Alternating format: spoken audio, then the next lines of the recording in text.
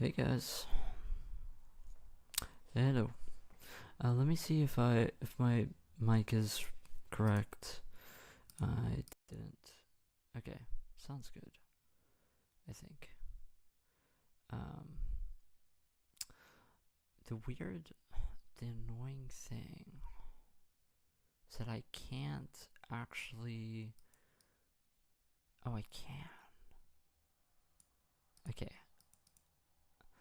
I can make my microphone louder. Okay. Hopefully that's good. Um, Let me put the music on. I should have done this before I went live, so apologies. Creators catalog, view all tracks, and put this on shuffle. Okay, it's very loud. Okay, hopefully that's good. Okay.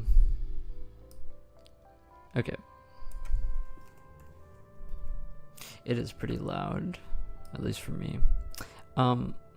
My microphone may sound a bit different today, and that's because I am not using any EQ on it. Just to keep the performance as high as possible, so that I can keep streaming at 1080p. So that's why it may be a bit different. But I'm just gonna try this out and see how it works out. Without, there's no compressor or anything. So, hey man, I'm doing well, Zwixo. I'm doing good. I'm going to be doing sliding piece move generation today, in the chess engine, which is magic numbers, magic bit boards, and masking math. With that, we have to do a bunch of setup and math for that, which is, it's gonna be fun. It's gonna be fun. Yesterday we did our fen parsing, and we have a function that basically takes in a game state string, and then we set our board to that state, and that's cool. A fen is basically this notation. This is an entire board's worth of piece positions, the side to move, the castling rights, the en passant square, and the move counts, basically.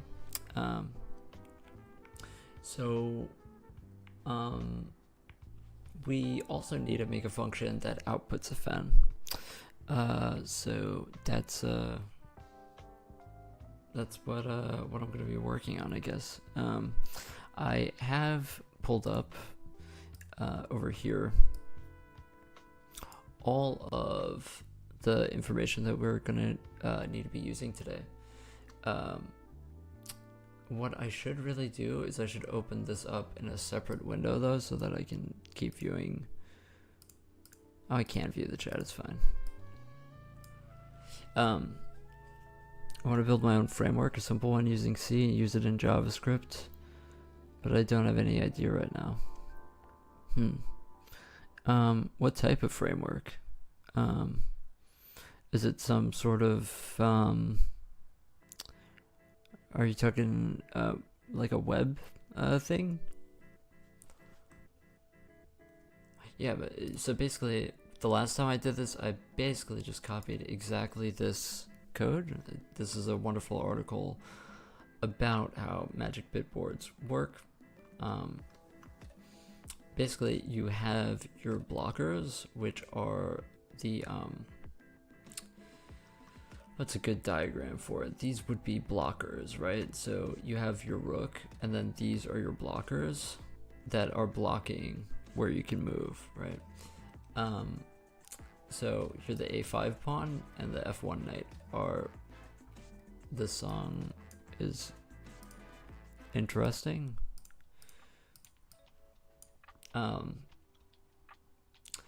So these squares are not relevant because they don't have any squares behind them to block, right?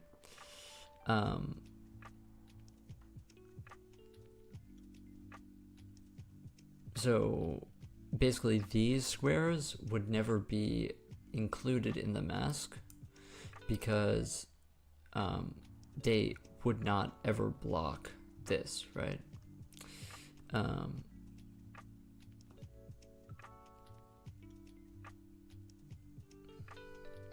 So basically you have this mask, which is how you find the blockers, right?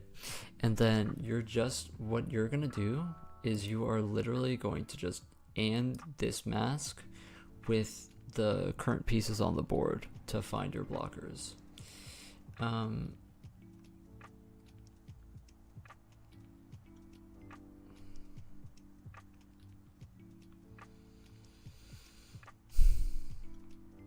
So yeah.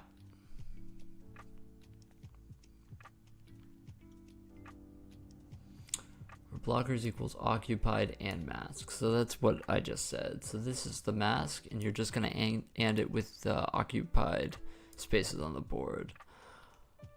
What I'm trying to figure out is if this pawn is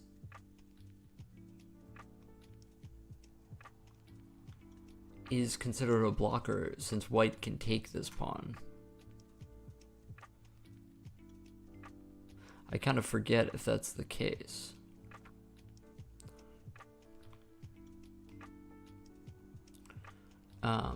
Anyway, the demo with the code is here. This is exactly what I used last time. What we do need is this wrapping multiplication utility that I need to find where this is. It is used for bitboards math.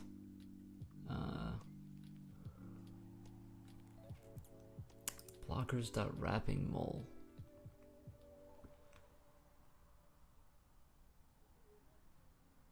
Am I blind? There's only 3 files here. How am I missing this? Unless it's somewhere else.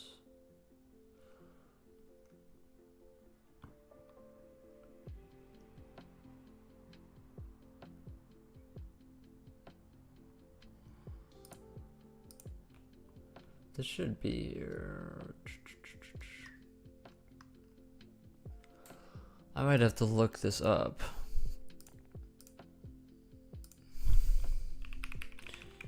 It's a very simple function.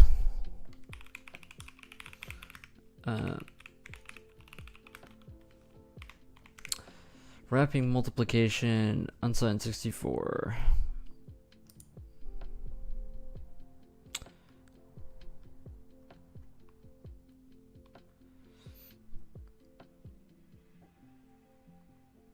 It's just really multiplication. I thought that there was a oh, in Rust it has wrapping mul, right? It's a part of Rust. Oh, okay, so in C it's actually just in stdint, is you can just multiply. Cool. Okay, so we don't even have to worry about that. But yeah, wrapping multiplication is apparently when you multiply 2 things, if it wraps around the bits, right? Because if you multiply 2 unsigned 64-bit integers, you're obviously going to get a huge number. So you need it to wrap around to the other side. So that's what that is. But yeah, we can make a new file. And this is going to be called, we can just call this magic. And we are going to make a new file for the header. magic.h. Okay. Now we're just going to do the setup for this.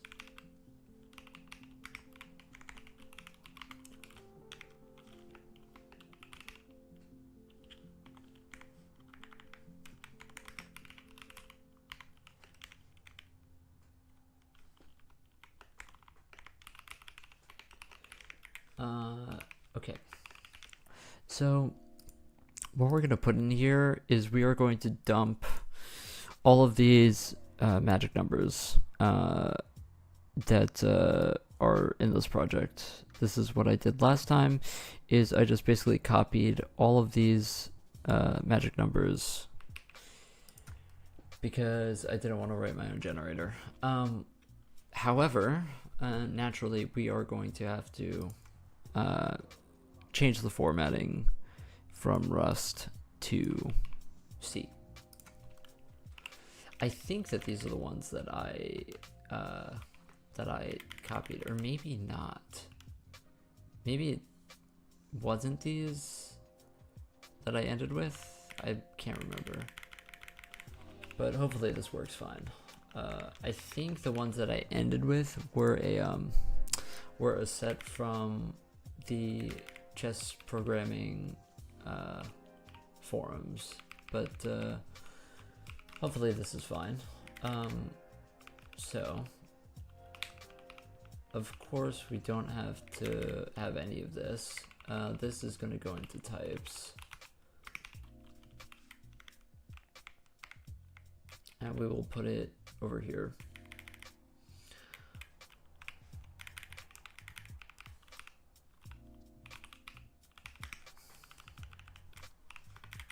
And it's going to be exactly the same.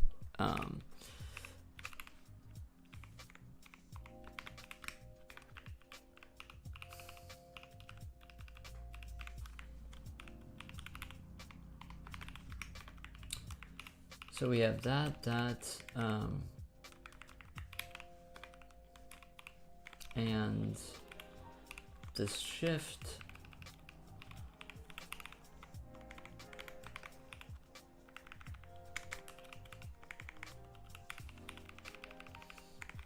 And the offset.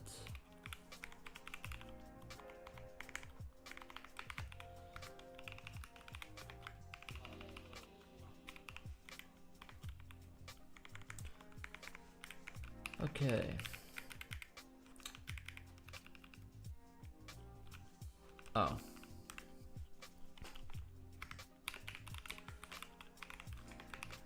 Okay.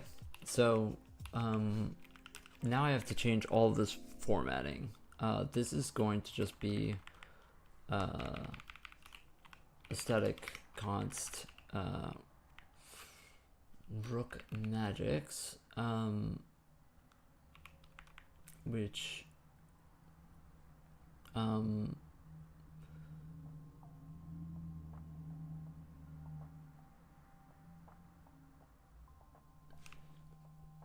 I just forgot how to write C for a second.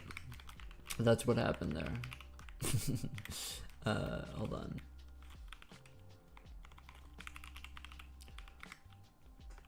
So I have to include types.h.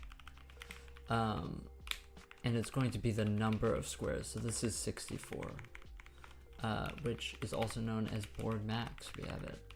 Okay, so this is going to be right like this.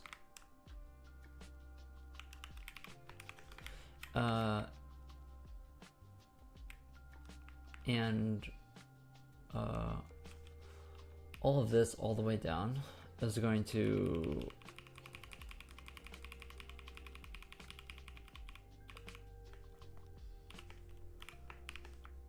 and just what am I doing?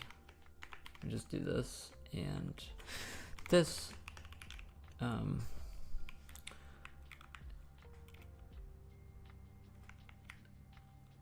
Use of GNU old style. So it's actually dot mask equals. So we have to do that all the way down for all the different fields.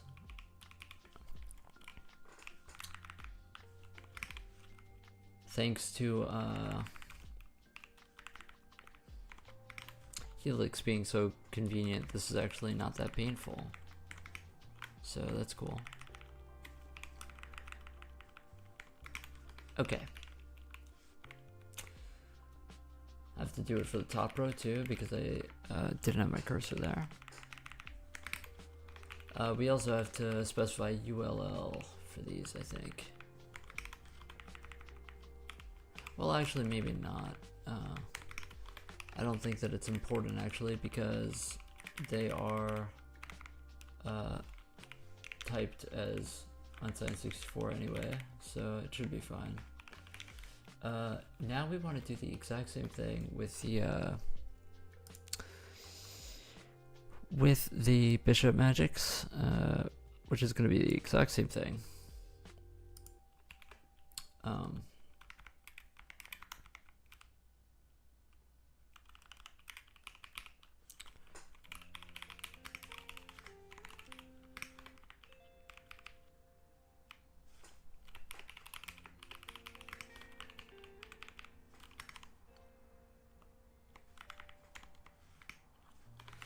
I keep looking at the Rust syntax and it's getting me super confused. It's like, how do I write this in C?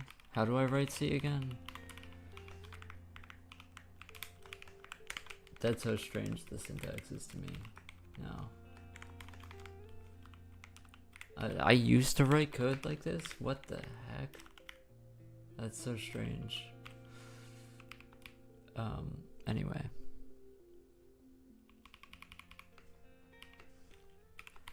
This is so satisfying, the formatting, because it's all exactly in a line. It's pretty cool.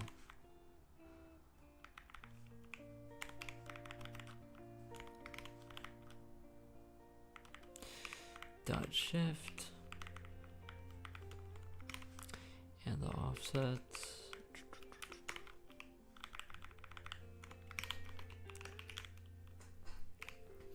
Yeah, I can't remember if these magic numbers ended up working for me or not, but I'm just gonna hope that it does work. And so we need these numbers too, which are the size of the tables.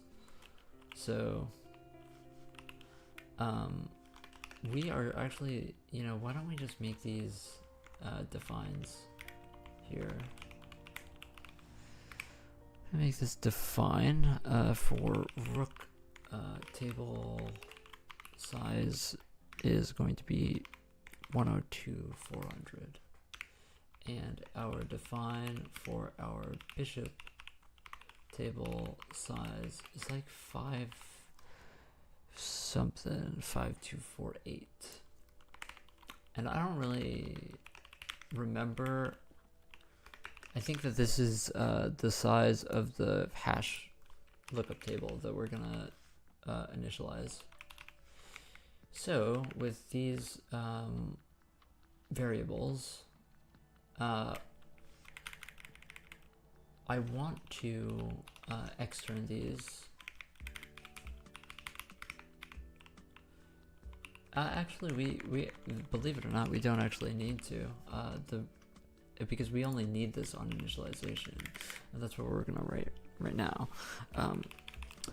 We can write a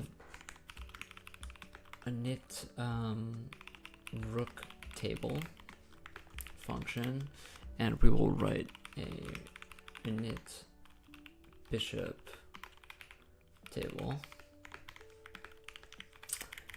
and we need to also go into our types and add this to our game. And I think that we are that we're just gonna malloc these. Now you may think, like, why not a stack allocated array? And the reason why is because that's it's huge. The table we have to make is massive. So I'm just looking at the math right now of how we make a table. I'm probably gonna have to step through this code. for every square, we go through every magic entry. We let mask equals the magic entry mask. Then we initialize blockers, and then we loop until we break from if the blockers are empty.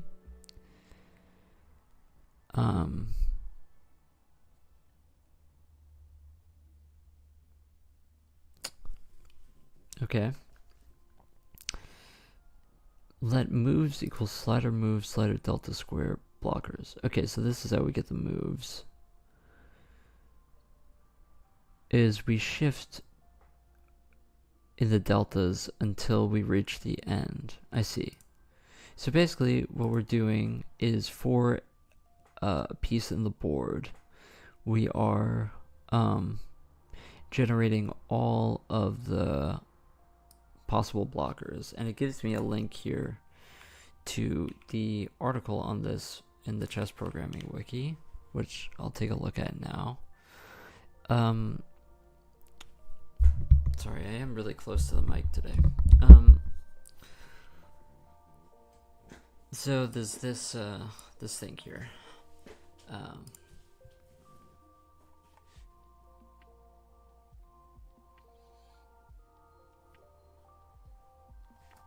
Let me take a look at this.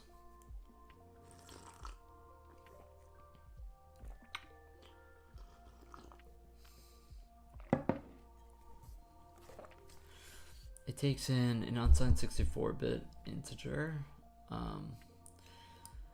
sets n to 0, do something with subset n, and then n equals n minus what we put in, ANDed with the thing that we put in, while n exists. Interesting.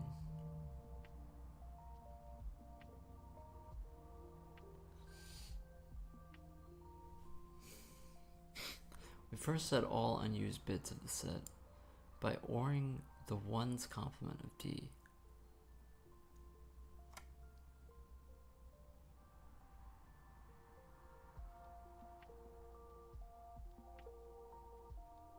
I see.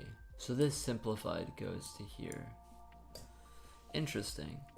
Okay, so that's what we're gonna do. It's a do while loop, which is cool and fun. So that's what we're gonna do. There is this function here that does it basically does both tables in one, because it takes in deltas. So we could actually do this in one function. I think that's what I ended up doing. And that seems kind of fun to me, so that's what we're gonna do. Void init sliding piece table, and what we will do here is have a, actually we'll call this create sliding piece table, and we will call in an init function for sliding piece tables.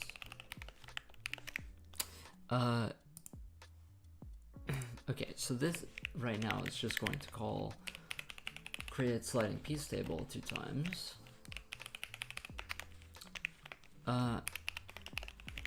And we will have this return a pointer to the table. I just have to figure out what the table type is. The table has,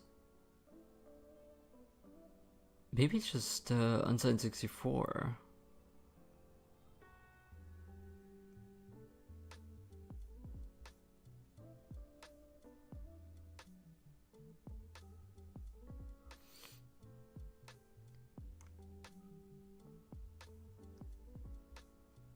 Maybe it is.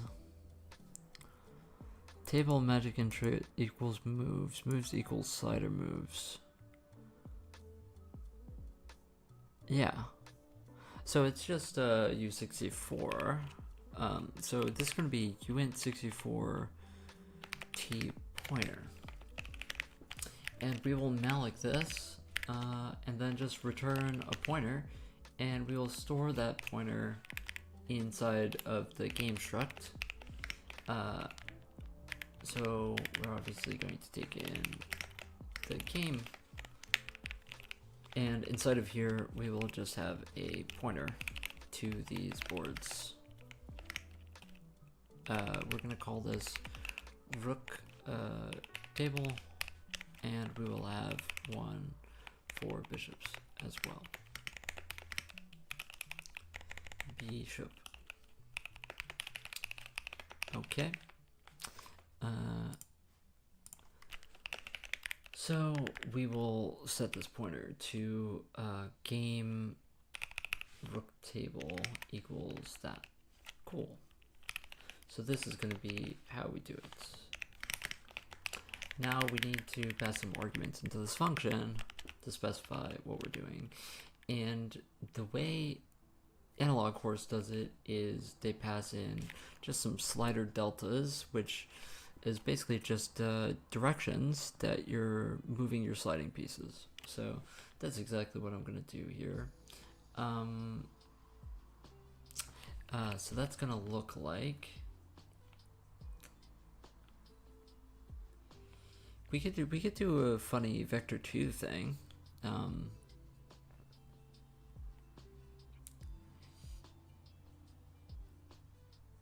That would be kind of convenient, wouldn't it? So I'll make a type for this. I will make a type for this. We'll make a type that is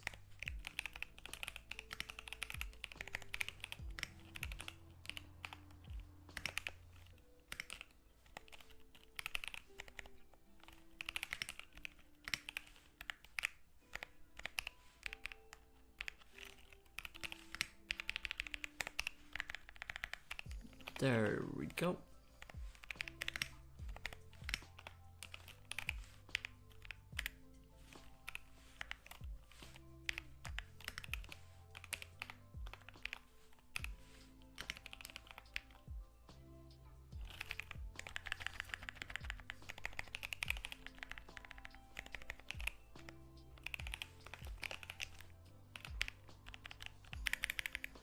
So we're just going to pass in now.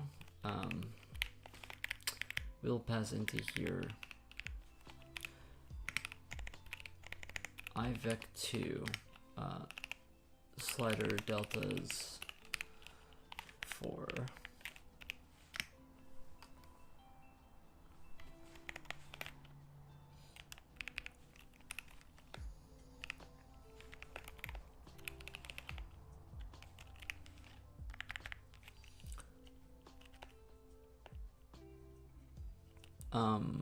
okay, so this is going to look like this, and we will have in here for rooks, what we're going to be doing is, this is going to be left, and then you're going to have up in the other directions, so then it's going to be,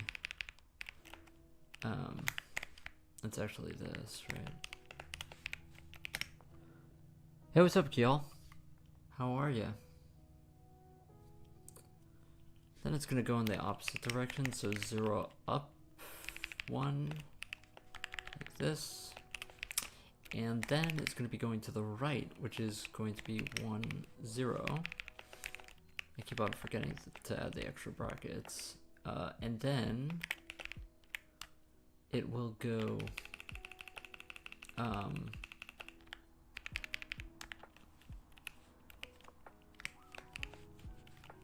0, -1. And so that's just going clockwise from left to right.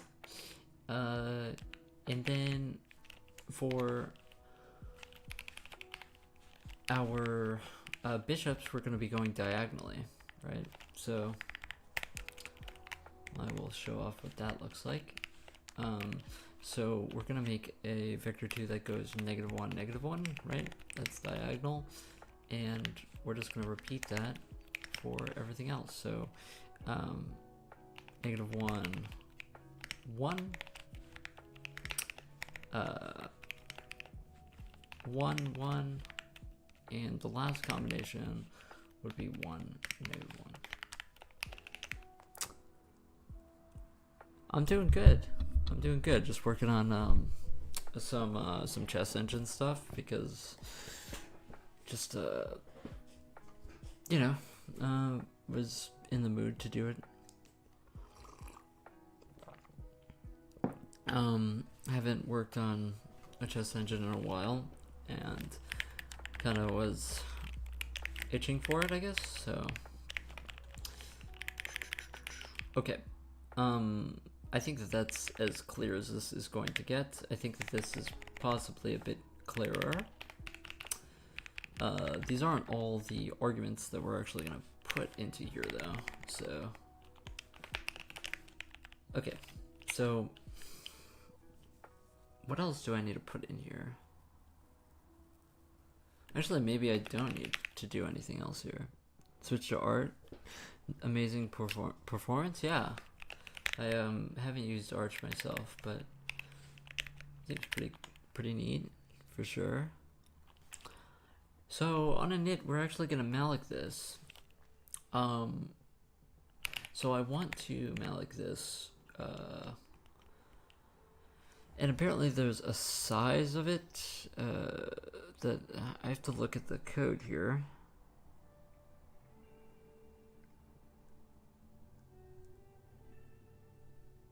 Yeah, so it's initialized as a vector to table size, just the raw table size. So that's what I'm gonna do. I'm just going to malloc this. So we're gonna have a UN64T pointer, sliding table, and we will malloc it to size of UN64T times the size that we made previously. So we're going to take in the second argument here, and it will be a int size, and we will multiply that times the size, and then at the end we will just return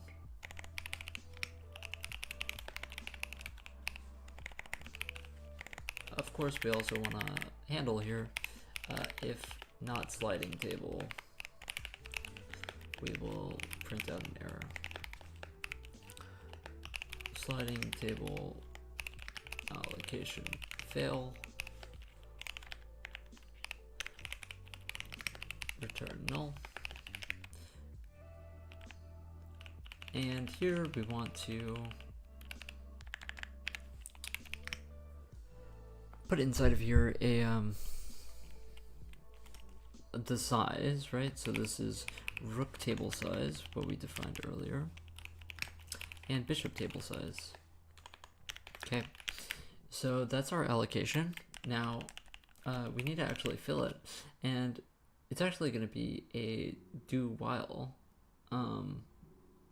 So I'm just going to write a while loop here, with a condition. So we have a UN64T blockers. Okay, so this is inside of a for loop actually. Okay, got it. So we are looping through 64 spaces, board max, and we are generating the blockers for each space. And okay, slept 24 hours, feeling re-evolved. That's a crazy message. 24 hours? That's insane. That's a long time. So while blockers is not empty, but, what we are going to do is we're going to copy this this we have to get the magic entry, right? So we are going to get magic entry pointer entry for this. We will look. Oh yeah, so we also need a pointer to the magics. So we need magic entry pointer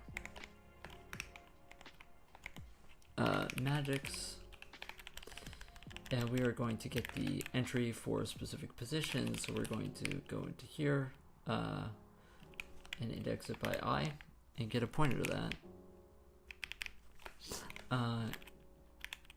What we'll also do is do some error checking here now. We have to do it.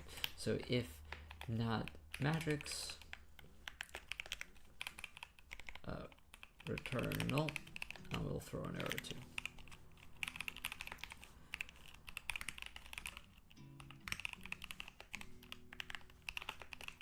Okay. You worked 15 hours yesterday? Incredible. Yeah, I used to work some pretty long hours myself. I worked at this deli, and I don't know how I did it. I would wake up every morning at 7:30, and I would do my commute, and I would get there and open at, it was 8 or 9, and then I would stay till close, which was, we closed at 9. I would do that many days in the week, so yeah.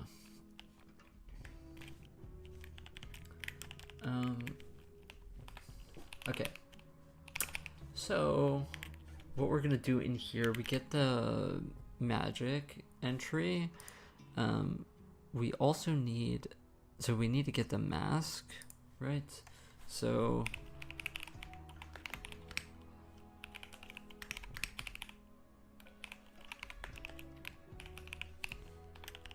okay, so while blockers still has something in it, we're gonna fill this with data, by the way. So wrapping subtraction. We don't need only wrapping mul, we need wrapping subtraction too. So we're gonna have to do this too. Just so that you know what I'm looking at here, I'm looking at this. So we're basically implementing this code here. So you just saw us write for every square, we were going to get the entry, and the mask, and the blockers we're going to initialize to 0. Now we need a loop.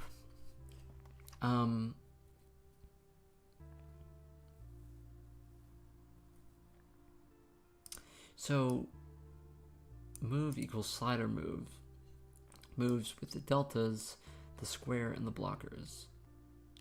And then you just set it to this magic index. Okay, so to get the moves, you take in the deltas.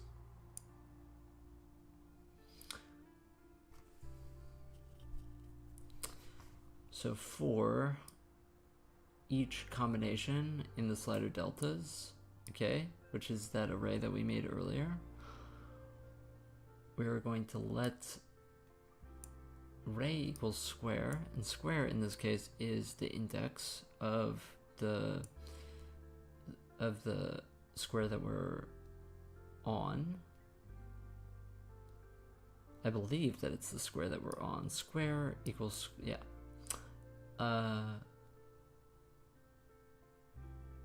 While blockers, not blockers has ray. Interesting.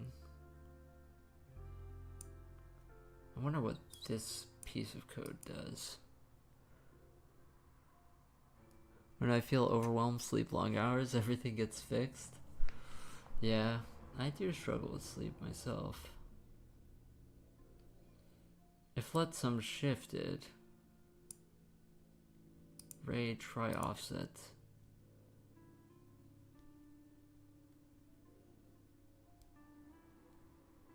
moves ORed with the ray bitboard.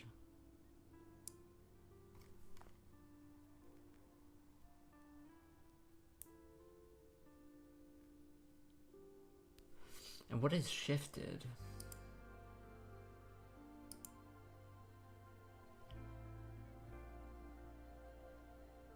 Oh, this is just Rust syntax being weird. This is initializing shifted if ray try offset returns something. So basically, if we can go in this direction, then we will get this back. I'm assuming that this just shifts us in a certain direction, and then our moves gets ORed with this. So we're basically just building the bitboard for all of the moves.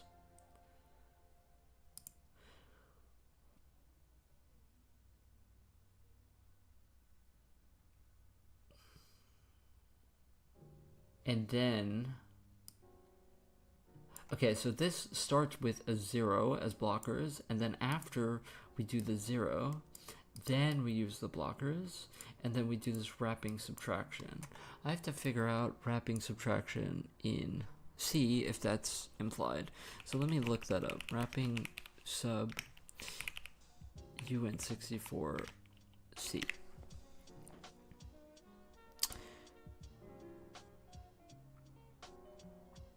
Okay, so yes, this is implied. Wrapping subtraction underflows, and that works properly. It wraps around. Okay, so that's exactly what we want. Why is this giving me a worrisome thing here? Too few arguments. Okay, word. I almost said word up. What is wrong with me? Okay. So rook table size, and we need the magics too. And so the magics are going to be rook magics, which we defined earlier. And we are getting a pointer to that. Incompatible pointer types.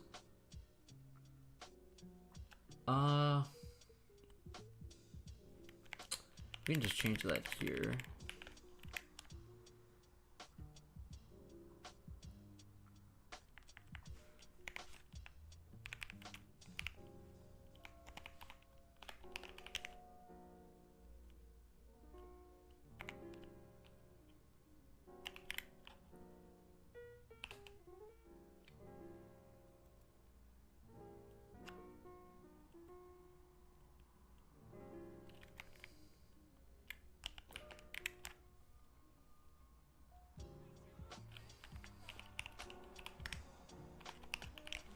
Is this allowed? I think it is.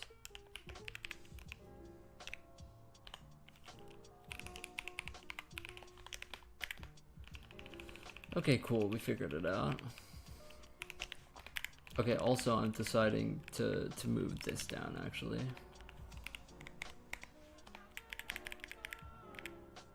Yeah, this looks better. I'm trying to be more neat with my code in this code base. Just because. Okay. So we have that fixed.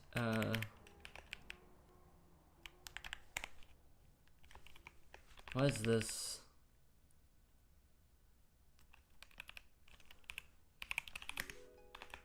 Okay, that's fine. Okay.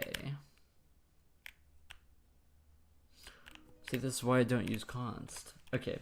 All right. So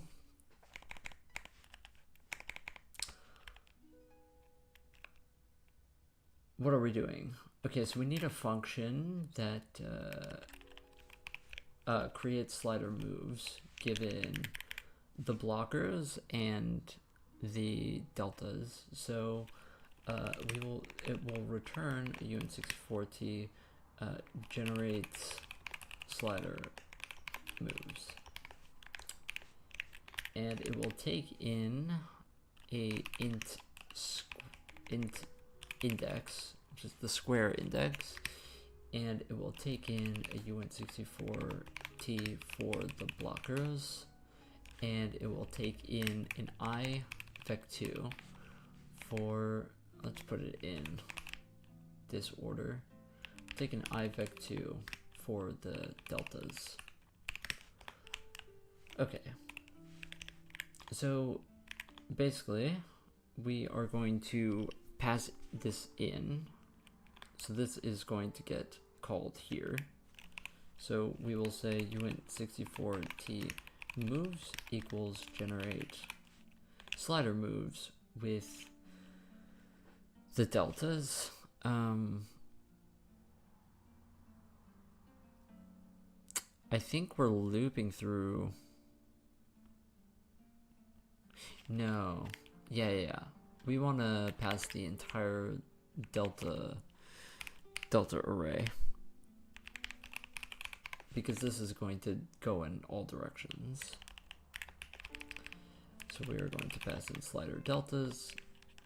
We are going to pass in the I, and we are going to pass in this blockers that we initialized to 0. Okay, so what this is going to do is we are going to loop through in every direction. Let me check how they know when to stop. I think that they just loop through 4, right? And then it just checks if it can go in that direction still. So that's what we're gonna write the logic for, and it's gonna be, I think, a bit more complicated than their code, because their code is a bit simplified. So we're gonna just we're just gonna hard code this, since we're hard coding it already.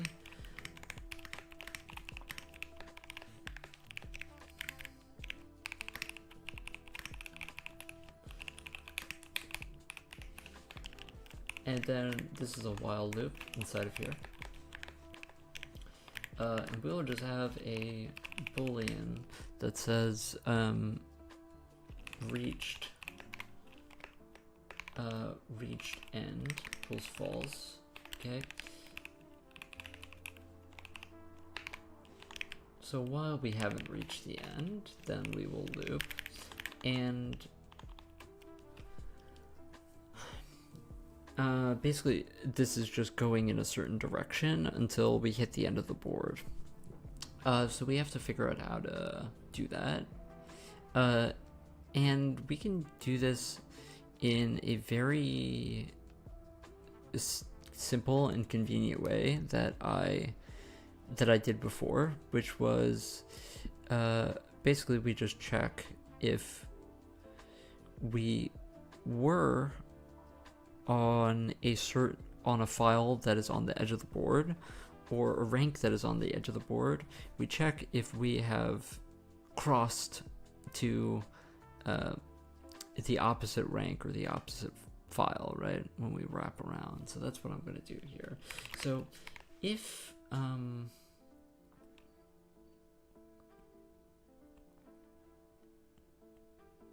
first we need a move, I think. Right, so we are going to take in, we're going to say,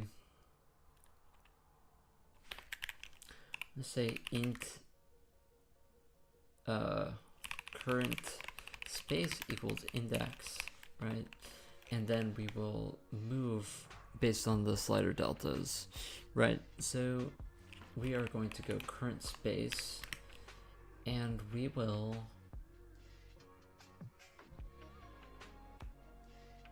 equals the current space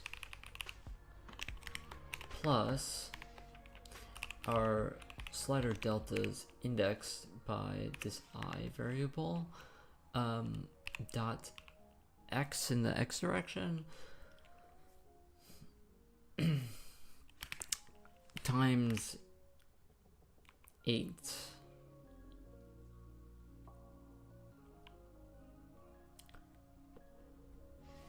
Let me think about this. So if we have a -1, then we are multiplying that times 8. That is not correct. That is not correct at all. Okay, so if this is in the x direction, then we just want to add it. And if it's in the y direction, then we want to multiply it times 8, because that's how our convention works. Except... no, yeah, that makes sense. Okay, so slider deltas I dot y times 8. Okay, so we can just simplify this to plus equals. I just wrote it like that because I was confused. Okay, so here we are just adding in the x direction, since that's just going side to side. And then our y direction, we multiply it times 8 because each row is 8, right? So that will shift our current space. So now we need to check that with what we just, the logic that I just described. So we need to check,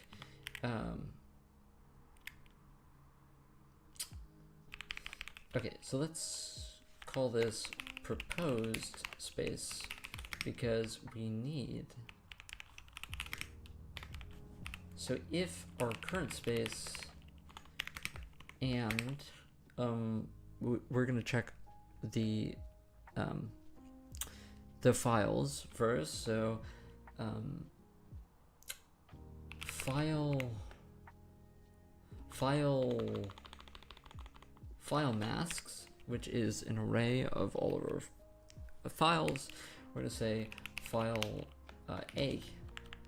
So if we were on file A, then we will check this. If our current space, oh yeah, so we need a bit mask of this current space. So that's what we're going to create here is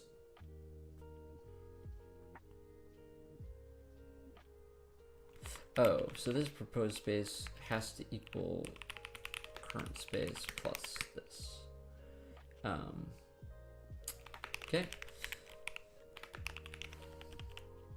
So, we need to make uint8t's to check if we are on those files. So that's uint64t's to check if we are on those files or on those ranks. So that's what I'm going to create here. Current space mask is we're going to set bit with a new mask. We need to include that file, which is in our utilities, include utils.h. Wait, is that? Oh, I think that's in math actually.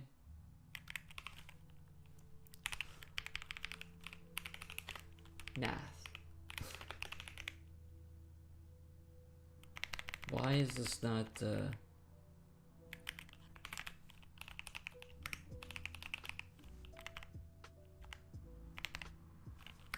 What file is this in?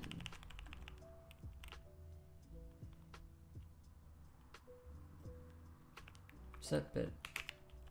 Oh, I guess it's just giving me an error because of this. And then the index is going to be current space. And then we will create a current space mask for the proposed space.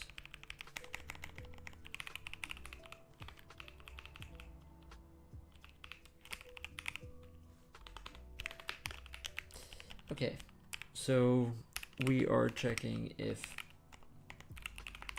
file masks file H,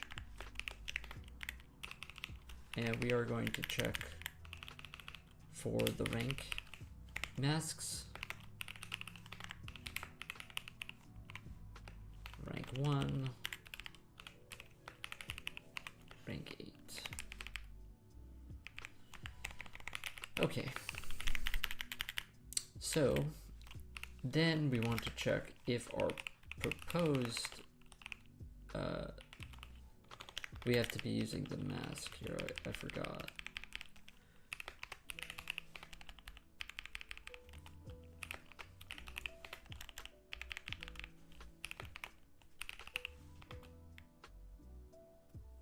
You know what? I don't actually have to do this.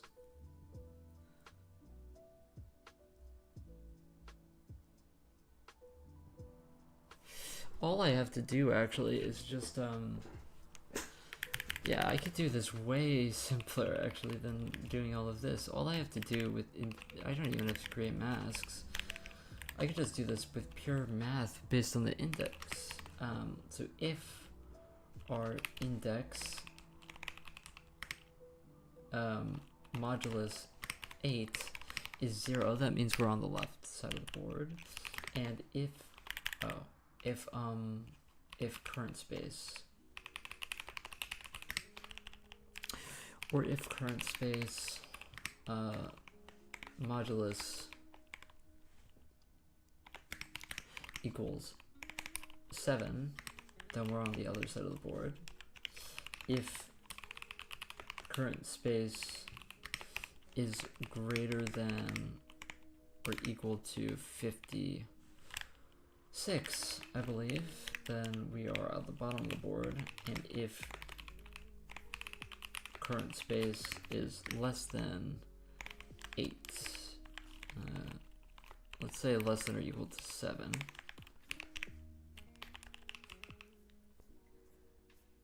how do I add blur on Helix? Is it terminal blur, or actually it's GIMP?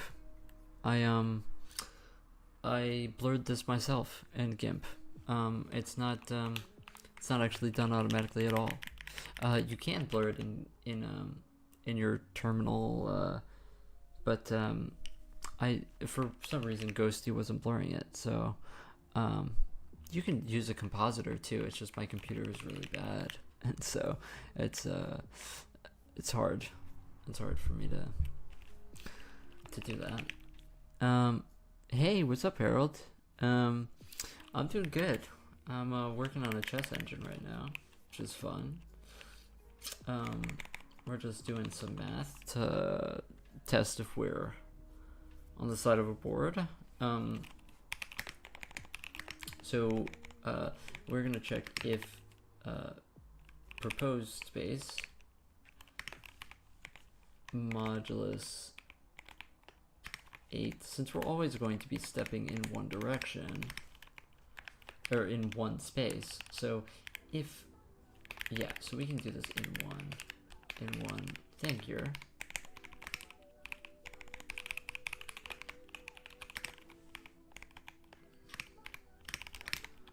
So if we swap to the other side of the board, then we want to reach end equals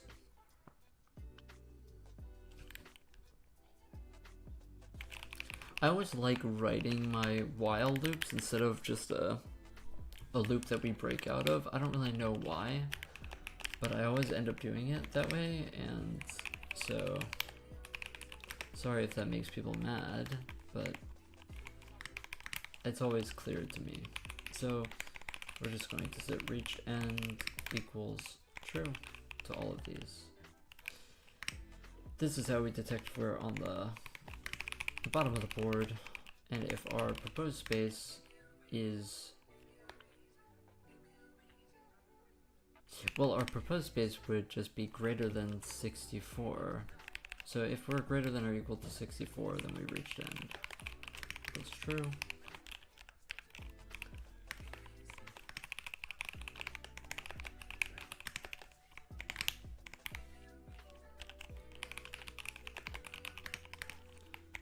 Okay, so if we were on the left side of the board and we got to the right side, then we reach the end, and if we're on the right side of the board and we go to the left, then we reach the end. Now we also need to say current space equals proposed space. Actually, yeah, it's fine. Yeah, we can get rid of this. Okay, so we do the math to increment the space, and now I have to look what else we have to do here. So, okay, so the move bit board just gets ORed with the new space. Okay, So that's what we will do, is we will initialize this uint64t moves, and we will just simply OR it with a new board every time. So moves, and we will OR it with, we will set bits to a new board with that current space. Except if we've reached end. So this actually, you know, maybe we don't actually want to do this. Maybe we just want to do a loop. Do you have to do a do while? You can't just do an infinite loop. I always do this. You just do while true, actually. There we go.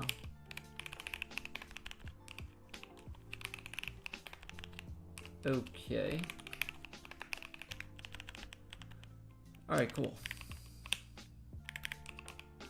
So if this works correctly, what we are doing here is we loop through every direction, and then we start at our the square that we are starting from, and then we do this math to move in that delta direction, and then if we wrap around the board, then we break out. Otherwise, we increment the space and then put that on the move bit board, and then at the end we're going to return moves, the moves that we generated. Okay, so we set that here. So now we've generated all the moves for our blockers. Now we have to do the math that creates a new set of blockers, and apparently this is this fancy little math here that we talked about. So this blockers, apparently just you subtract equals blockers minus the mask, and then you AND it with the mask.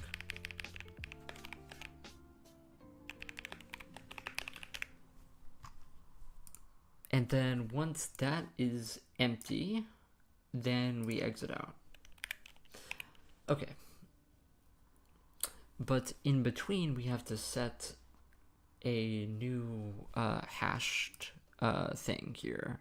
So we have to make a new function here that gives us a index. Okay.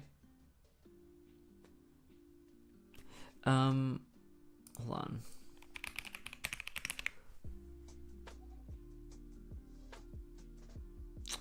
Do we want to use size t for this? Okay, sure. Let's do a size t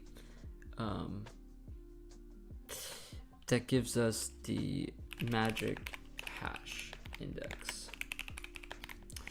And we will take into this, we need our blockers to find this. We also need, do we just want to take in the entry itself?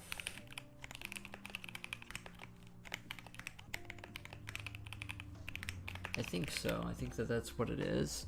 And I have the math over here that we are going to use. And this is exactly what I used when I did this last time. Is, I'm going to show it here. It's this, or it's also written here like this. So we AND our blockers with the mask.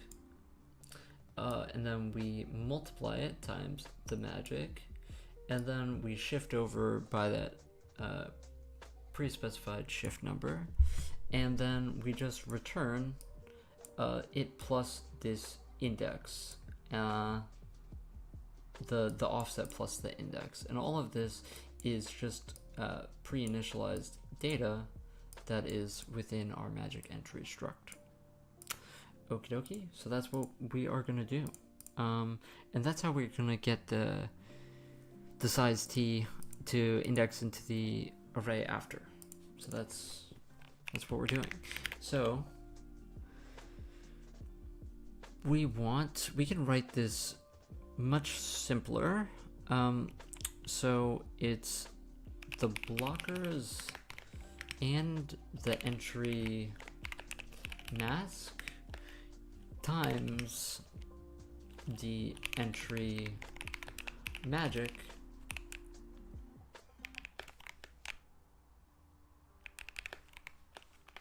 times the magic, which is then shifted over by the specified shift, and then we just simply add the offsets, and simply we can write it this way.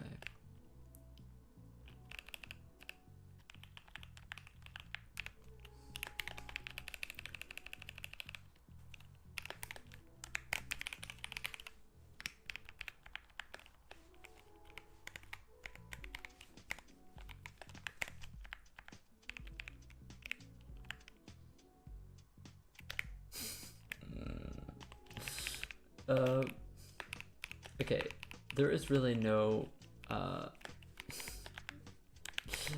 simple way to write this without it looking stupid, I think. So yeah, that's literally what it is though. So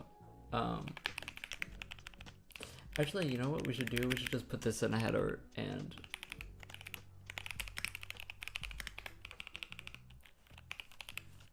that's what we're gonna do.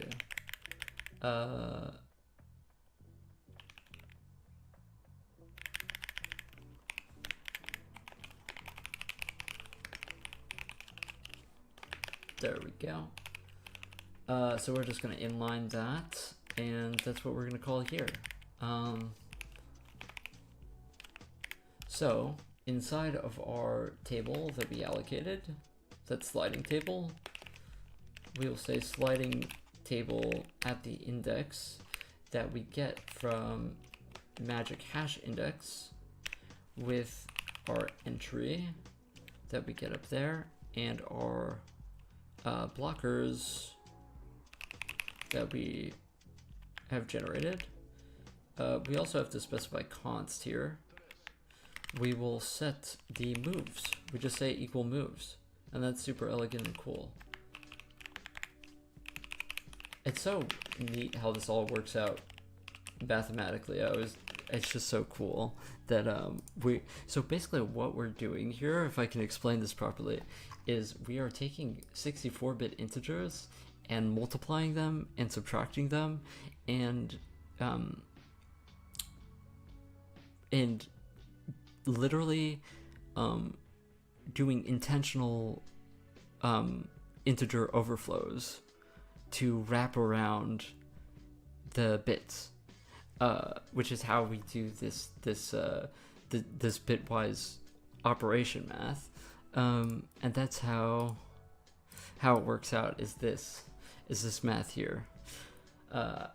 It's just so cool. So this operation simplifies down to this. It's called the Carry Rippler trick, where these masks, you are trying to traverse all of the possible subsets of a mask, and it's this operation ends up simplifying to this because you are overflowing. You are underflowing, right? When you subtract a 64-bit integer from another one, right? You intentionally underflow and then wrap around. This is so amazing. Anyway,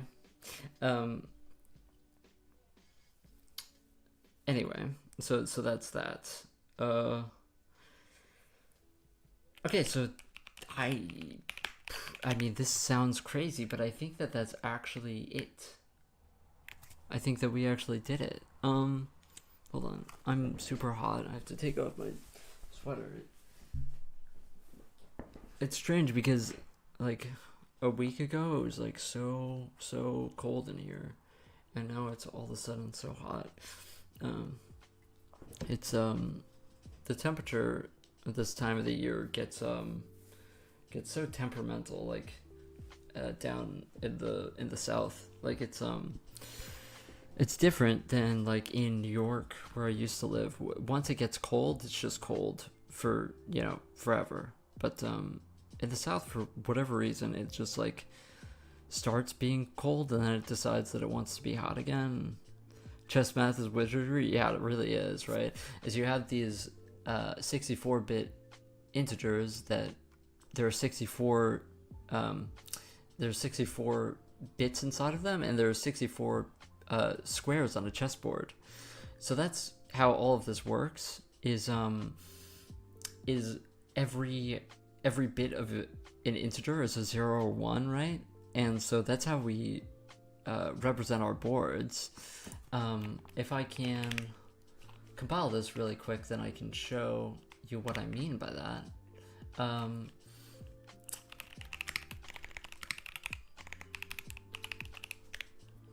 So as you can see, we have 8 times 8, right? And so this, our board representation for each piece type, for example, our black pawns. Our black pawns, our bit board is simply this integer with 64 bits, and it's just these rows are ones and the rest is 0. And so that's how we create our board and print it out. Is we loop through all of our boards for all of our different piece types, like white rooks, white pawns, etc., and we just OR them onto one integer.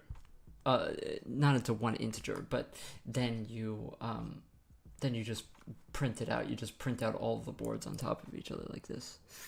But now I'm wondering how programmers did that with 32 or 16-bit architectures. Interesting. So they did different approaches in like back in like the 80s, 90s. You could look up if you're interested in any of this. I highly recommend you take a look at the chess programming wiki. I think that a lot of the information on here is super outdated, but it was written by people who are super nerdy about this stuff in terms of the historical side of chess programming. And so if you're interested in any of these things, I'd say, take a look, because they have basically every historical, step in chess engines. It's not just the modern stuff, right? And so we started with mailbox approaches, right? Which is how the first chess engine, I wouldn't even call it a chess engine, the first chess game I made one when I was in high school, because it just seemed like an interesting, like fun thing to do, because I made Minesweeper, and then I did like a Minesweeper solver, and then I did Sudoku. I just did these like at home, because I thought that it was cool. And then this is basically what I, thought to do, right? Is you have you have just a array of all of your squares, and so when you move a pawn, you just simply move the pawn up 1, move the pawn up 8, right? And this is fine, except of course this isn't fast, right? Because when you're checking for all available pawn moves, you have to do a lot of math to figure out if -8, is there a piece there? With 64-bit integers, what we can literally do is take our index for our pawn and then literally just take a pre-computed integer, which I have already set up, which has these two squares, right? Since a pawn can move up here or up here, I have at this position, I have a integer that is just these 2 bits. And what we do is we simply AND it with our mask that has all the pieces, and we see, does a piece exist here? And we check if that piece is black or if it's white, and if it's black, we can, well, if it's a pawn, we can't capture it, but you see what I mean, right? So this is why, like, the whole 64-bit board representation is so elegant and fast, and why I find it just so much fun. Anyway, that's why I love chess programming, is because it ends up being so perfect, you know. Anyway, so we now have our sliding piece tables, which generates all of our sliding piece stuff. So we want to put that inside of init piece boards. I have to put this in the header file though first to export that. Okay, and we want to include that in here. But first, let's just put this here.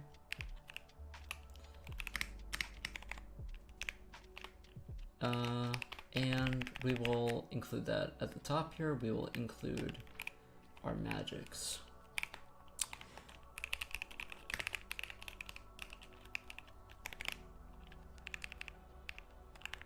Magic.h.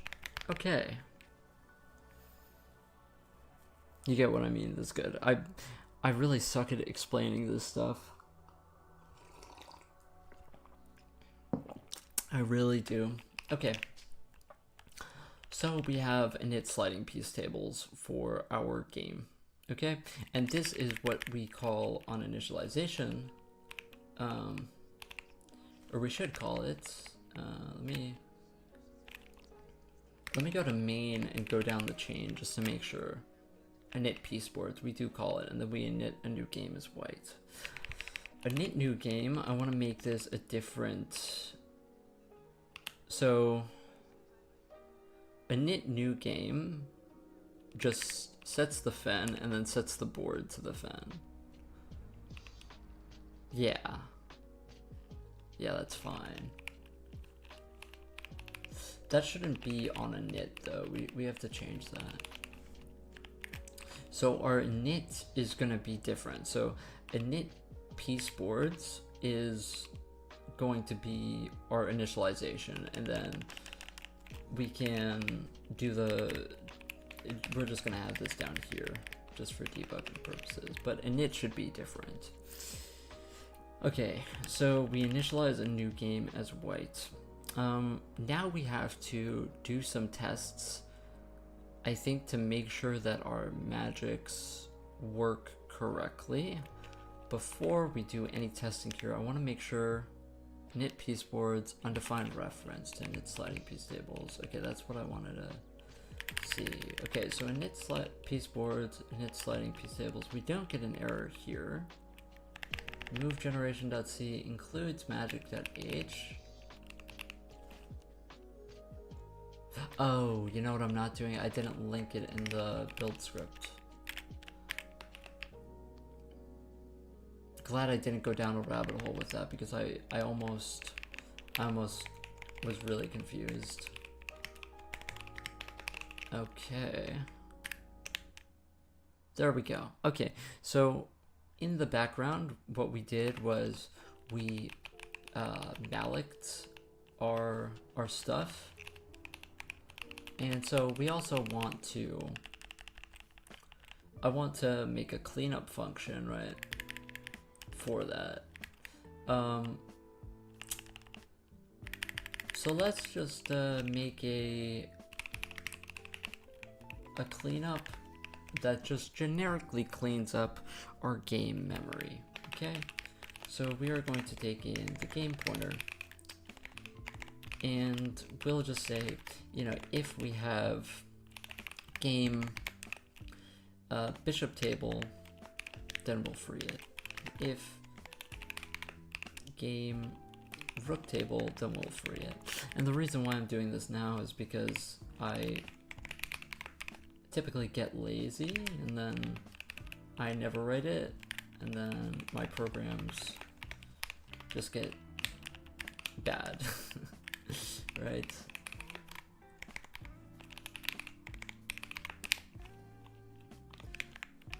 And you know what? If I end up with a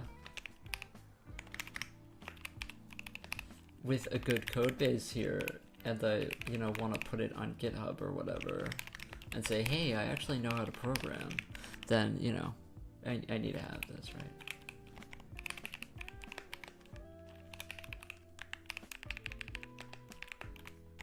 Okay, so future dust mite problems. Yeah, I typically do this thing where that's a problem for future dust mite. And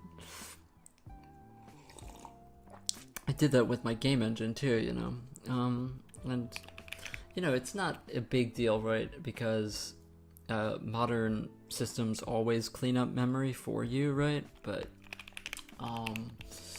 if you're writing something in C and you want to get hired as an embedded developer, you should, they want somebody who, frees their goddamn memory,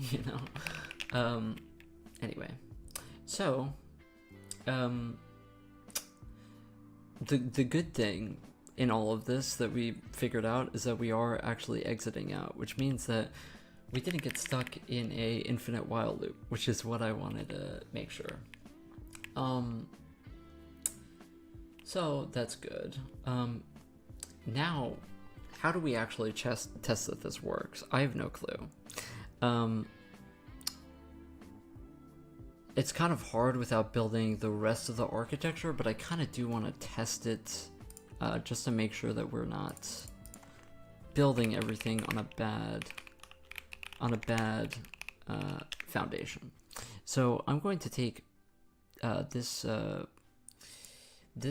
website here is what we're going to spend a lot of time on. This page. It's called Perf Results.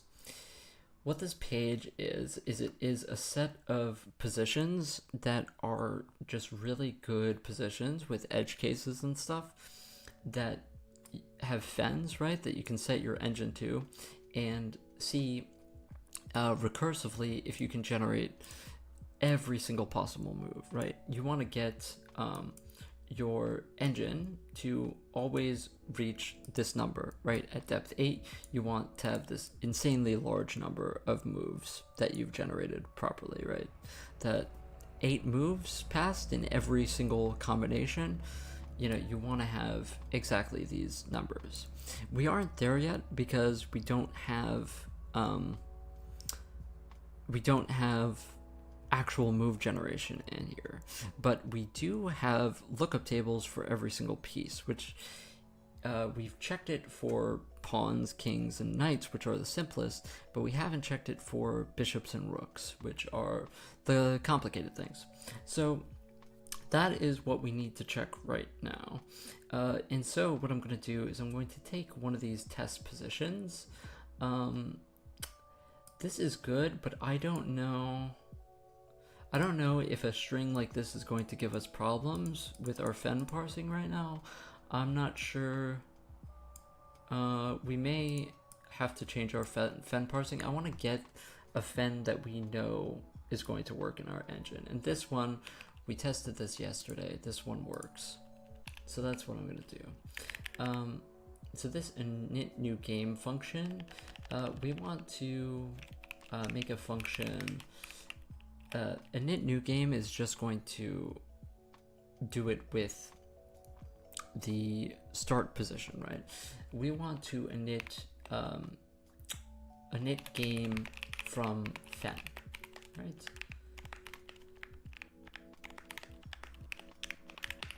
And we'll take a game pointer game, and we will say we still want the side color that we actually yeah, it's fine. And we are going to take in a fen to and it's fen max, or max fen is the upper limit that we created. Okay, so it's basically just going to be this for now. It's going to be the same exact thing. but later it will change. Okay, so we want to replace this with this string that we got here. Okay, and we are going to, I want to print out initializing game to fen, and we will put a new line there for write the fen. Okay, and then we'll set the board to that fen, and I had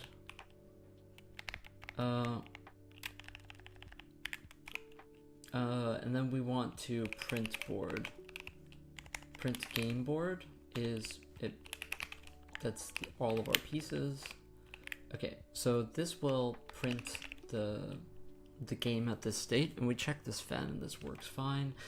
What I want to check now is I want to generate moves, and right now we're just gonna hard code some generation for our rooks and bishops just to see if this works. Okay, so game is going to have to take in, for this to work, it needs to take in include magic.h. Okay, and that will give us our inline little lookup function here. And so that's what we want to do, is we want to get that. And so inside of move generation, we can make a new function here, which will be the start of our actual move generation, which will be void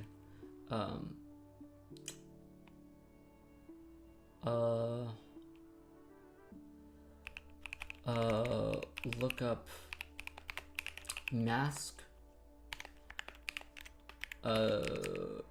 and we will take in a piece, and this will just be a switch case.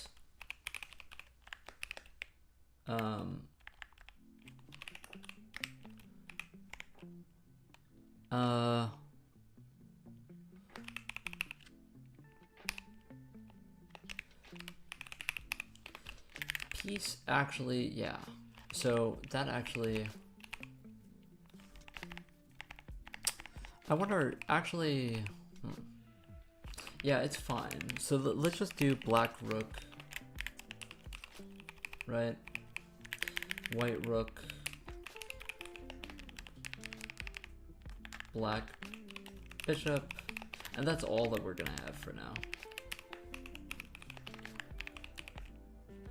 Am I using Arch? I'm not using Arch. This is actually Linux Mint. Yo, what's up, Adam? Long time no see. Good to see ya. Yeah, I don't know if I'm smart enough for Arch. I mean, I'm probably smart enough for Arch. It's just, the problem is I'm lazy. I'm a lazy person. And so even doing this dot file setup for what I have currently right here is like painful. What's my elo on chess.com? I haven't played online chess in a long time. I forget what I was at before. I think on late chess I was like 1400 maybe, but on chess.com I was always a bit lower, like 1200. I was never very good at chess, but I did end up getting like chess books. Like I was into it heavily at some point, but yeah. I remember back when I was in college, I would get like plastered and just like late night go and play chess games and just, you know, absolutely grief my elo, to be honest. I never took it very seriously. I would just get like super fucking drunk and just spam games. Yeah, I've got some good memories of that. Have I tried IRL tournaments? No.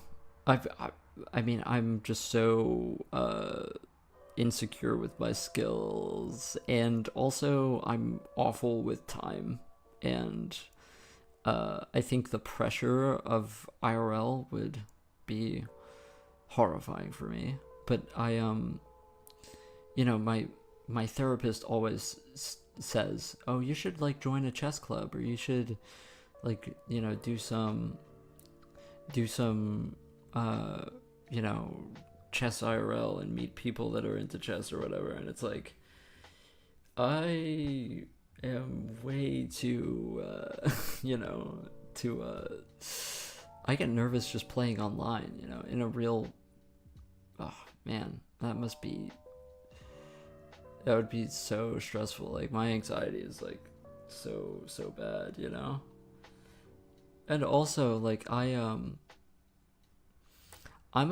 take competitive things so personally, you know what I mean? Like, I feel like most people, like, when they lose or whatever, it's like they can kind of do the healthy thing and be like, okay, you know, what did I learn or whatever. But I take it like really bad, which is why I don't play like video games online very much anymore, you know. And I don't have I try to stay away from it because it gets me in awful moods when I lose. I don't really know. I'm not like a super competitive person. I'm just very emotional, and so any like sort of sport or you know, I always was very. It was difficult for me. You know, always has been.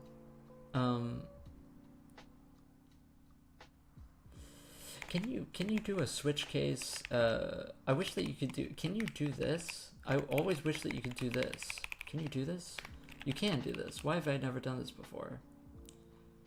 The thing is, you don't actually want to do this, and this is what I kind of hate about chess engines is because the move generation is going to be different for black than it is for white, because you're obviously going to be capturing a different color, so that's kind of annoying. There's some copy and pasting that has to get done anyway. For a black rook right now, we want to look up the mask, and so we're going to go into this and get a magic hash index with our blockers, but we have to generate the blockers first, I think.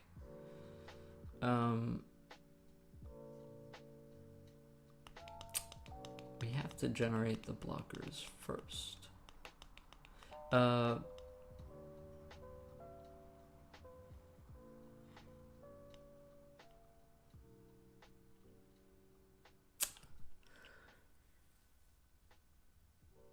How do I do that?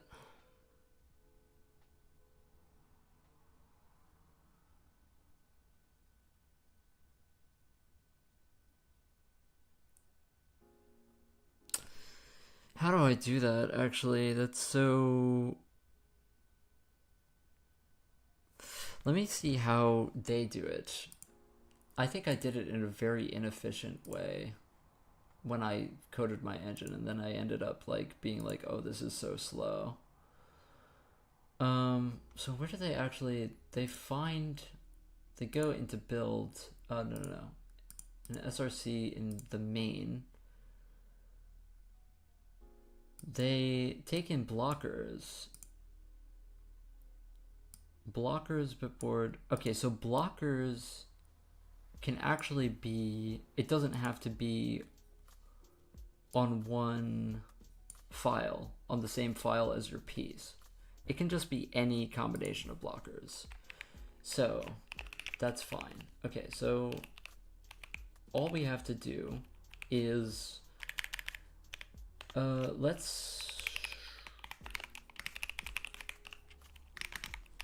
us make a function that creates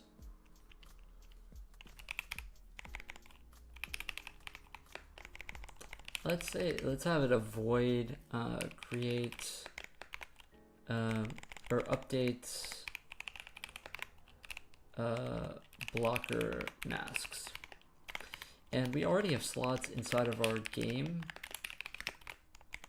for this, how am I structuring the thing? I'm doing it similar to my first chess engine. I'm just trying to keep it a lot more tidy, and I'm hoping that later when I do the make move and undo moves and have all that recursion, I'm hoping that I've grown as a programmer to the point where I can make it bug free. My last chess engine that I did was like rated 1600-ish on Lichess. And the problem with it is sometimes it would play brilliantly and like do amazing sacrifices and stuff, but randomly it would just blunder. It would just make a really bad move. And so there was a bug somewhere in it that I never figured out. And that was because it was just, I was self-taught, I didn't use, ChatGPT or AI or anything to like teach me anything about it. I just learned from the chess programming wiki, all of it. And so I'm hoping now that I've, made a game engine, I can make a better chess engine, That's my hope. That my low-level knowledge is better. So update blocker masks. We have this actually on our types. We have white pieces, black pieces, and both pieces. These are the masks, and we want to update these when. Well, typically we don't want to update them like from scratch, but only when we move a piece. But for now, I will update them from scratch. And so what we're gonna do is this will happen when we initialize a new fen, because I need to initialize these to the current game state. So we need to go through all of our pieces. Let's actually have it defined for that.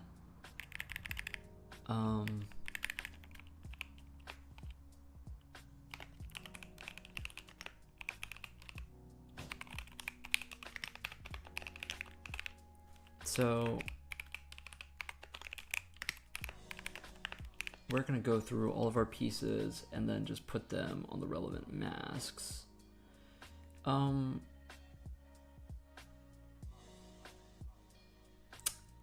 It's all in one array though, and the annoying thing is that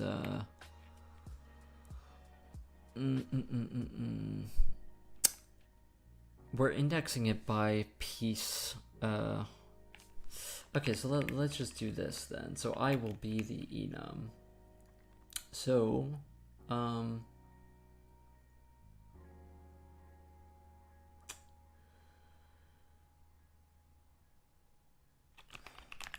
does our enum work? So it goes white, black, white, black, white, black. So we could just do, I'll write a comment here. We swap white, black, white, black. So we just modulo. So if I modulus 2 is 0 or I is 0, then it's a white piece, else it's a black piece.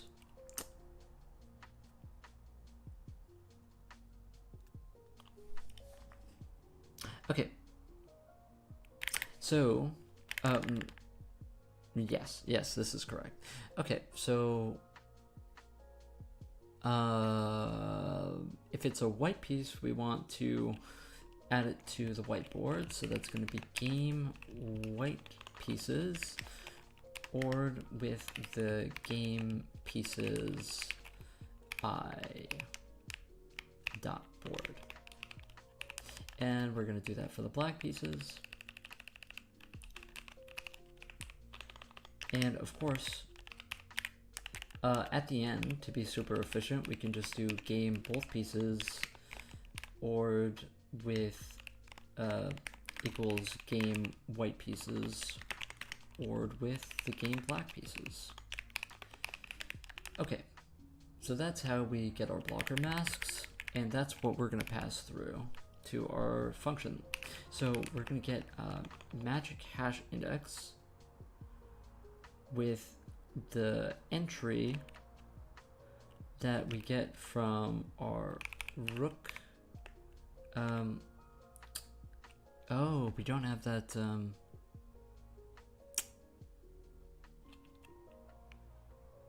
We don't have that. We do need to do that, right?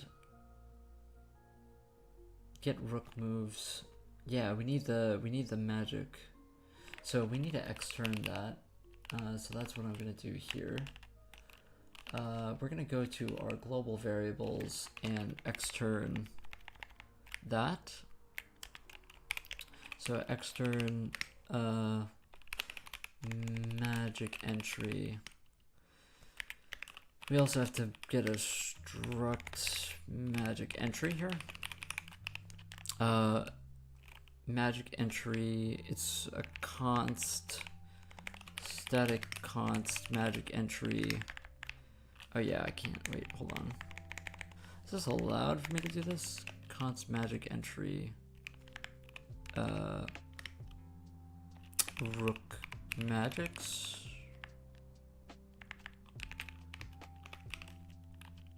Is this allowed? I think so. Bishop magics. Okay, so hopefully I can just extern that like that, and now we can access that here. Rook magic indexed by our current square that our piece is on, and I think that it's time to move that information into our piece struct.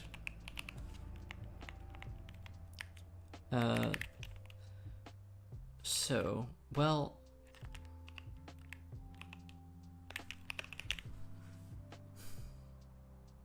so the way I did this before ended up being super inefficient. Was that what I did for every piece on the board was that I looped through every type of piece, and then I popped the bits off of the board one by one, instead of actually just having an array of pieces that have their location saved. I think that it's just faster to save the index on a piece struct. And so, yeah. So our pieces here is piece data that has our board for each piece.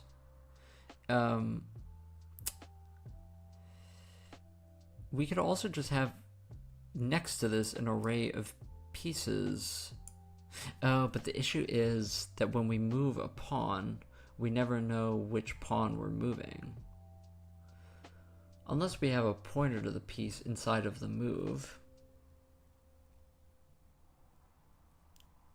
I wonder if that's faster. Faster than just popping the bits off one by one.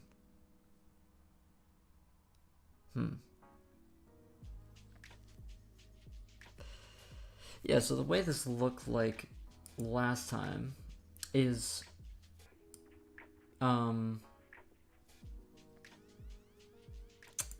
it was basically just a for loop that went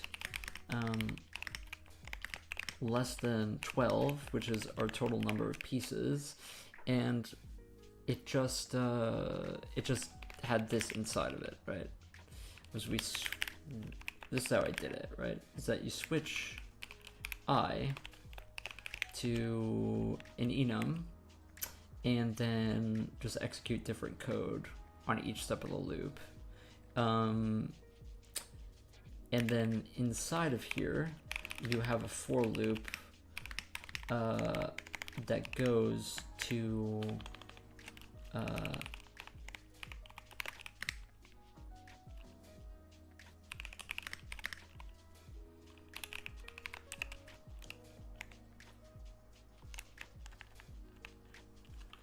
Why is this?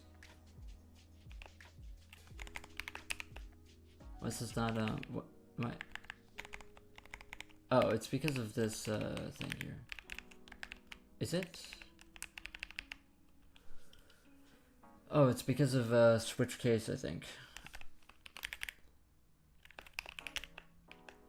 Dude, this is so annoying.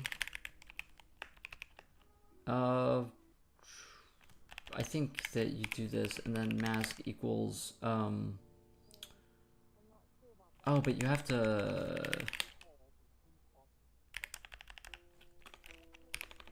if I scope it, does it work?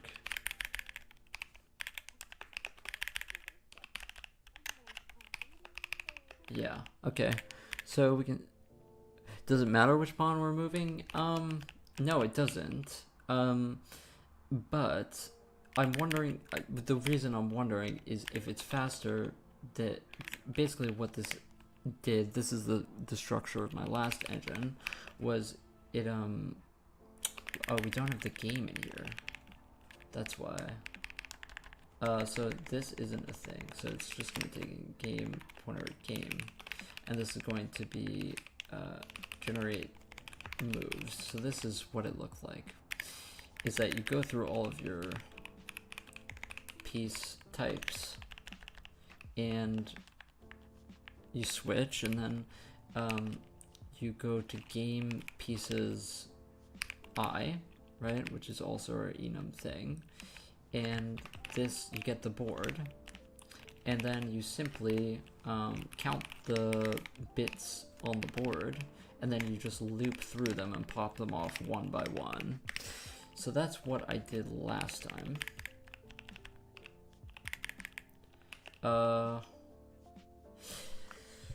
The thing is, right, is that this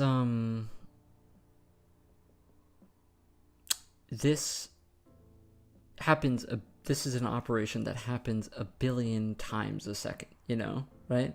Is that you keep on popping these bits off one by one. Wouldn't it just be faster if we just saved those indices that, you know, and we didn't have to basically, you know, write a count bits mask here, you know? I wonder if this was something that slowed down my engine last time, you know, was that for each piece type, I just had one bit board, and I had to count the bits every time I generated moves for a position. This function happens a billion times a second, like, you know. And so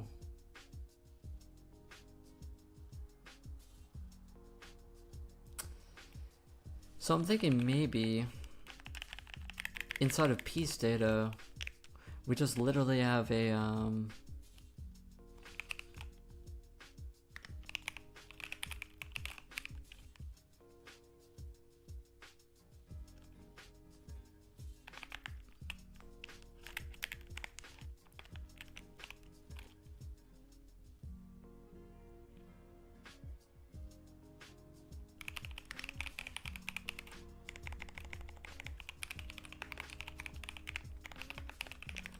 I feel like this is way faster, right? Is that you have this, and you're just going to loop through the piece counts.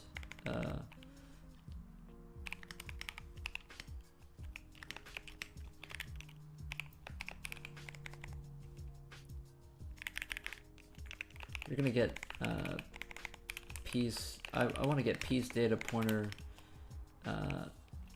Piece data equals game pieces indexed by I, and we're just going to loop through piece data piece count, and then inside of here we'll just go and loop through the locations themselves. So we'll say int index equals piece data locations indexed by that p, And now we know where we're starting from. Without having to do any math at all, right? And when we move a piece, then we will simply update that data. And in my mind, that's just so much faster. Because we don't have to do any mathematical operations at all. Okay, so that's what we're going to do. The other way seemed... the design philosophy I used to use a lot was I want to work with as little memory as possible. So I love the idea of just having one bitboard for every piece, and that's all we had to work off of, you know? That just seems super elegant to me. I think possibly it's just me being, you know, a bit, weird in the head, but sometimes a simple solution is just faster than that. Anyway, so this locations is just an array. 12 in my mind is the maximum amount of pieces for one specific piece type that you're going to have at once. I guess it's possible, well, you have what, 8 pawns, so if you promote to 8, then the maximum amount of one piece you could have would be 10. If you promoted all 8 pawns to knights or bishops or rooks, right, and kept your other rooks. So anyway, yeah. Okay. I also, with that same design philosophy, I used to, instead of using integers, I used uint8t's for everything, which is, you know, I used to think, like, you know, I wanted it to have like the smallest memory footprint possible, and I used to like really eke over it. Anyway, that's a bit of the Terry Davis inside of me, I guess. Okay, so for the rooks, what we're gonna do is we are going to get that that magic entry, and so we will get the I want to see uint64 team moves equals the magic hash index with the magic entry, which is rook magics indexed by that what square we're on, and we are going to take in the blockers, which our blockers will be our both pieces. Okay, and that will happen for all of our rooks, and we will have those moves.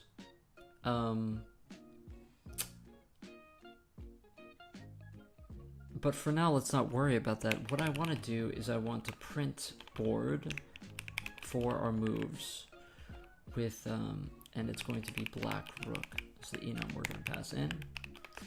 And we want to copy this for all the other pieces, and then hopefully, if we call this function, we will see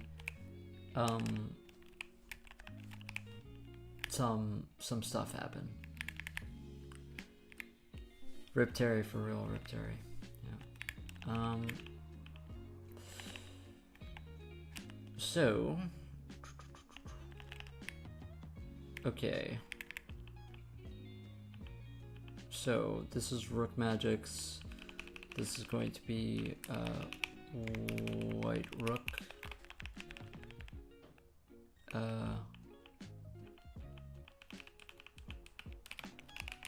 Black bishop. And we are going to take the... Oh wait, this is just the index. We need to actually get the... Yeah. Not... this is just the index, and this indexes into the game bishop table. That's what I forgot.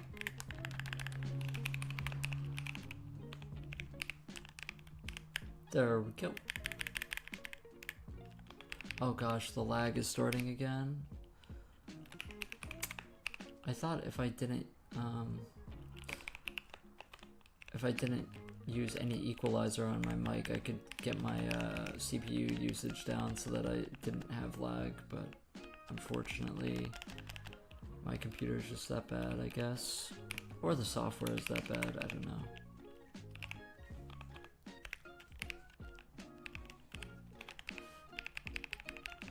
Okay.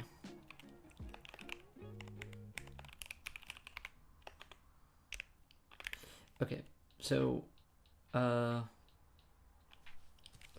honestly, what we could do here is when we print our board for a certain piece, what I could literally do at the top here is just write a print statement that puts the piece name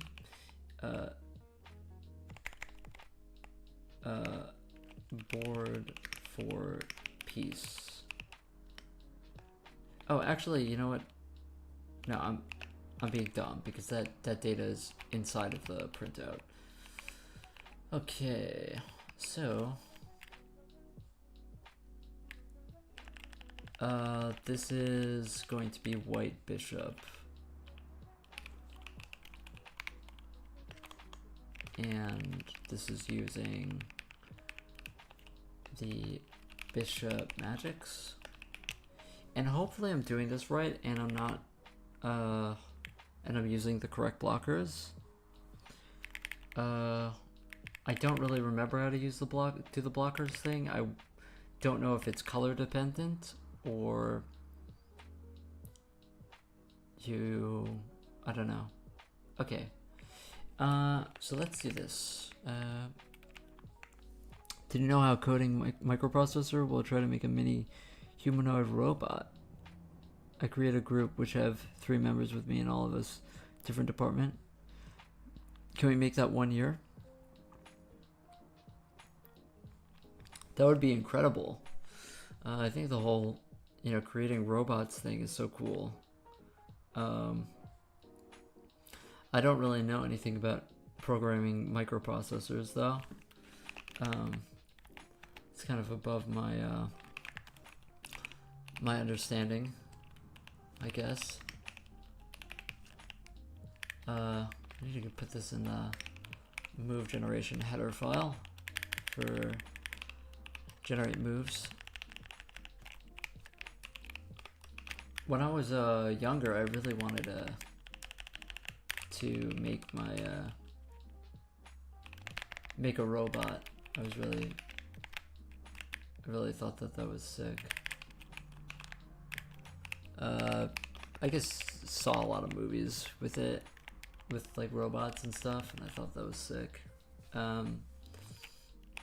So we init our pieces, and in our hard-coded loop here, we initialize a new game, and I guess we want to just update blocker masks and then generate moves, and hopefully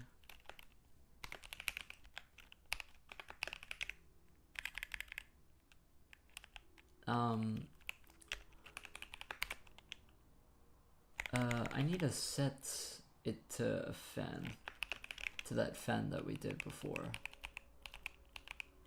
Init game from fen. This needs to go in the header file for game.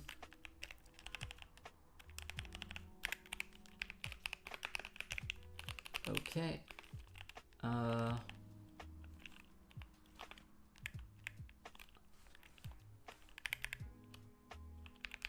And to be super better with this, I will copy this and then I'm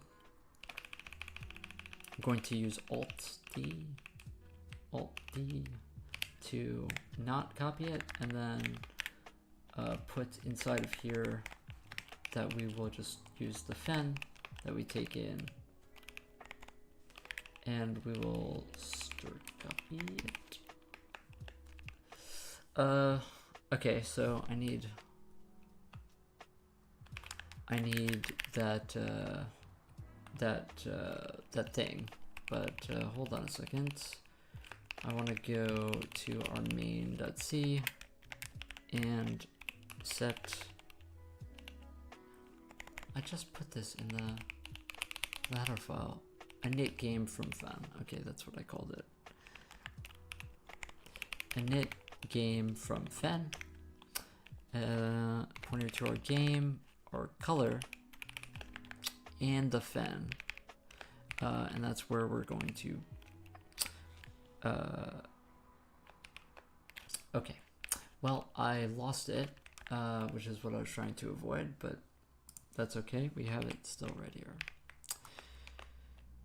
We'll put it here.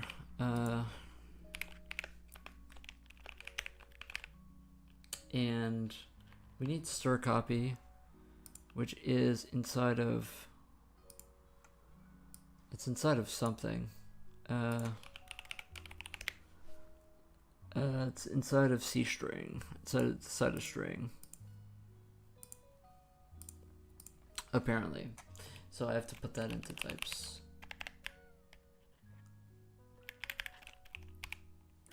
Oh my gosh, why are you using the standard library? Why? Why?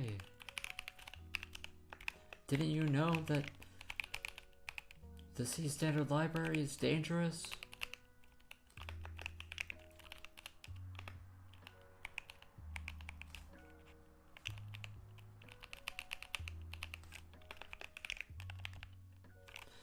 Okay. And hopefully that works fine.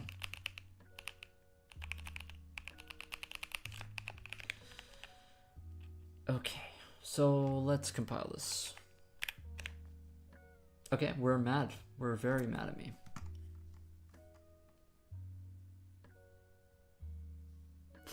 Unknown type name in types.h. Unknown type name. That's what it is. Okay.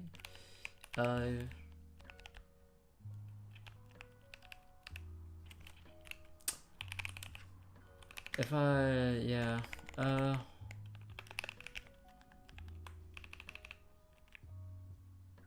I think I have to include,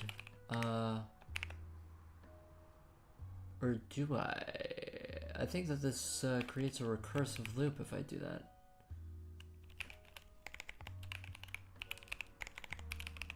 I can't do this, right? Yeah, recursively, yeah.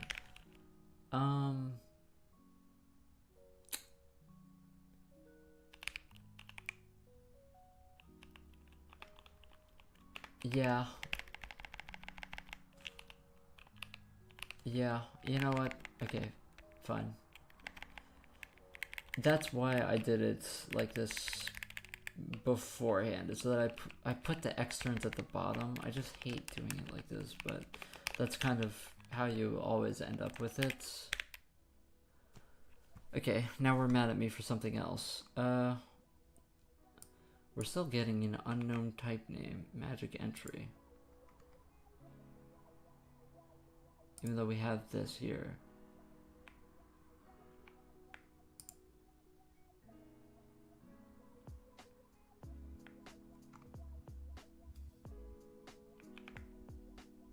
Is it because it's const?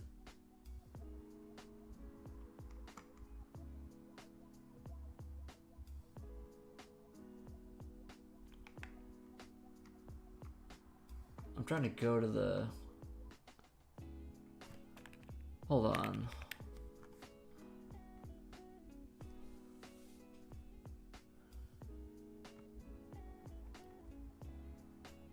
I'm trying to see if that was an old error.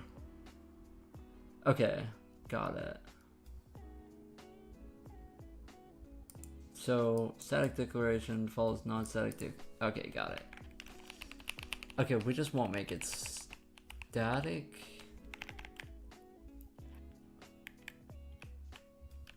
I'm so confused though why it's why that can't be static, but whatever. Let's see if that's all that it's meant. No, there's more. In function generate moves, incompatible type for generate moves. For magic hash index, this is it because that's supposed to be a pointer? Yeah. I don't know why that didn't give me a little red line earlier, but whatever. Okay, is that it? Yeah, that's it. Okay. So, okay, immediately we see some interesting things going on here.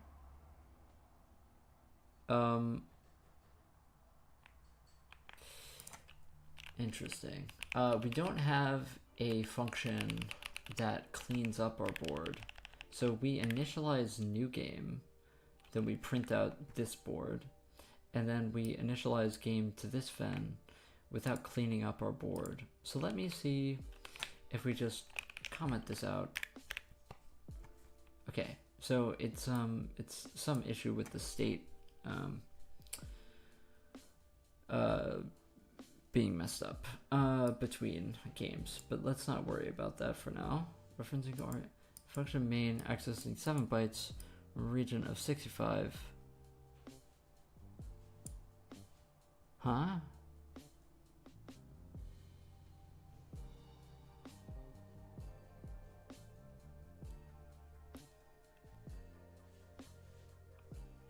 Oh, okay, yeah, it's mad at me because I don't have a escape character at the end, I guess.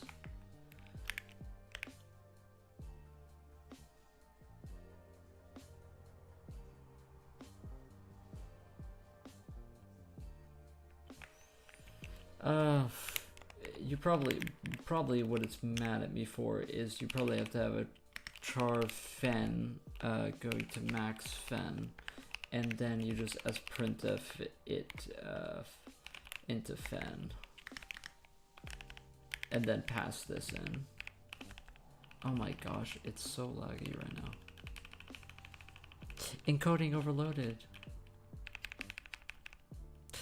I add a lot of things inside that project. Object detection. We control it with voice and we'll decide. That's sick. That's insanely sick, actually. You're really able to do that on a microprocessor? That's crazy.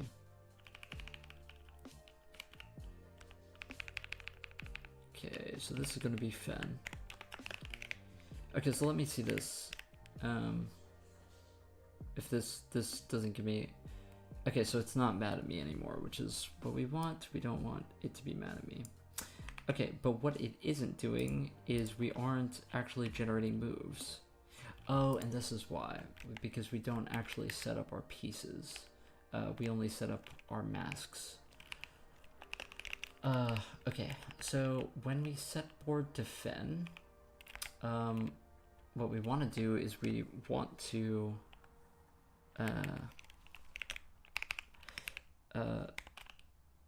set up piece data, which will we should look at the struct here.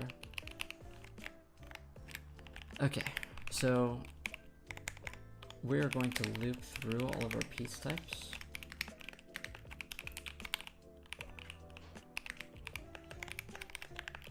And inside of here, we will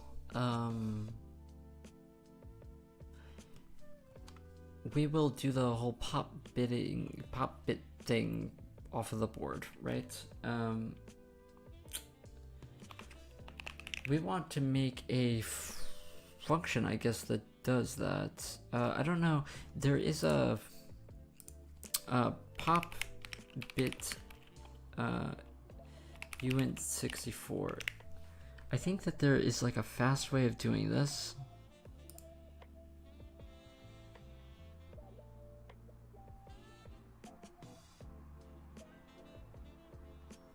pop LSB.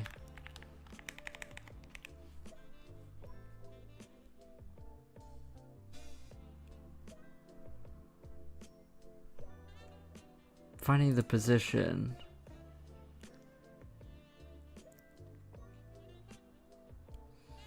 Apparently you can use bit scan forward, but that's MSVC.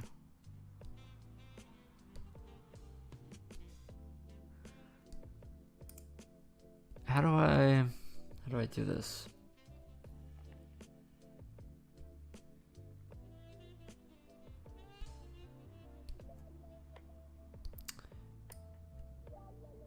What is TZ count U64?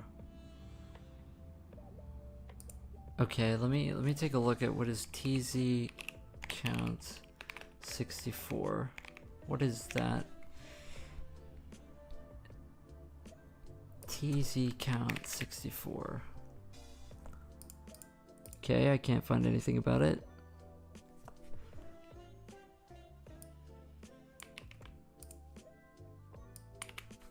TZ count UN64. This is a Microsoft function, MSVC. How do I do this?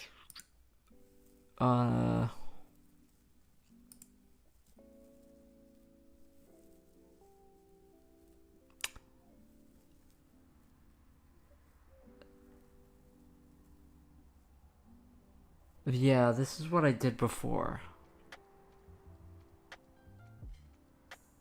Okay, so this is what I did before. This is what it looks like. I think I came across exactly this this solution before for getting the least significant bit of a 64-bit integer. But I need the 64-bit version of it. So this is called Debrugen. Debrugen. How do you spell this? 64-bit. 64 bits.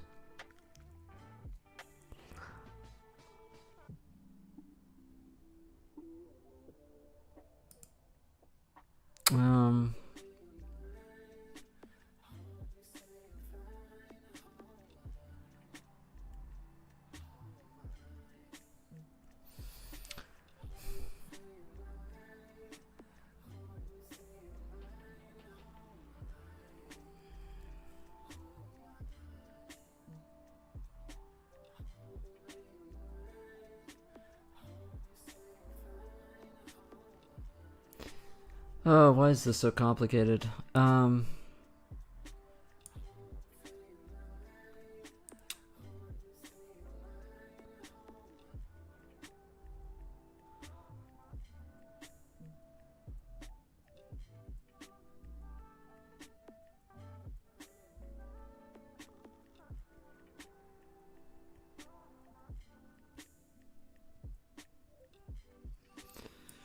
So I'm reading this right now.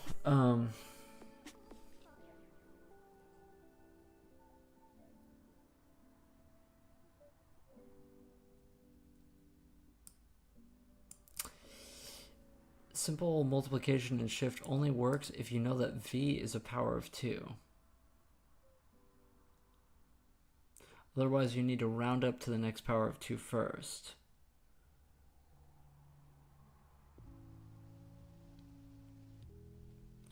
At this point, you could also use pop count to find the number of set bits.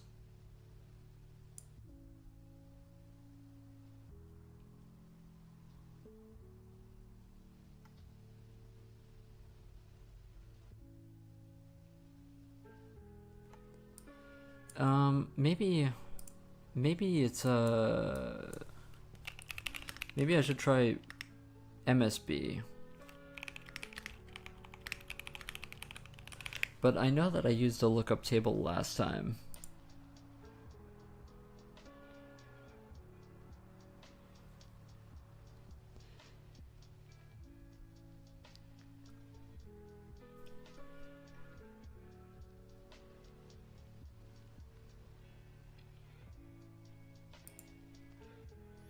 I'm trying to find the fastest way of doing this.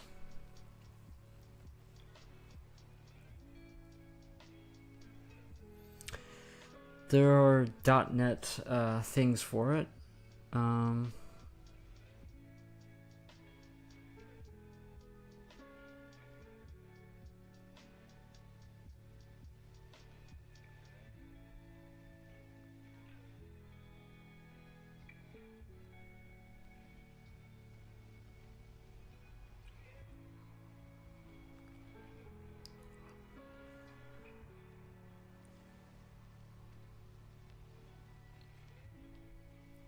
Okay, so this this code seems to be what we're looking for here.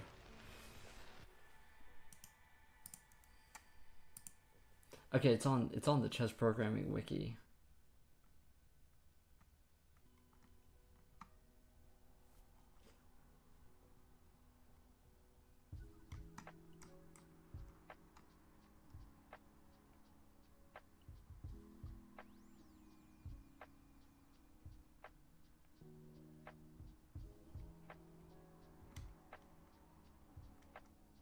Okay, I'm not gonna pretend that I know what any of this means.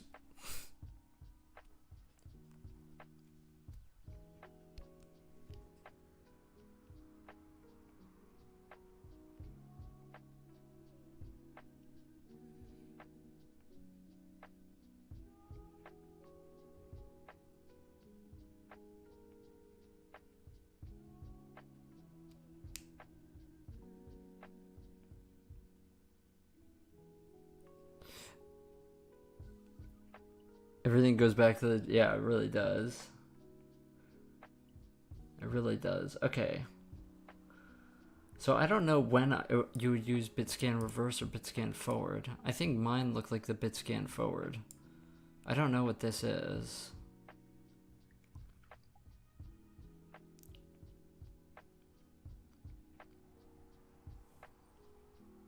Okay, so let's try this. Let's try making this lookup table and doing this. So I want to put this in math.h and make a const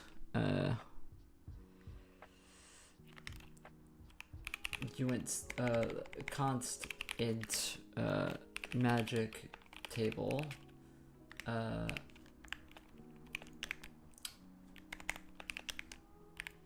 and this will have all of these numbers in it, and we will have this magic that helps us hash into it, I guess.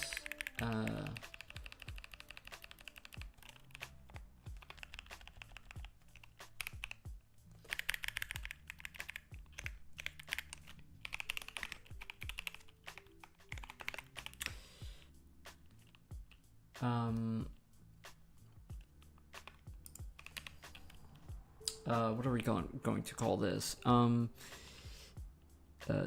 Debrusion magic table.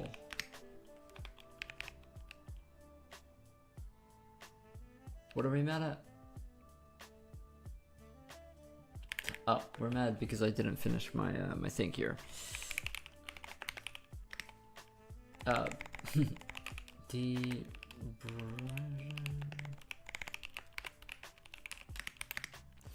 And it is going to be this this literal here.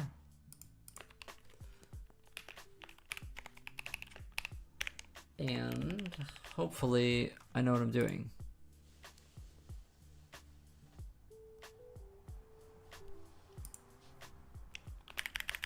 Oh, let's also make this capital because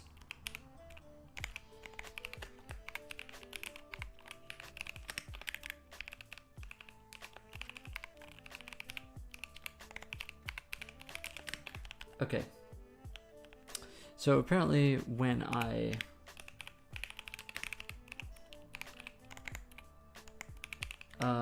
index into it, I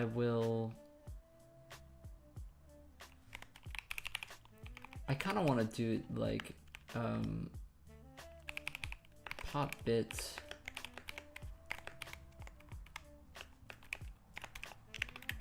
we're gonna pop MSB, or is it LSB? I'm not really sure. I think that we're bit scanning forward, so we're probably finding the MSB, right? I think. We'll test it in a second. And what we're going to return is not the magic table. We will. Okay, so this will be two different functions, right? We'll have a static inline int bit scan forward, and pop bit we'll call that. Bit scan forward will take in a uint 64t b. We will call it b because it's a board.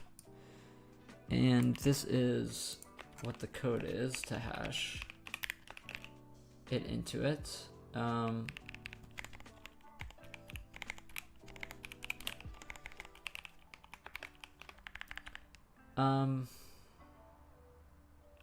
I'm not sure, these are longs, but we are using uint64t's for this, so.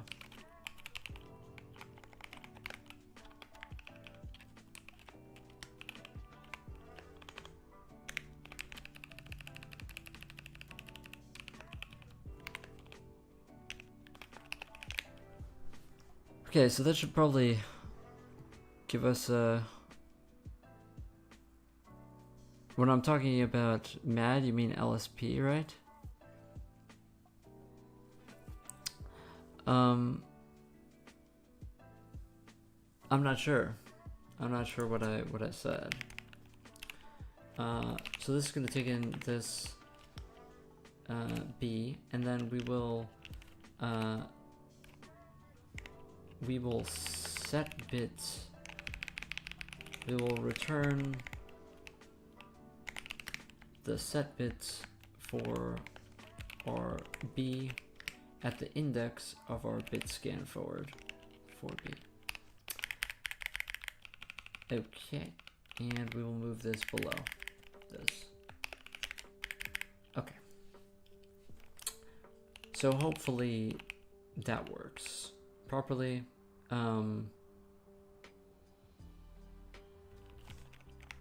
Okay, so when we set up our game, now we're going to go through our piece types, and we will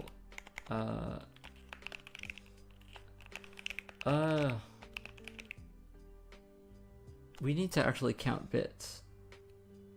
Oh, sometimes they say, why is it mad now? Oh yeah, I'm talking about the compiler. Whenever I compile, why is it mad? Or when I get like a red line, I ask, why is it mad at me? Okay, so I have to also look up bit count 64 bit. How do I count how many bits are 1?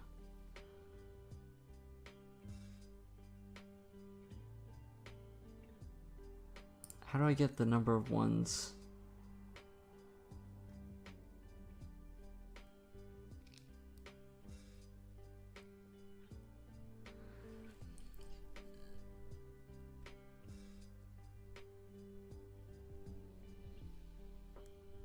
Okay, this is incredibly complicated.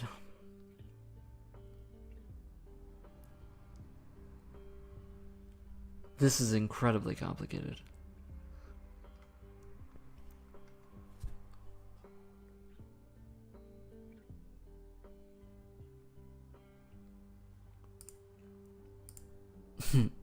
Maybe I don't care about it enough. Maybe I don't know.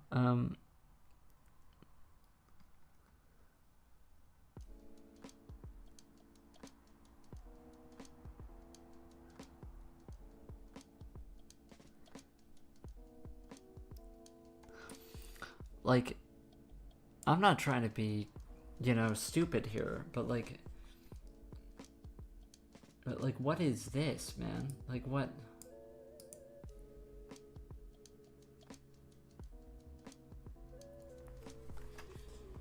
The fuck are we talking about, man?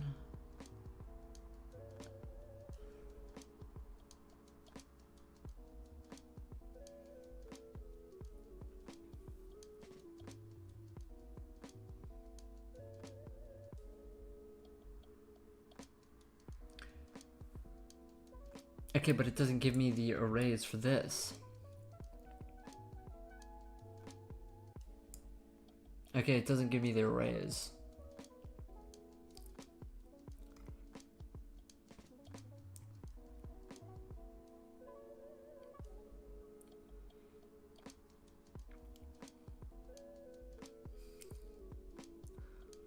I could just literally do this, by the way.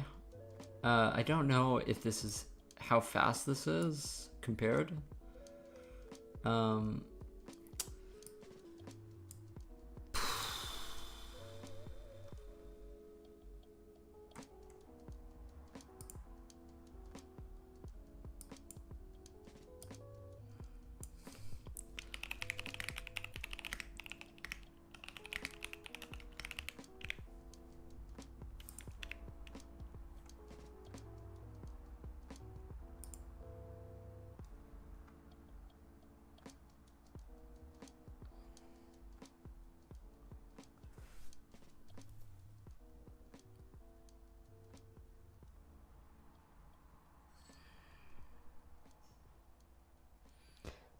Okay, so this looks like what I'm looking for here.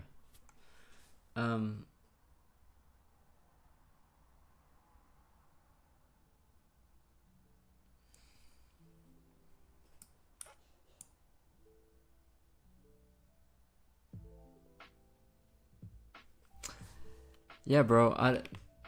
I'm gonna keep it a buck. I have no clue what's happening here.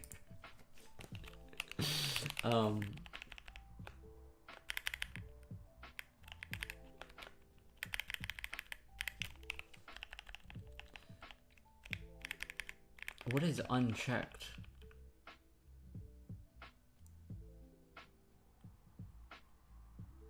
What is that?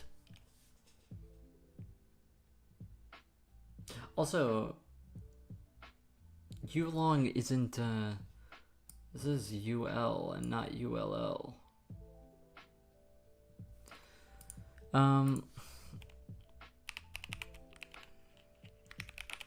I thought that U-long was,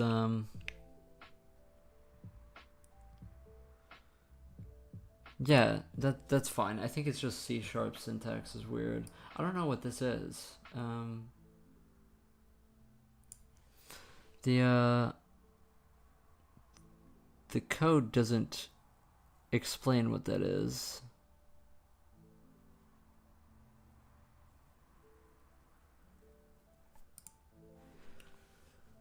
Maybe we just get rid of that. I don't know.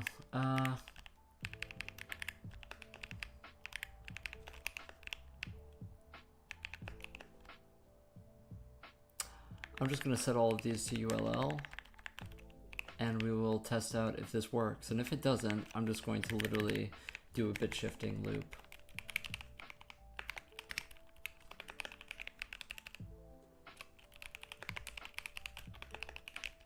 Okay.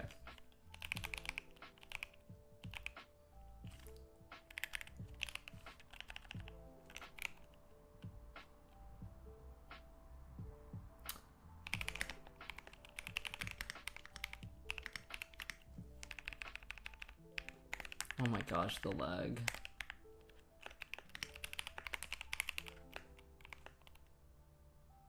And this is going to take in game pieces I dot board.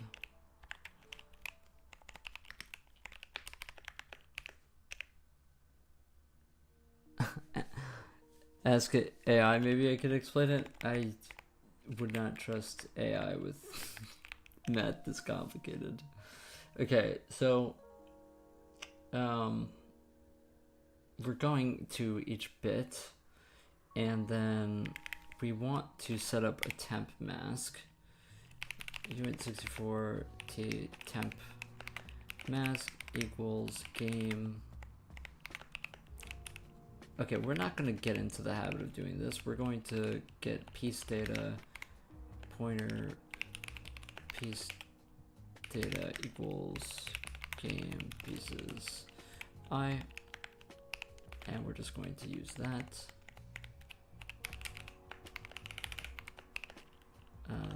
Board, and we will use that here as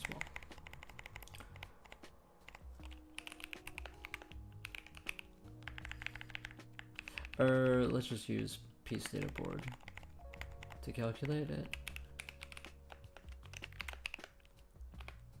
Okay, so our temp mask will be what we're popping the bits from. So we want temp mask equals the pop bit of temp mask. Why is this I did make this function, right? Pop MSB is what I called it. Okay. Okay, so we're popping the MSB off of here, and then returning the mask to itself.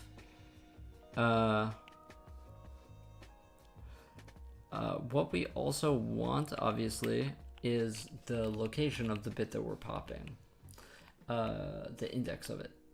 And so this is important. We want to take in an int pointer.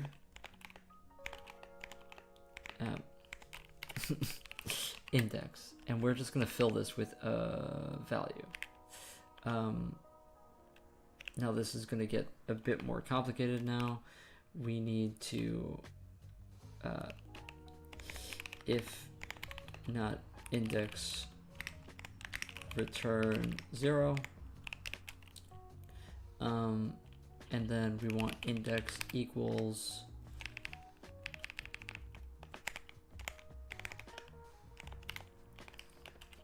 the bit scan forward for B, and then that's what we will use when we set bit. Or actually, this is going to be remove bit. Or actually, this is toggle bits. Since we know that it's 0, we, yeah. Or know that it's 1, we're gonna toggle it. Okay, so now when we are popping it, we are going to pass in the index.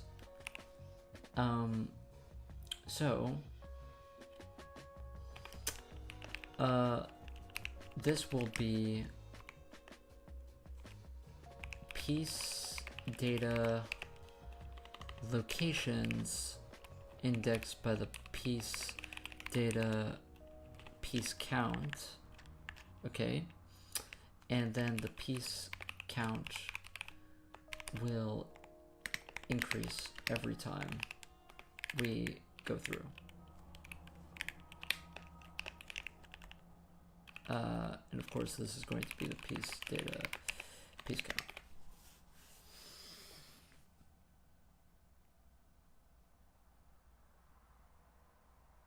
Seems good to me. Okay.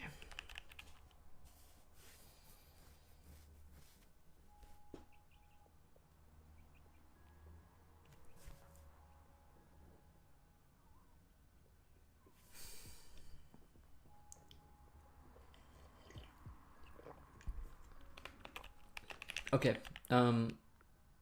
hopefully this works now. I am noticing that we have a bunch of errors here when I compiled last that we have to figure out. Oh, I didn't put an equals sign, that's why.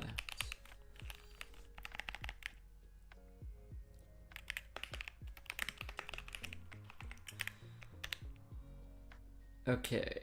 So we're getting some linking errors, multiple definitions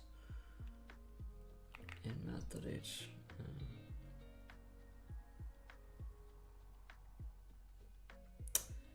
How do we have multiple definitions?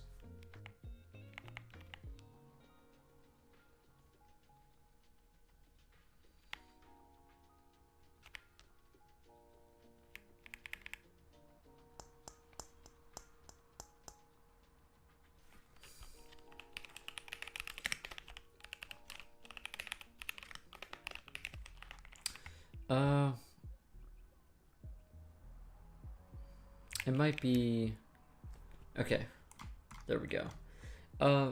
Okay, so we're not getting anything. So obviously we did something wrong. We need to figure out where we're going wrong though. Okay, but at least, so we are, so we're printing out our moves for all of these, but we don't have any moves, so we need to figure that out. But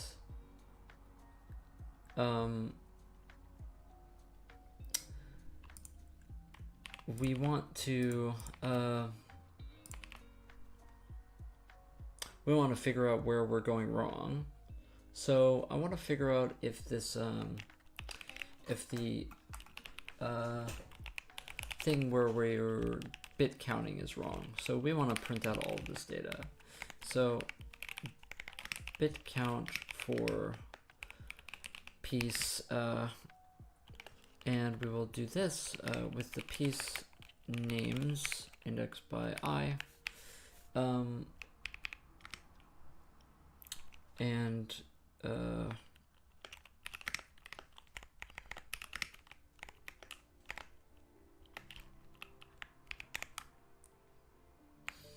then we will bit count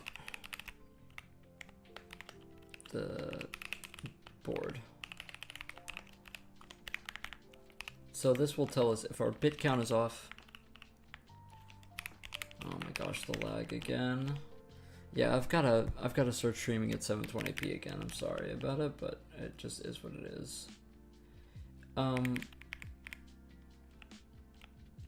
And then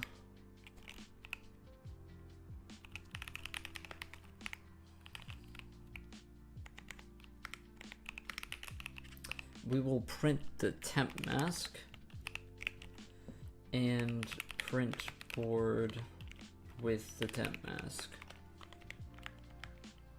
for piece I. Okay, so this will tell us when we set up, if we are setting up fine.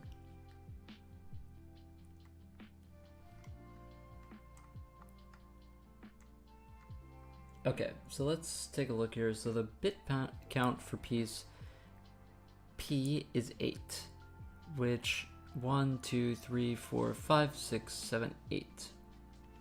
That's correct. And so every time we go through, we do a temp mask, we are popping off this bit, see? And then we pop off the next one, pop off the next one, etc., etc., etc., etc., down to here. So this is actually working perfectly fine. Now the question is, oh, you know what? Oh, never mind. We are setting the location. Let's check the location though. Location set to index, and then we will check this index at where we just set it, piece data locations indexed by the piece count. Okay, and then let's take a look here. Okay, so let's check our locations and how they line up. So bit count for piece P is 8, location set to 8. This is correct. And then 25 will be this one. Yep. Okay, so actually our indices are completely correct for all of this. So this must be an issue with, we can get rid of all these debug printouts now that we know that this is working correctly. What we want to do now is check this, because this is what's actually not working correctly is the hashing for this. And I have a suspicion that it's the blockers, possibly. That's wrong.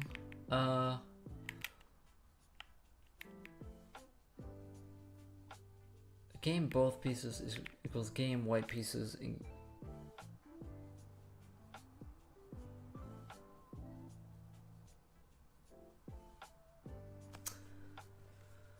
So white black. Okay, so let's try something here. For black rook, let us try, instead of using this blockers, let's use game black pieces only.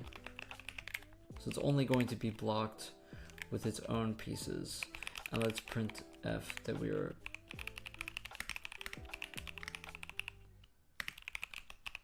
printing out black rook moves. And let's see what this gives us. Nothing.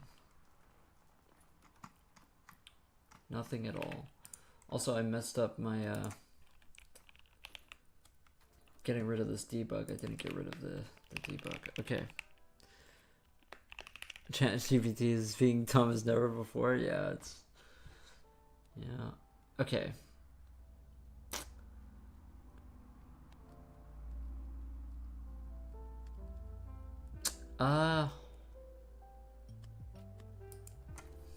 Something I want to check is that we are in our main, we have a init, and init piece boards definitely calls init sliding piece tables, which does set that up.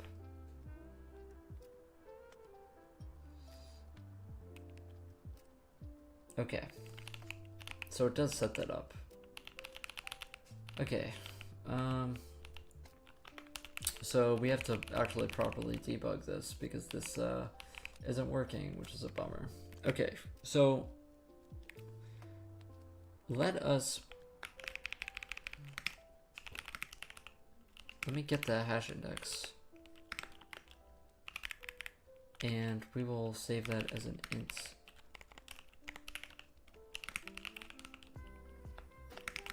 Actually, so let me check the board itself and make sure that that there is a black rook that can move. So this rook can move. So that's correct. Okay, so so let's get the hash index. Which will equal the magic hash index that takes in the rook magics for a certain index, and then game black pieces. So let's see what this gives us.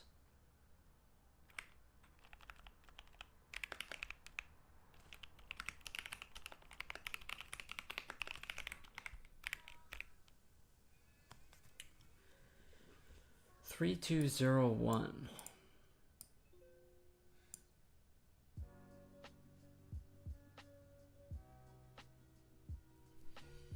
Okay. So that tells us literally nothing. Okay. Let's check our initialization then. Let us check our initialization.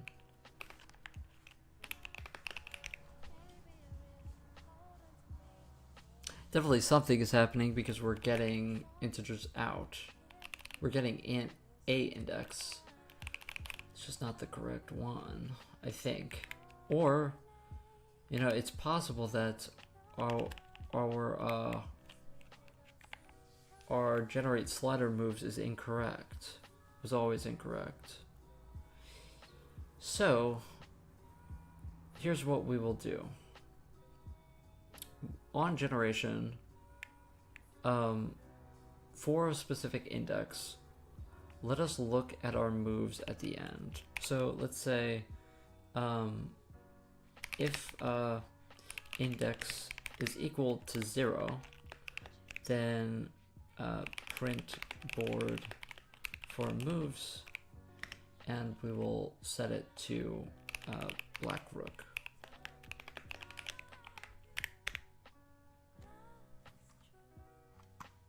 Okay.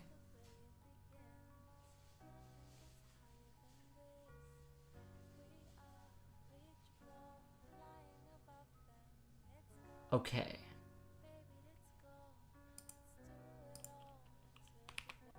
Let me just try printing the moves.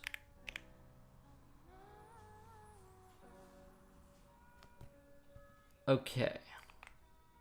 Interesting. Oh, I'm being very dumb. I'm being very dumb. Okay. So let's just do while true. If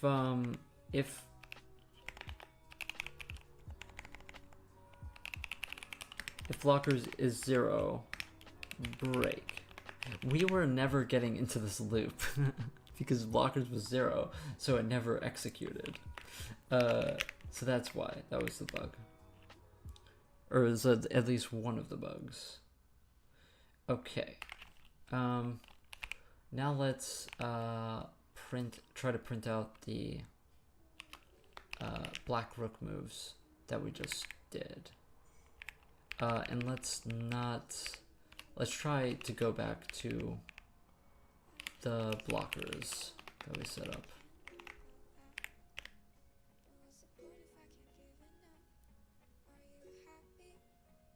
Okay. Okay, so these are correct because our black rooks are on this side, so these are our valid moves. However, our blockers aren't working. So that's the next thing to figure out. But we are hashing into the correct, getting the correct moves. Just the blockers aren't working. So let's try to go to game black pieces. Okay, nothing. Okay, so next thing I want to check is our blocker mask. So let's print board for all of our black pieces and make sure that there is something on this mask. Let's just call it black king. Okay. Okay, so these are all of our blockers.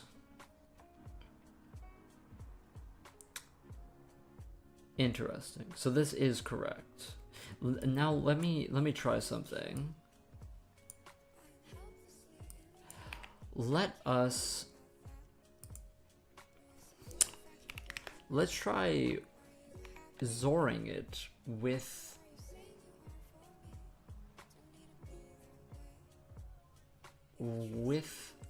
our current location. So let's try set bit for 0 with our index.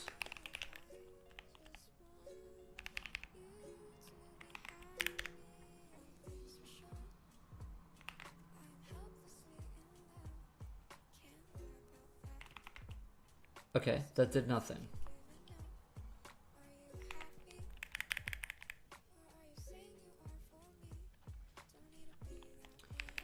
To be honest, we didn't do it here, but it shouldn't matter. I was zoring it with myself, right? Which was kind of my idea.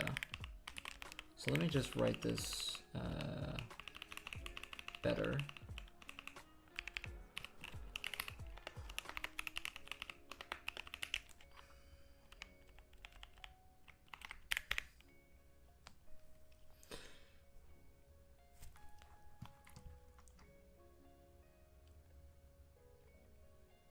So the hash index doesn't actually change when I do that.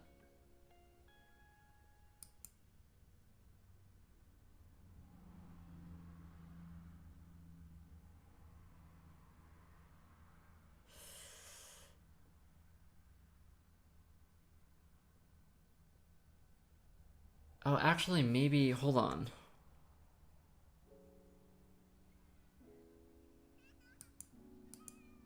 Okay, this isn't an exclusive OR. We have to remove ourselves from the blockers. So this would end up being set bits for this black piece's board. Or, we're gonna toggle bits. For our index.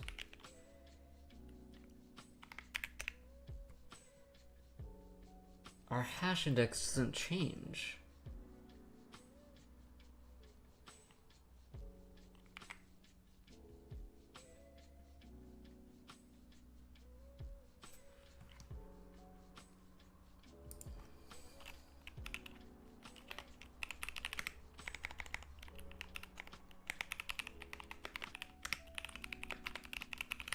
Trying to remember how to do this. Let me make sure that this is working.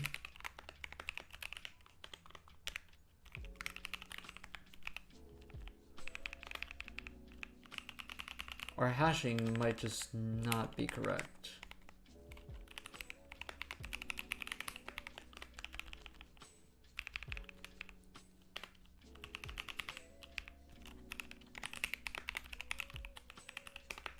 Let me make sure that we are toggling it correctly.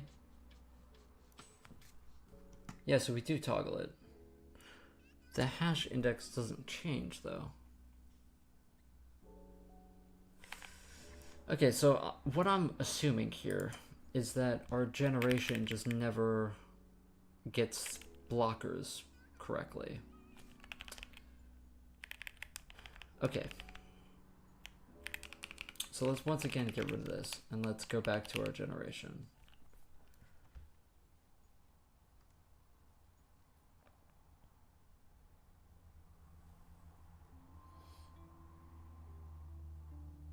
So this works fine, but our blocker math to get our blockers, I guess, isn't working.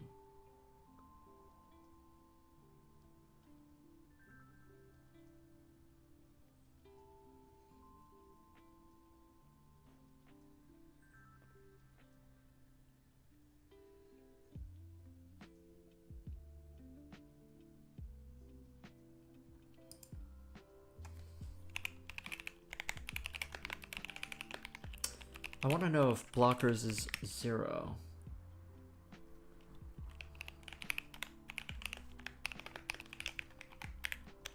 Blockers is always 0. No.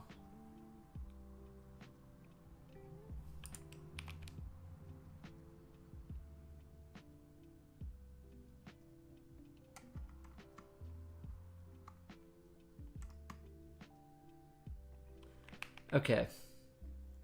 So I think that confirmed my suspicion that what we need to pass into this function has to be the blockers that are on our array. And so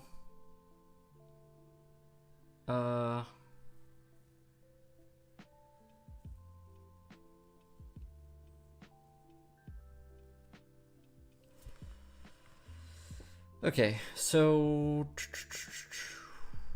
we already generate arrays, we just don't save them. So let's do that. So when we generate slider moves for a specific position, we want to push this onto a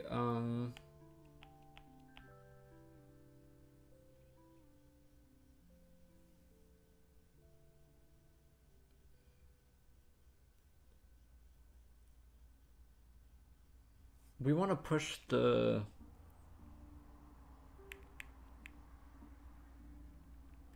okay, so let's do that.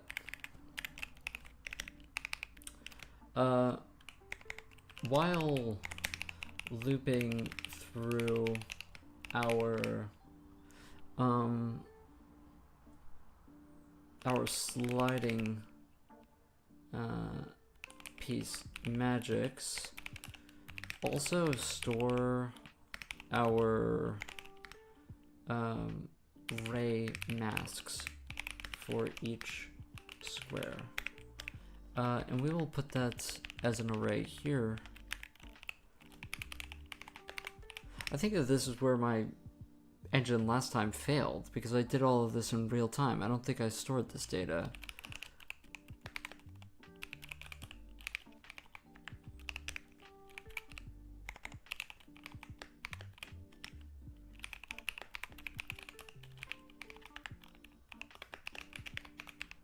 Okay, and so we are going to call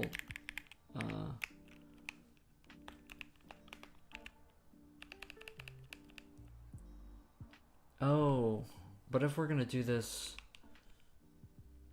here, okay, so we shouldn't do this here. This is fine though. Okay, so let's, okay, so generate slider moves, we're gonna put this in here, and then we'll just make another function on init that does that, right? So under move generation, we will have a function that generates boards, just like before.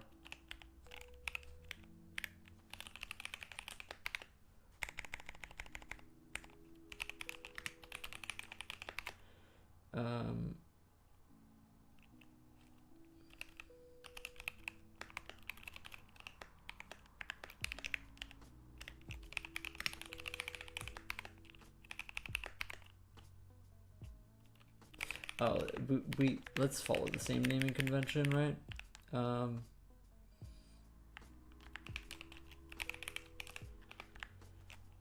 And this is just going to call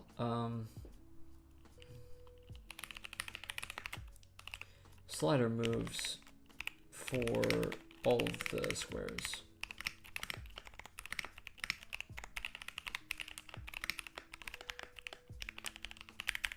And this generate slider moves is going to be for our vec2 for slider deltas. Let's just copy the exact code.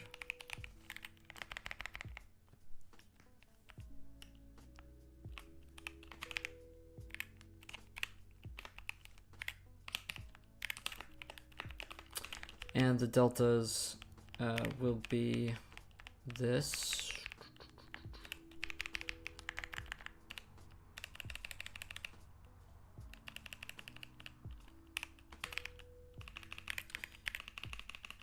Actually, this is for rooks, but we'll just move it down.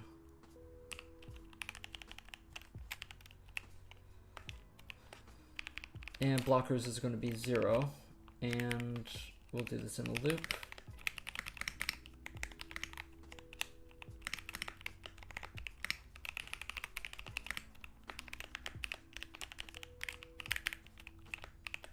And we will set this to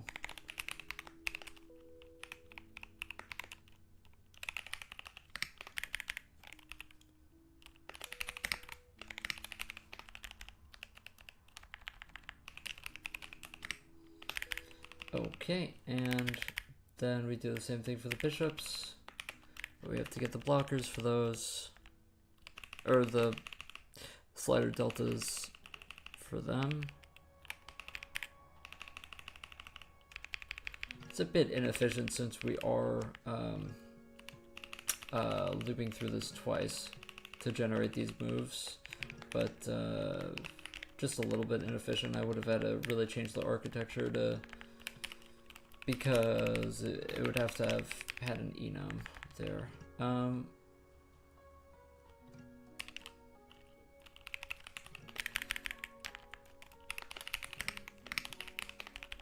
Okay. So why are we mad? Oh yeah, because we're not indexing.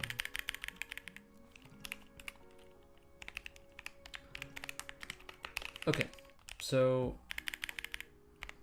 we want to call this here, generate bishop boards and generate rook boards. And now when we generate moves, what we will do to get our blockers, instead of this, what we will do is we will temp blockers will be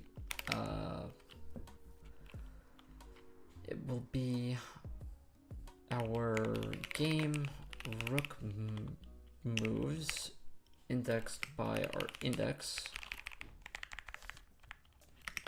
and we will AND it with our blockers, and that's what we will pass through. Now hopefully this does what I expect it to do.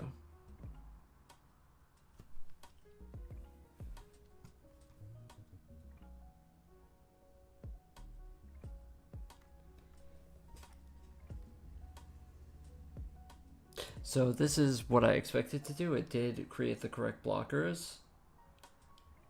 However, this is not the correct mask.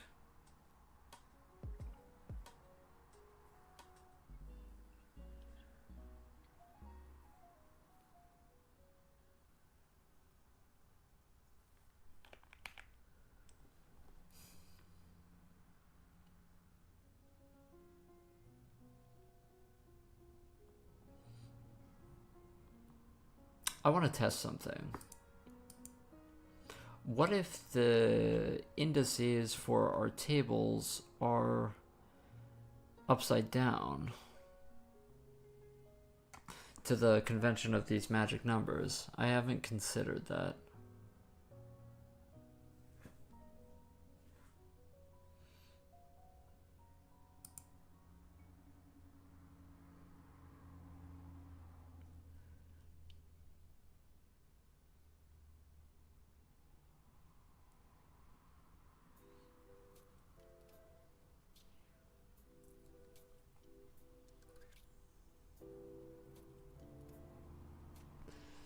We did check this, and the blockers are being... Hold on, generate slider moves. Oh. We don't actually use the blockers, that's why. That's why. Oh. That's why. Okay. Okay, so we need... This only checks if we wrap the board. We never actually checked if we hit a blocker. Okay. So if the set bits of 0 and proposed space, if we AND it with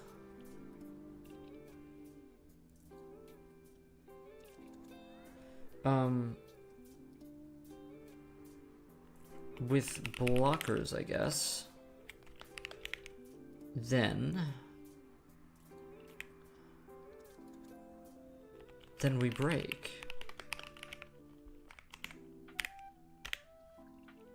There we go. Okay. Okay, so that's, there we go. As you can see, we now, have this position, right? And we have these two black rooks, and we see this black rook here, and we generate this blocker mask for this rook on its raise, which we pre-compute, and we just AND the mask, and we see these pieces all lined up. These are the correct pieces. These are the correct pieces that are blocking in this direction, and obviously it can only move to these spaces, and this is our move mask for these three moves. And then we have the rook in the right corner, right here, and then we create this blocker mask for it, and obviously it can only move to these spaces. So our rook move generation is completely correct now. Which is sick. It's sick, it's sick. It's very sick. Okay. So that's it. That's what we want to do. Now,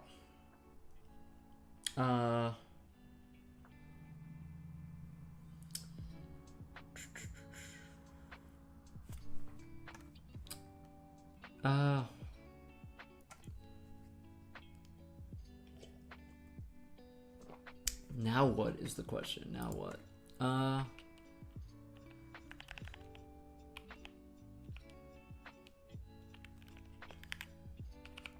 So this is the correct way of going about things. We get our index from our location. We look inside our pre-computed rook raise, and we AND it with our current blockers, and then we do this.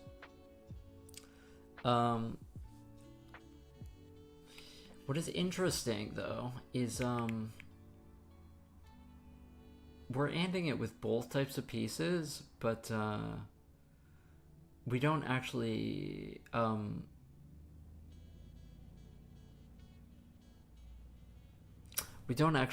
take care of captures, right?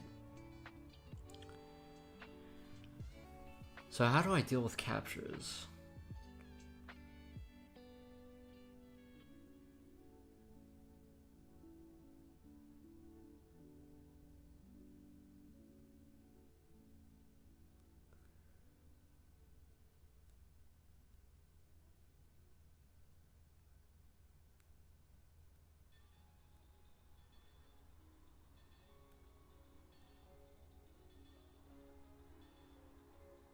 I think, I did this a very complicated way in my last engine. What I ended up doing is I ended up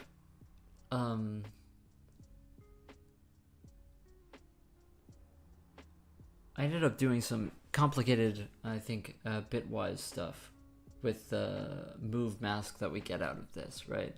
And I think I looked one space beyond it, and then I checked if there was a white piece there, and then I added that bit. That's a bit inefficient though, and I think that we can do better.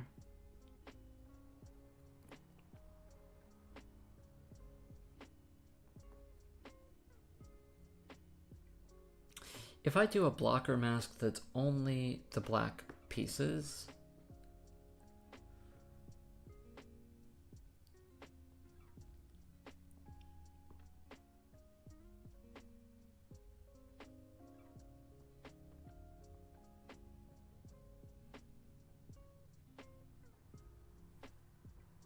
are you using bitmaps? Yeah.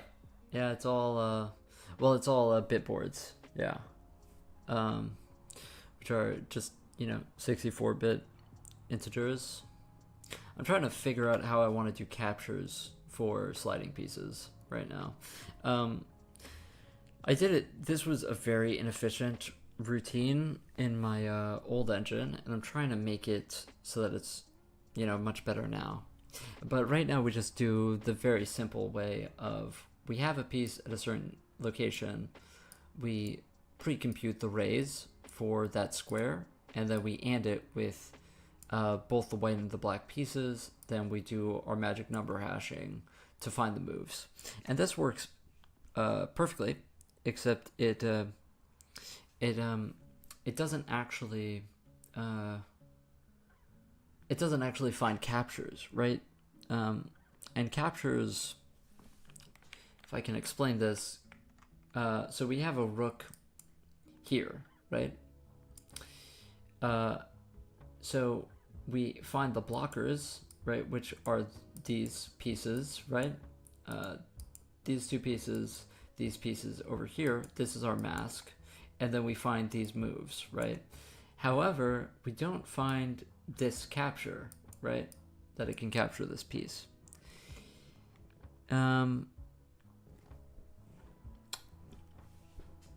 The way I did this in my other engine was, I think, a very complicated thing, with like exclusive ORing the rays with the white pieces or something like this.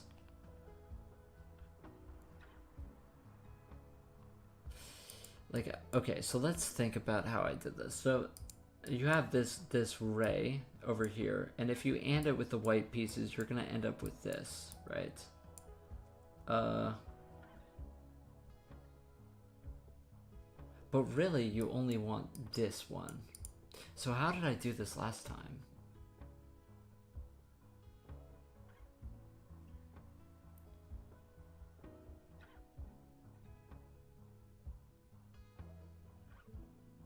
I think I may have like literally done something that was like I stepped through the ray to find the closest one, and then I got rid of the rest or something like that. But that's super inefficient. By the way, this, movement generation, this happens billions of times a second, so you need to get this really efficient. Hmm.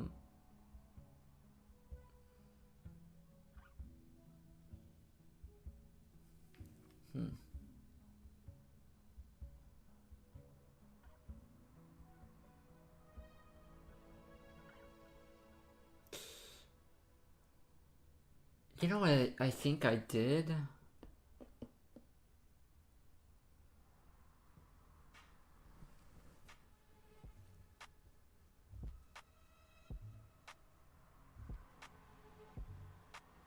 Yeah, that's what I probably did. Is this for calculating available captures? Yeah. It's I have the hashing for figuring out the moves, right? So this rook, we calculate that it can move to these spaces, right? With the hashing function. However, it doesn't find this capture, right? So there's a lot of inefficient ways to do it, right? Like you could literally just have, I have the mask for the rays, right? And I could literally just find, oh, I could just and it with the white pieces, right? And then I'd get this, and then I could just like find, oh, well, we're just going to take the closest one, right? And I think that's what I did last time, was I think I split it up into different masks. So let's say you have a rook in the middle of the board, and it can move in all these directions, right? It can only move in 4 directions. So I think I had 4 different masks for each direction, and then when it hit multiple pieces, what I would check is the most significant bits in each of these directions, and then just take that. I think that was my my way of doing it. However, that's inefficient because you have 4 different masks that you have to and with the pieces, right? Now it isn't super inefficient, but I think that there's got to be a better way of doing this.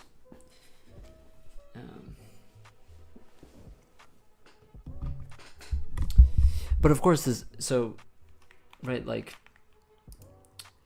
if we hash, for example, instead of doing our blockers, if we hash our game black pieces, if we hash only the black pieces, only our own pieces, right, this is going to give us an incorrect result.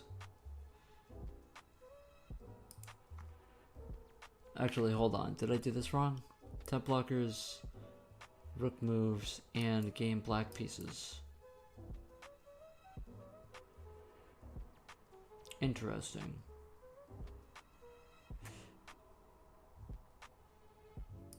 Oh, I'm not printing out the table anymore. Hold on.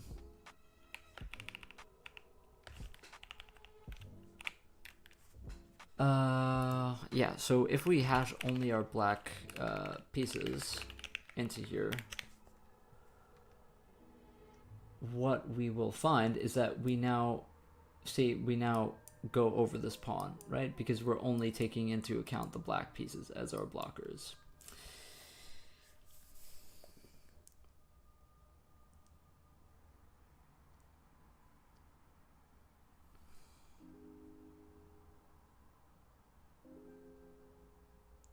Yeah, it is a background. Yeah, it's just a blurred background of clouds.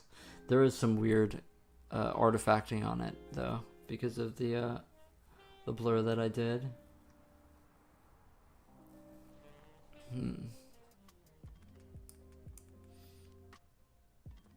I remember my code for this ended up to be like such a long mess, you know, for each piece.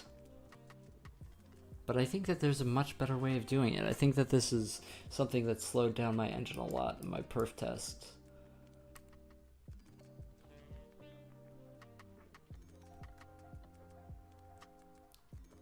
So if I and...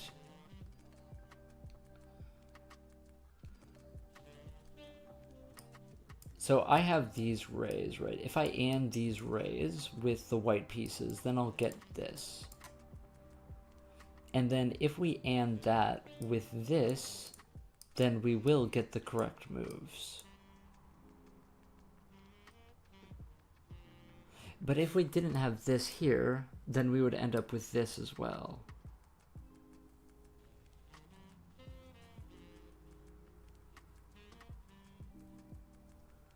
We need a way to only get this.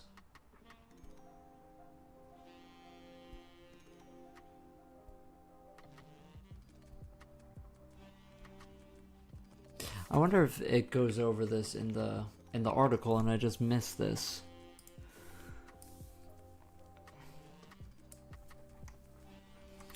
When it talks about blockers.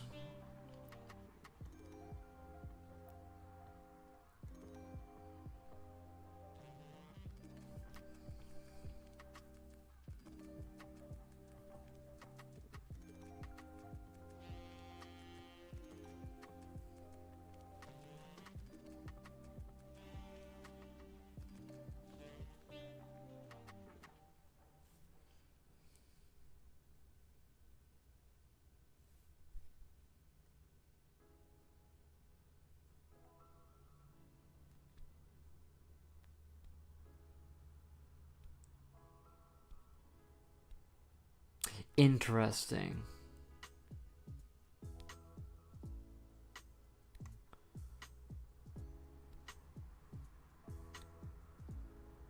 Okay, so this says the answer here.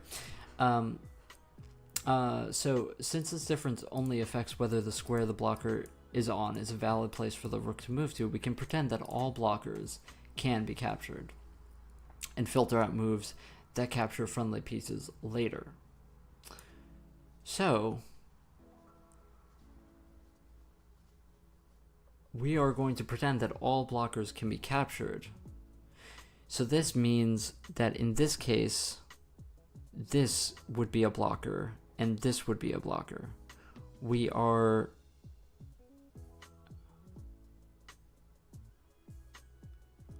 okay.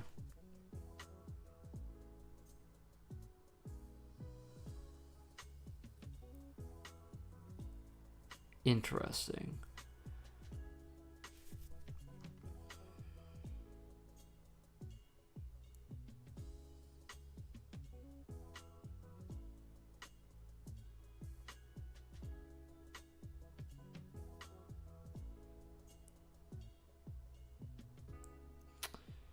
Yeah, the question is, how do I get the blockers that are one past?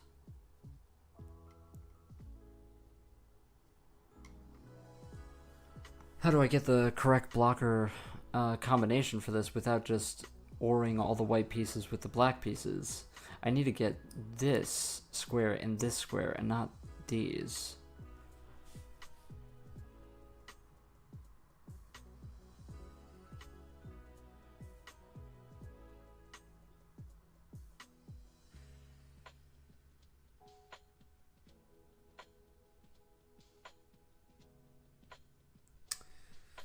Interesting.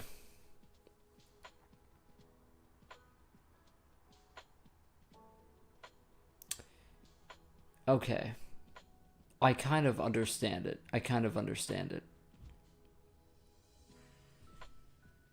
Okay, so here's what we're gonna do, right? This is actually the correct result. Not this. We will AND it with our with the blockers, which is every piece on the board, and we will get this, right? What we want to do now is get this and this, which is significantly easier than just getting this.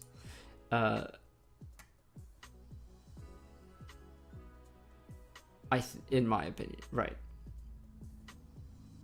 Okay, so how do I do this in an efficient way?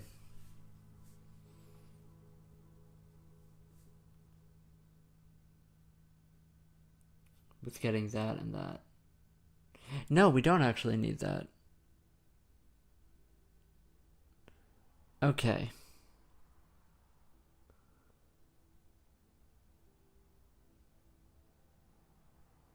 Since we're going to translate this into moves anyway, all we need to do is we need to count one passed. We just count one passed in each direction. And if it doesn't go off the board, then we count this as a valid move. And then if there's a black piece there, then we just say that we can't capture, right? Okay, so in this case, all of these would be tentative moves. We just have to count one past the mask in each direction. Understood. Okay.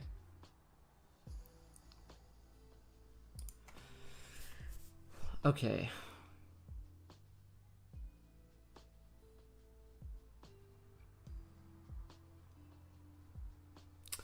Okay, so let's do that then. So first of all, before we can make our move, what I have to do is I have to make a struct for what is going to be stored inside of a move. And I have to remember what that's like.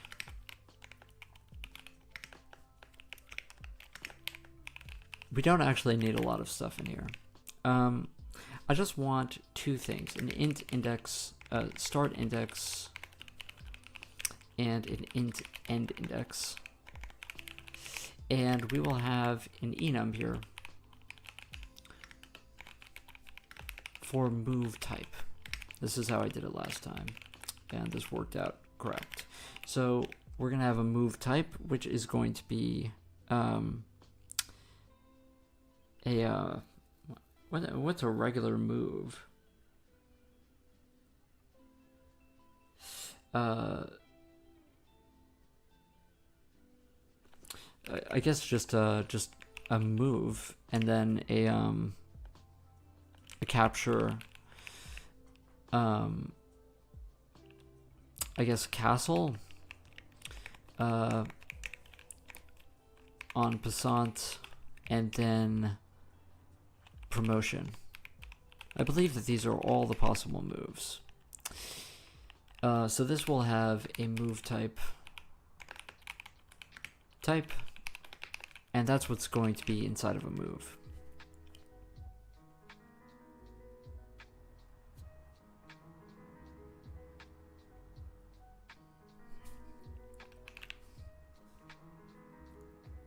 And so from any given position, we're going to have an array of moves that one can make, right? I wonder if we store that in the game struct or not, or if we just have that as a thing. That's just an array of moves. Okay, so let's just do that, right? When we generate moves.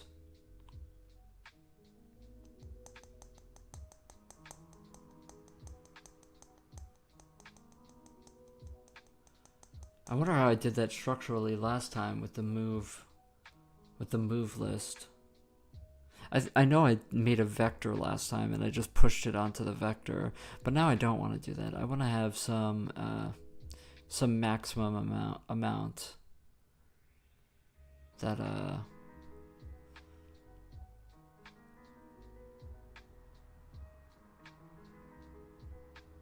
we have. What's the maximum amount of moves for a given position? Probably really high, right?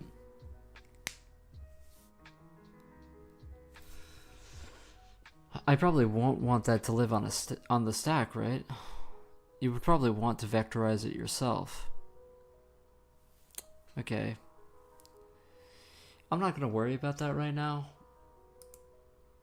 For now, what we will do is I'm just going to hard code a move list. Let's just say that there's a maximum of 400 moves for now. And all we want to do at the end of this is print out the moves that we generated.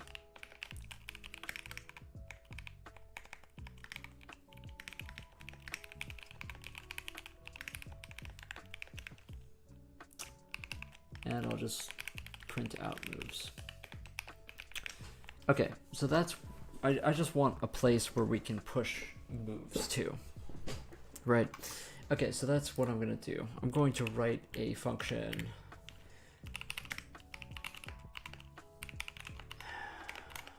that pushes a move onto a move list. So this is gonna have a move pointer,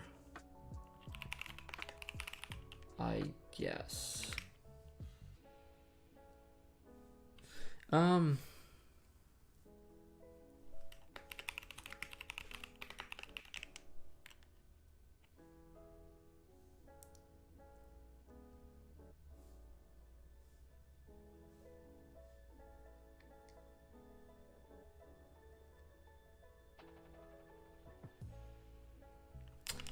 Yeah, you probably do want to like malloc this. The issue is that like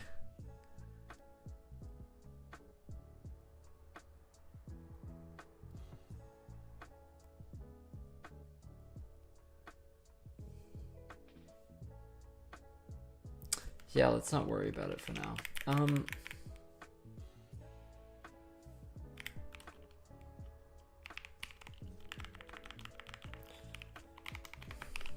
Okay.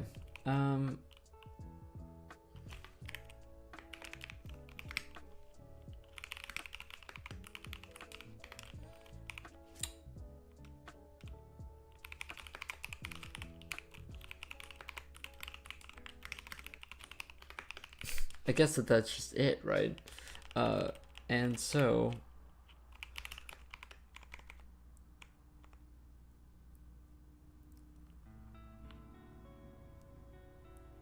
you wish you could get back to your project, your test project, but you have exams.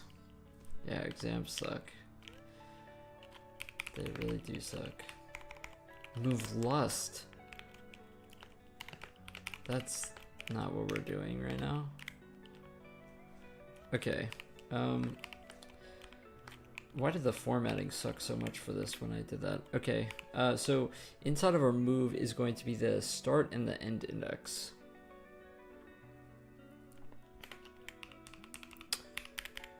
So we need to process this sliding piece table to count one past.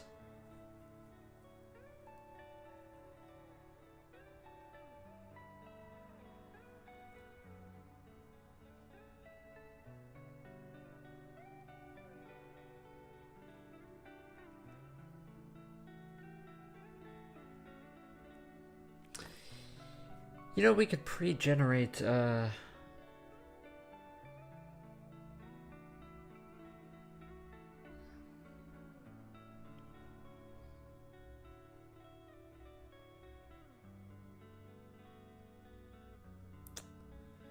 would pre-generate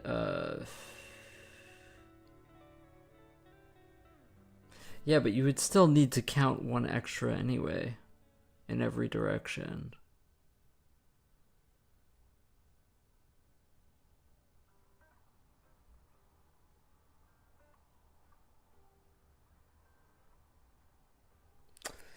Oh man.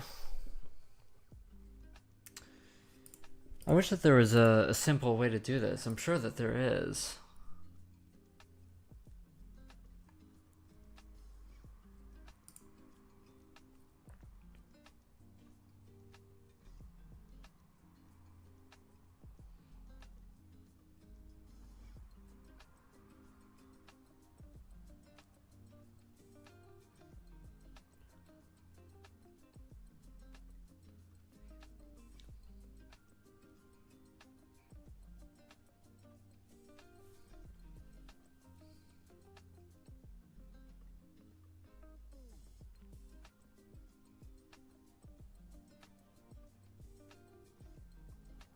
Maybe I'm doing this wrong in terms of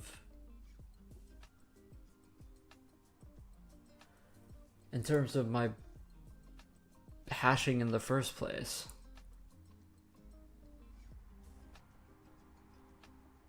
Maybe it is supposed to give you the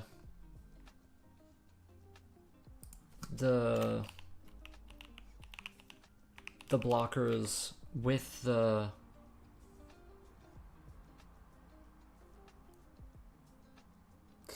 so here's if set bit at the proposed space there is a blocker, then we break out.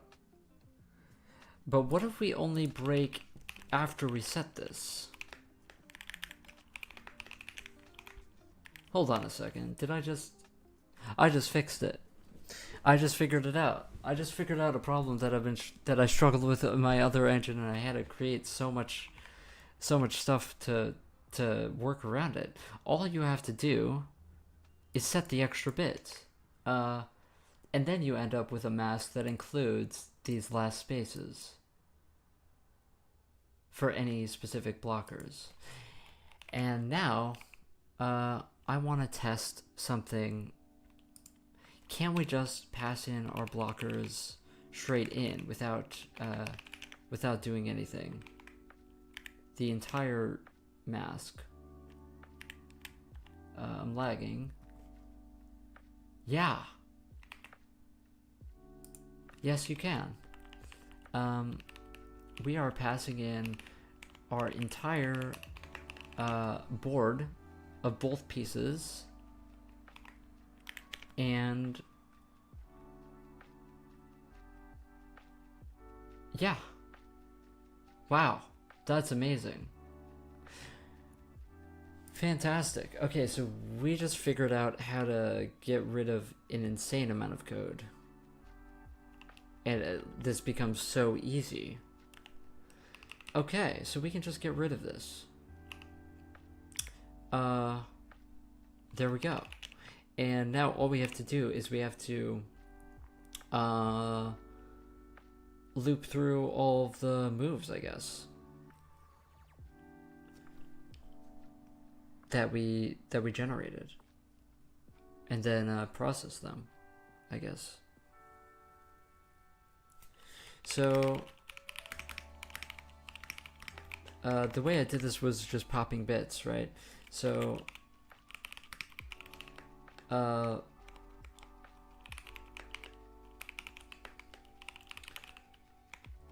temp move count is going to equal the bit count of our moves, and then so we will loop to that temp move count,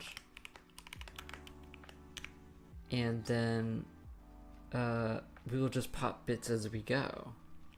So we want our moves to equal the pop MSB of moves, and we want to get the index of this move. So int move index is going to equal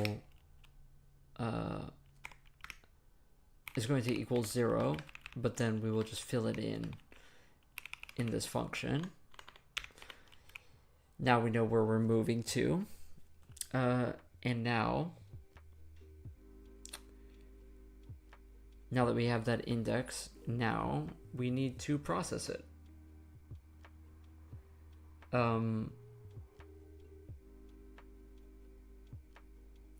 So if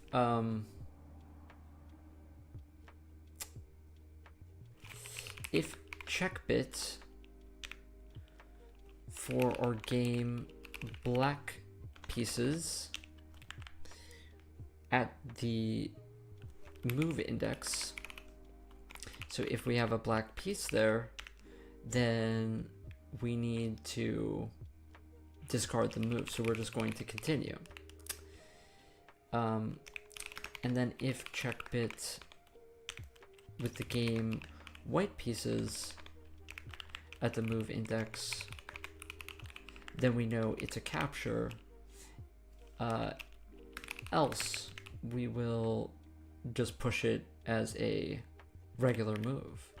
Okay, so if there's a white piece there, what we will do is push a capture onto the move list. So we are going to push move onto our move list with a move of, we will expand this like this, and the start index will be index, that's where we start, and then our end index will be this move index that we got, and then the type will be a capture.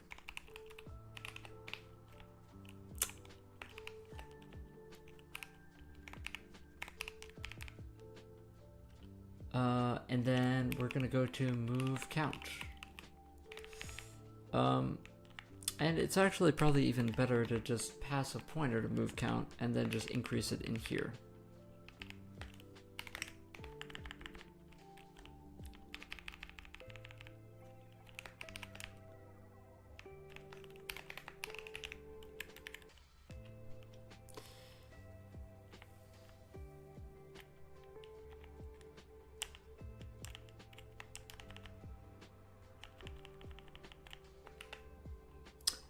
Okay, so otherwise, we want to push a move that is just a regular move.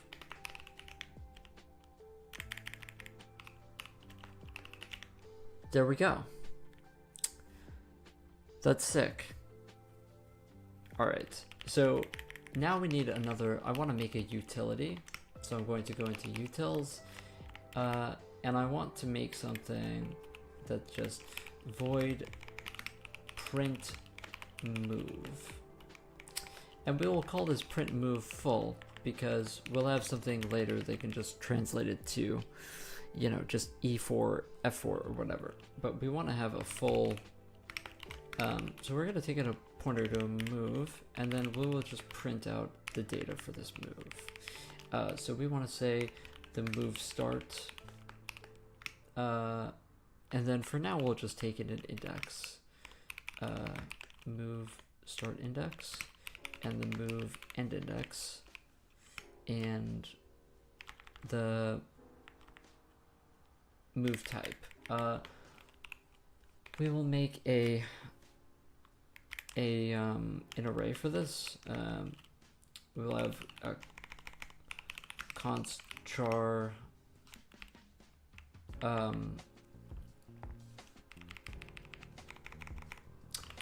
static char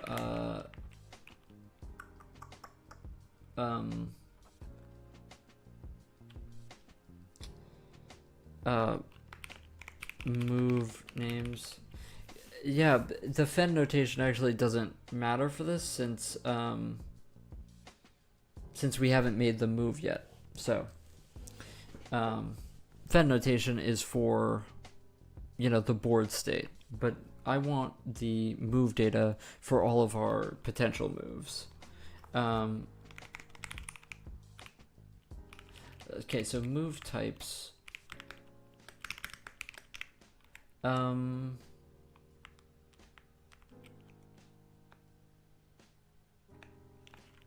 Is this how you do, like?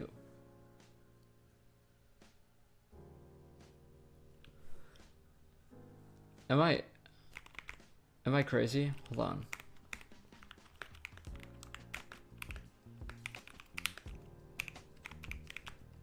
I need to put them in the same. Oh, it's over there. I'm scatterbrained right now. Capture. Castle. Oh, lag.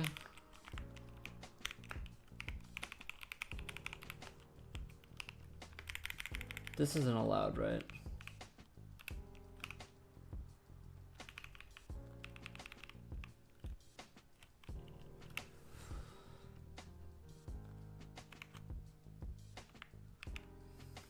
How did I do this last time?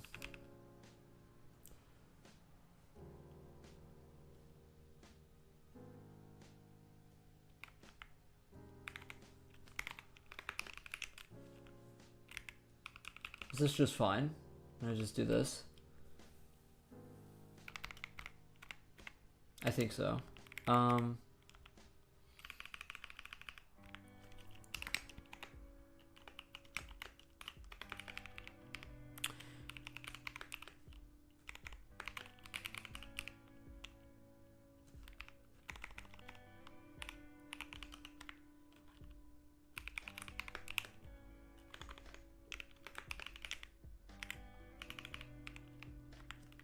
Okay, so I'm just going to do the raw data right now, just to check if this works.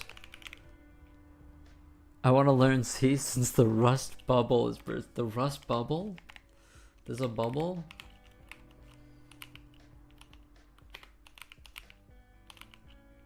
I mean, of course there's a bubble, man. Have you seen the syntax, brother? Like, what are we smoking here? And what are these arrows? Is this JavaScript? I don't know. Okay, but there are arrows in C. You're totally correct about that. But they're pointer arrows. Okay, it makes sense. It makes sense. Okay. We want to include this in the header file. We will make that move print a lot better later. I just want to make sure that we are generating moves and the correct moves. Okay. So we want to loop through and then print move full for, we're just going to get, because this is going to become more complicated later. So we will get the move here and print move full for move. Okay, so now I want to check if we are going to print the moves for a given location. Okay. Interesting.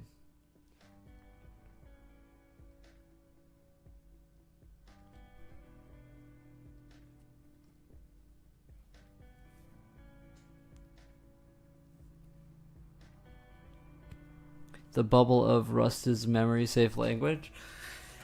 Yeah, I mean, I feel like C is a memory safe language if you aren't an idiot.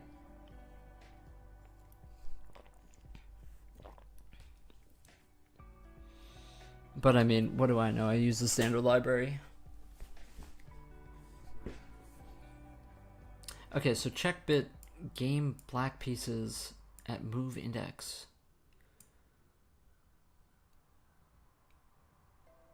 Okay. Let me see if this, without this, if we get moves. Interesting.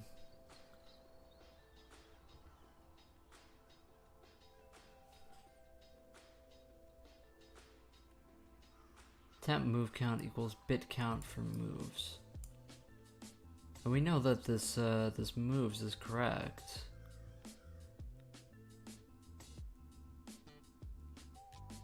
Right?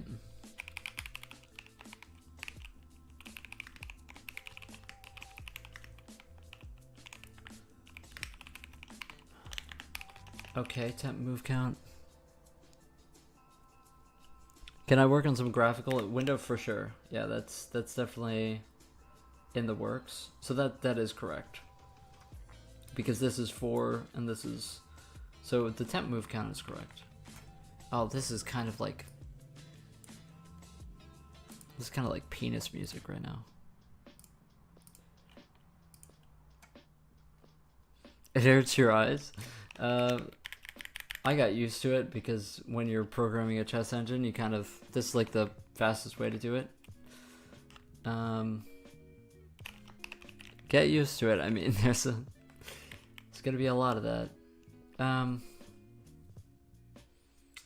Okay, so our move count is correct.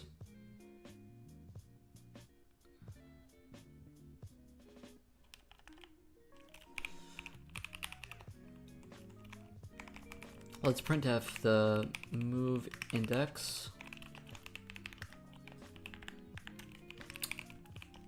And make sure, I mean, we already checked this and our pop MSB is correct. So this is, 1 is correct. So these are all correct indices. I wonder if our move count isn't getting incremented.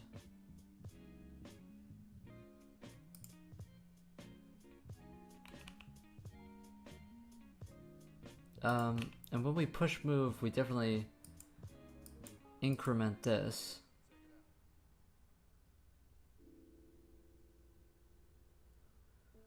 Okay. Okay, let's simplify this. Let's just do this.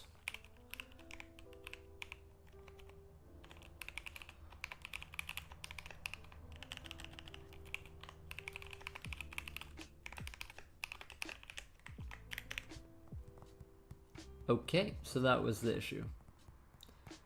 Okay, so for our black rooks, this is correct. So it goes from 0 to 1, 0 to 2, 0 to 3, and then 0 to 8 is a capture. And then it goes from 7 to 5 and 7 to 6, and it can't go here because that's capture, that's capture. That's capturing its own pieces. So that's working correctly. Yeah, so I think the reason why that didn't work is because the syntax is different. What you have to do is you have to do this, and this should work. Yeah, that's something about C that's you gotta learn, Adam.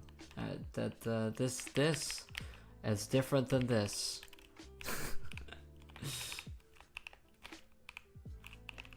The parentheses are important. Anyway. Alright. So this handles our black rooks. It is kind of verbose. So I kind of want to put this in its own function.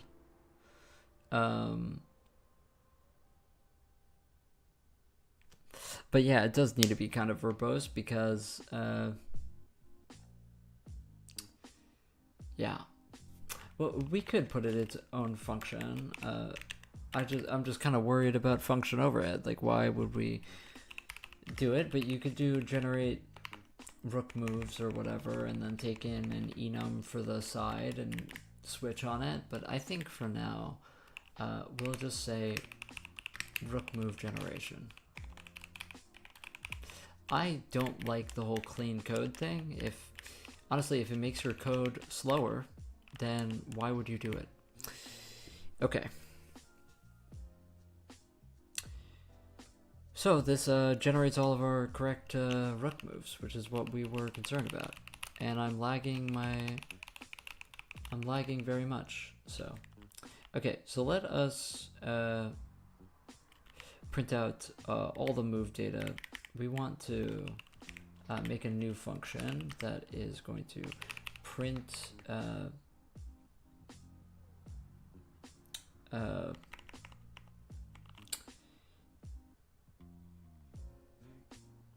we're going to call this raw index to move.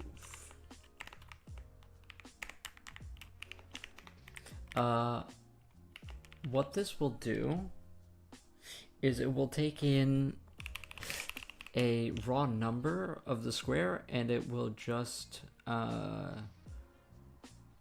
give us the move string back. So we're gonna take in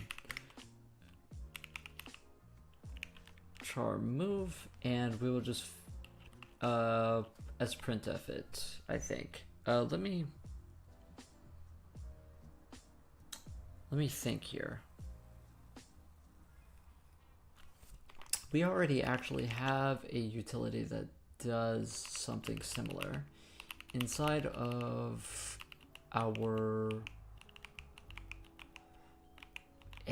game, I think, actually. At the top of game, we have parse piece, parse rank, and parse file. We need to do the opposite of this, though. This takes in a character and returns an enum. And we need to do the opposite. File and rank to index. To be honest, this should be in utilities, to be honest, all of this. So that's what I'm going to do. I'm going to put this in utils. Yeah, so let's go from here to down here. This is all of our parsing utilities, so it shouldn't be in game. So yeah, let's go this to utils and just put this here, at the top. Okay, so now we need to do the opposite of this and go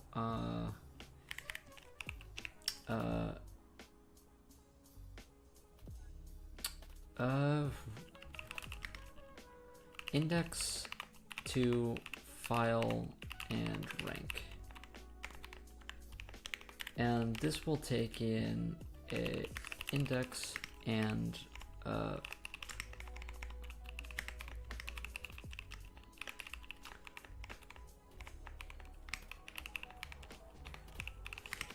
if these pointers are bad,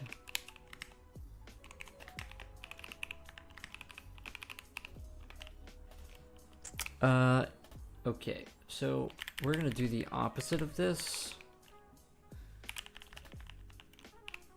So we will take a flipped rank. It's the opposite.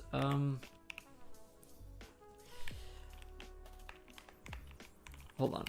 File is going to equal the index modulus 8, and the rank will equal the index divided by 8. Yeah, I mean that should literally be it. Oh wait, we have to flip the ranks actually, right? Yeah, because our board is backwards. So that's going to be -7, and then we're going to take the absolute value of that.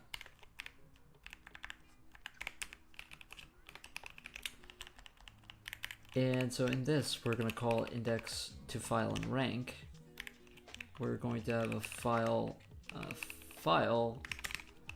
and a rank, and we'll pass these into here. Pass in our index and our rank, and then we will use that. So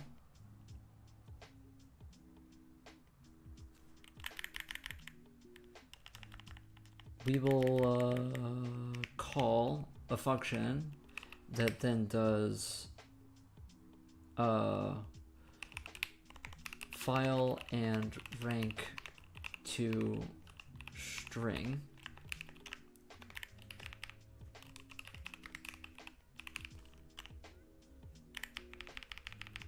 and it will take in a file rank, and it will translate this to a string. And what this is going to look like is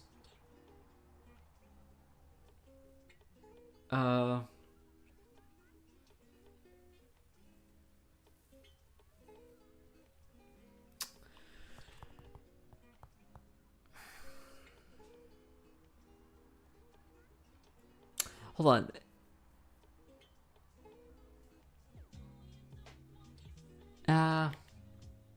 No, yeah, this is fine.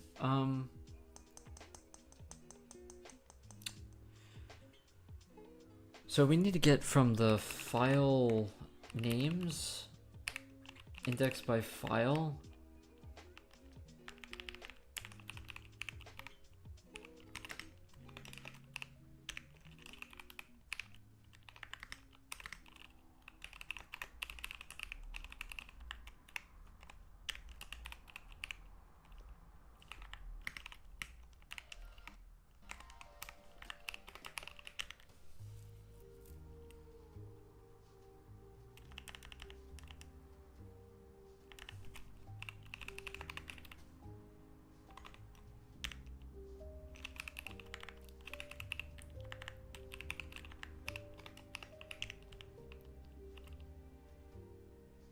Okay. So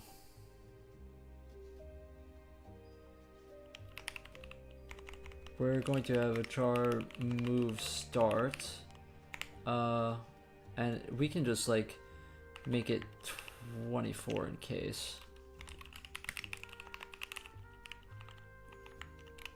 And a move end.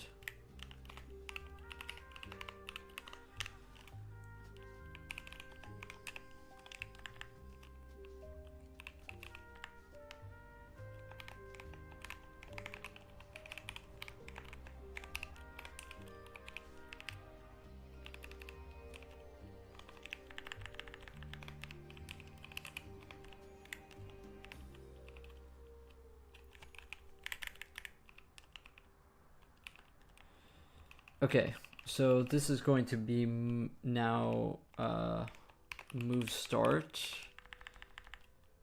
move end.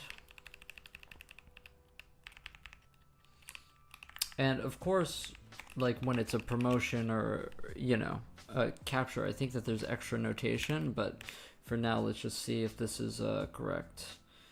Okay, implicit declarations. A function parse file, implicit declaration of parse piece. Okay, so we need to have these in our header file. And so I'm just gonna move this. There should be, all of these utilities should be in the utils header. So that's what we have to do, because that's why it's getting mad at us.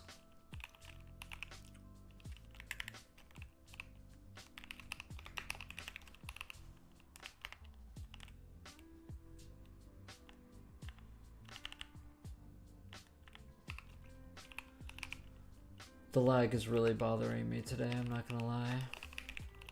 I have to go back to 720p, but I can't do it while I'm still live, so that is what it is.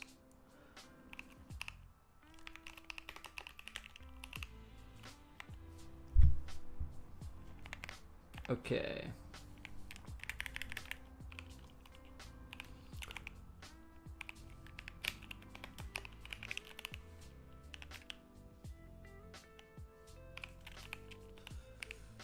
I want 1080p because I've like looking at back at my streams and stuff, it's like really hard to watch, to be honest.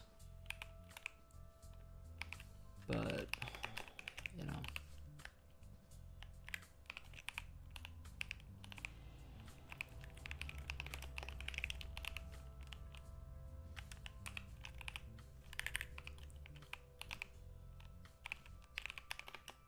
Okay. So we have gone through all the utilities, but as you can see, this is all correct. A1 to B2, A1 to C3, D4. Now I'm realizing that this isn't correct because the ranks are switched. This is supposed to be 1 and that's supposed to be 8. So let's go and fix that.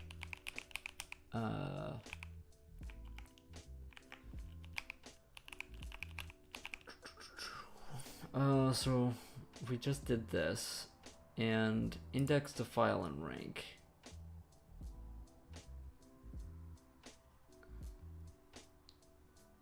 We swapped this, but apparently this this is just this, I think.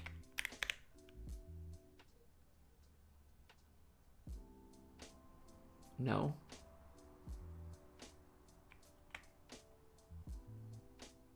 Oh, that's why. I was correct about this. I just made a mistake here. This is just a typo here with this. There you go. So we have a black rook here, and we are moving it to B8, C8, D8, or we have a capture at A7. Same thing for this rook. We have it at H8, F8, G8 moves. There you go. So our move generation for our rooks is working. And now we can just copy and paste this down and change some things for the white rook. Namely, everywhere it says black, we have to change it to white. And everywhere it's white, we have to change it to black.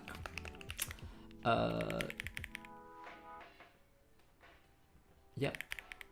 Yep. The rest should be absolutely correct. We could even simplify this code a bit.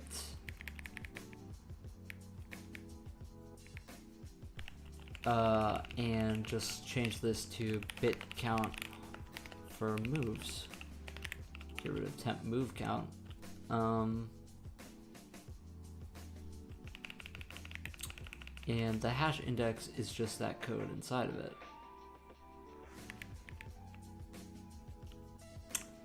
But I don't really want to do that. You know what? Actually, let's just keep it like this because moves is changing during this, so that yeah.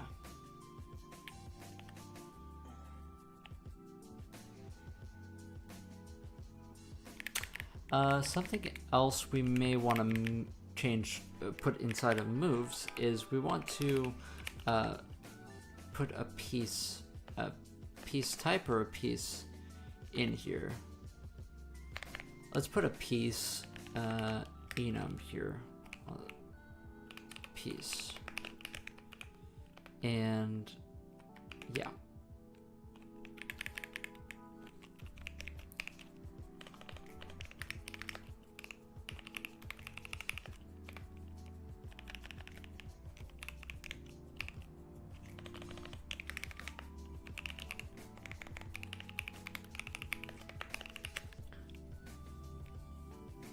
Okay, I like that.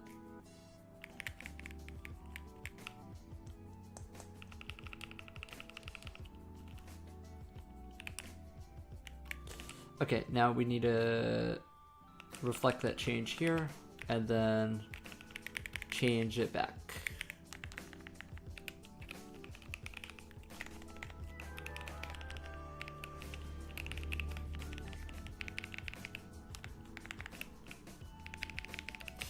My goal for today is that we get our move generation done and maybe do our first perfed. That's my goal. So I'm hoping that we are able to achieve that. But still got a bit to go. Actually not going to be too painful from here on forward.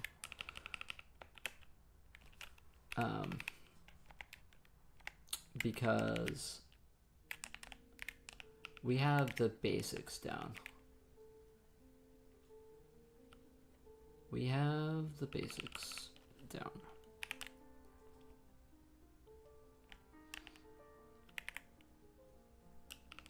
Okay, so we have to make sure that this is clean and not, we have this break happening twice. What we want is to have this scoped. I think that the compiler likes it when you scope this. So that's what we're doing. So the black bishops are scoped, white rooks are scoped. Okay, so now we have to change this to all the bishop data.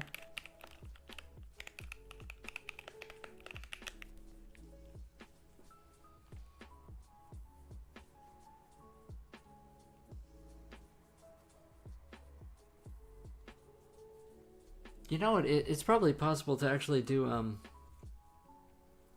to just make a function that does this and make this a lot simpler.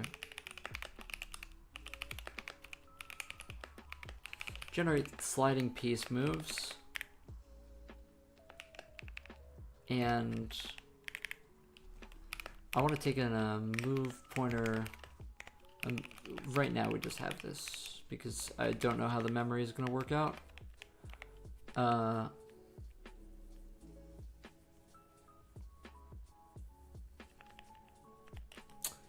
But we can just put that inside of there, instead of there. What we need inside of here is a piece data pointer, piece data, and a piece piece type, and what else do we need?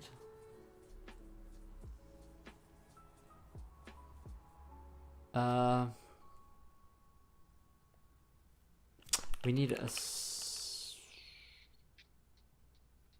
We don't actually need a side because we have it.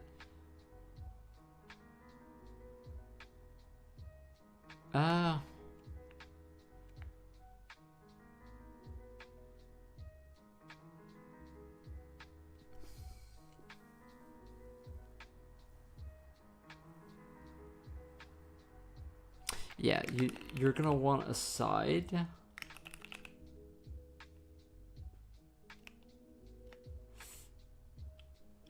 And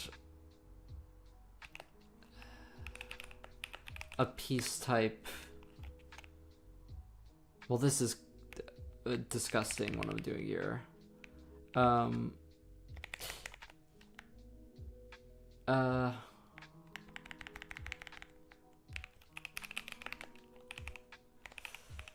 I'll make a comment that explains what this is, why this is complicated later, but the reason why is because if we want to condense all of this into one function, we need to actually kind of do something weird, which is to avoid a bunch of branching. What we are going to end up doing here is just swapping here for if we want rook or bishop magics.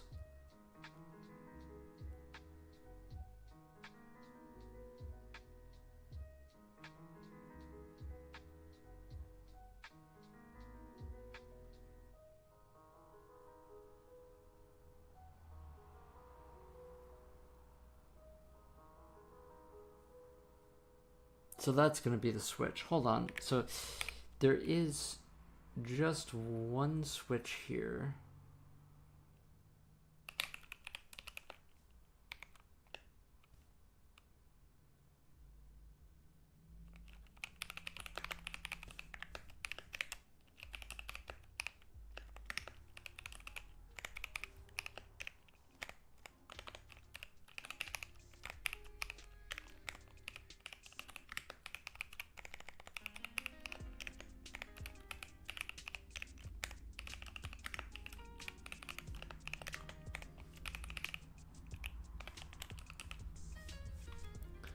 And so this is just going to switch here.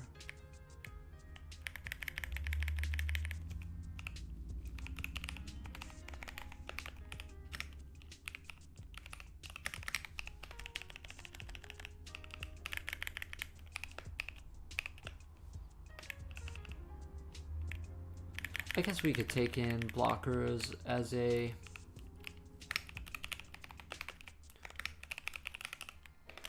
argument here, and then we are going to need the game here as well, and this is getting quite verbose, but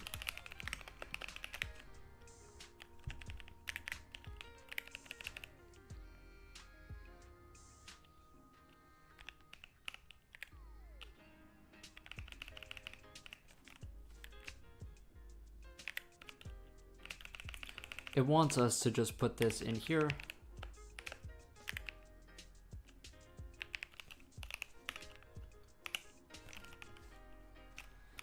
So if it's a rook, then we want to do this. If it's a bishop, we want to do it with that. And then if it's this, then we're going to OR both of them.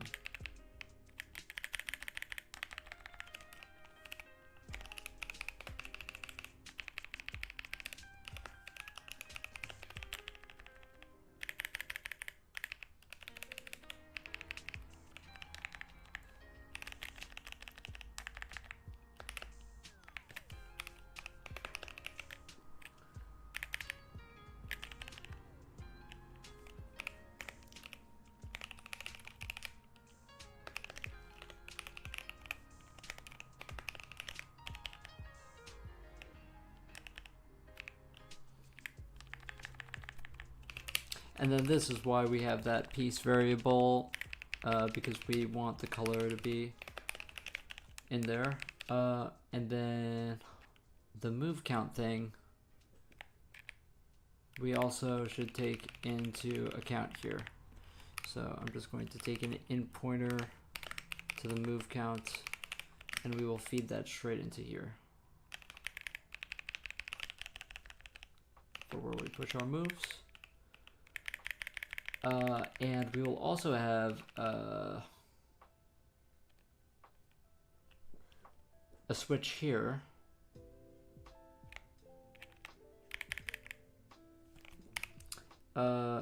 For this. So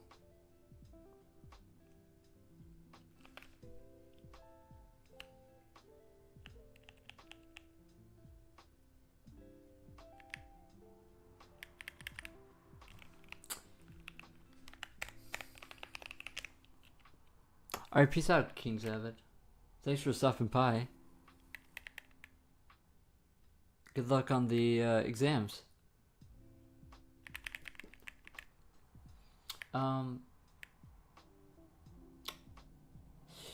So we want to have a UNT64T potential captures and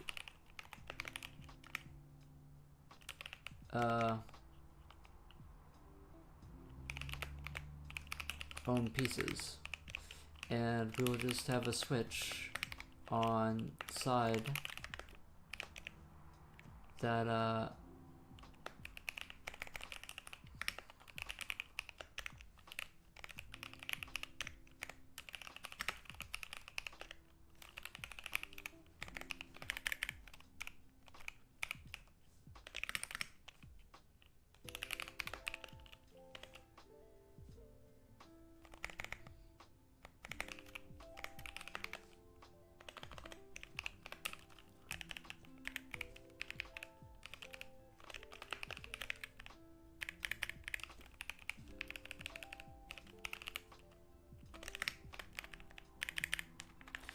okay, cool.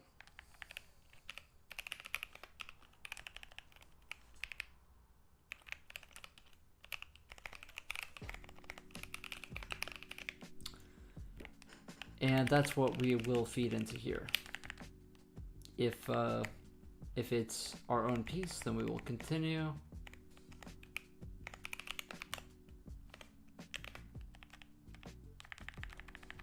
Or if it's a potential capture, then we will capture.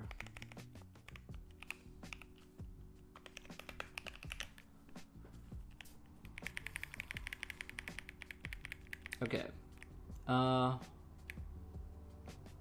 Cool. So there is a switch inside of a loop here, which isn't very efficient.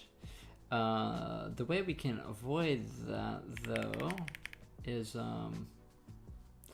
I wonder if the compiler just actually optimizes this out. You know.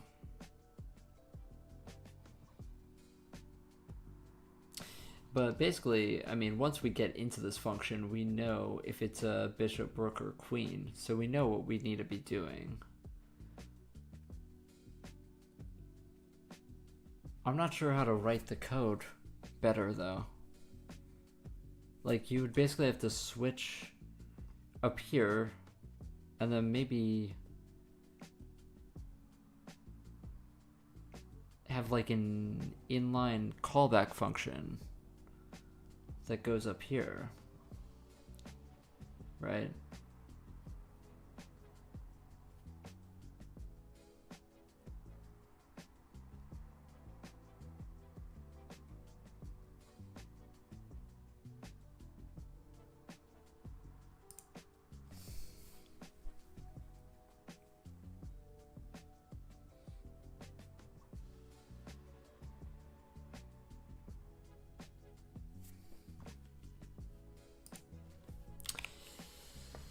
So this would be like a...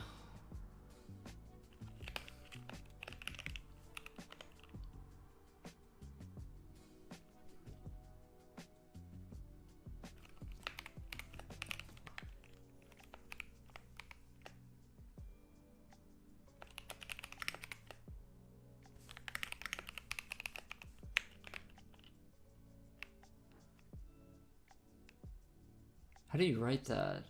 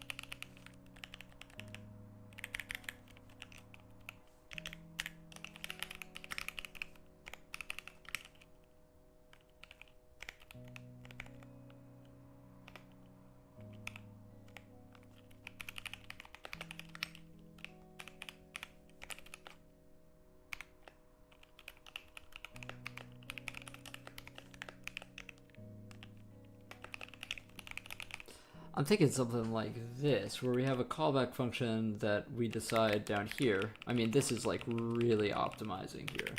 But if we do this here, then instead of doing this, this will be actually inside of the function.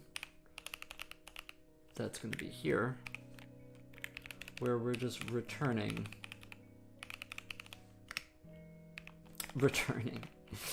We need to return this, so this is going to take in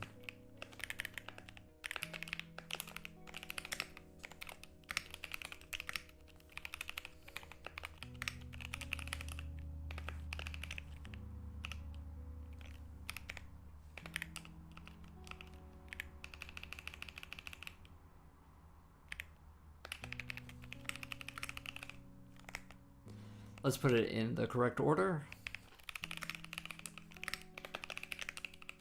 And then we're going to have this for rooks. And then queen.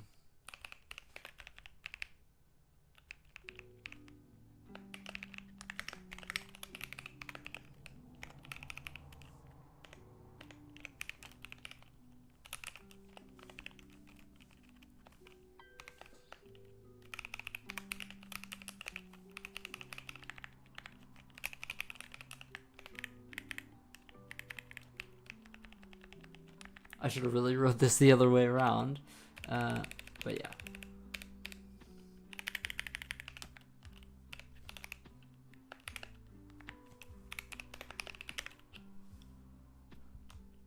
Okay. So now we're just going to switch once when we enter the function, and then this function will equal fetch .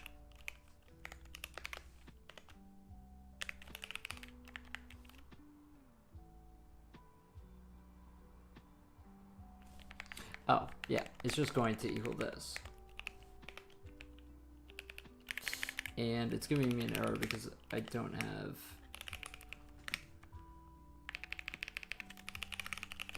this, the correct function signature.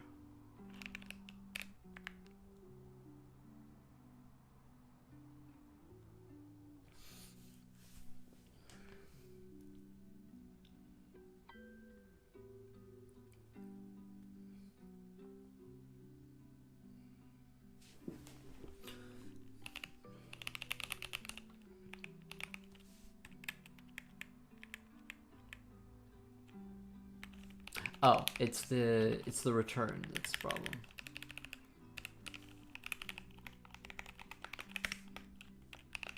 There we go. I'm sure there's a better way of doing this. You could also just write 3 different versions of it, of this function. But this is the most clean way of writing the code, I guess, you know.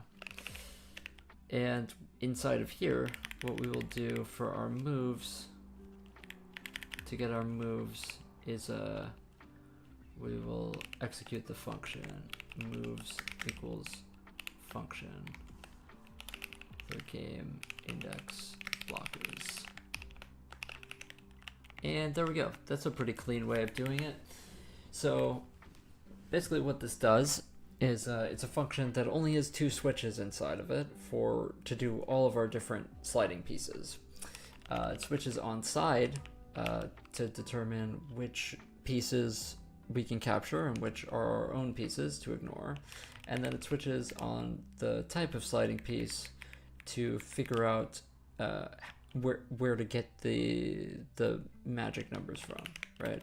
And then it just binds a different callback function so that we don't have a switch inside of a loop, and we just switch once when we enter the function, and then we know which function to execute down here every time. So that's a pretty neat way of doing it, and so we can get rid of all of this code now and just have one function call for all of our different sliding pieces. So generate sliding piece moves is what we called it with our game. with the move list, and we are passing in a pointer to the move count, and then the game piece. At game pieces I piece this is going to be rook, black rook. I'm off by one, I think, but blockers, where am I off? Move count, piece data. Where am I off? Oh, side. We didn't have side here. We were black. Black rook.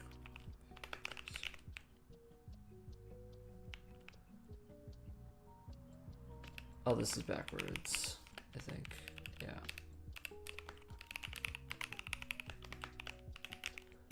And there we go.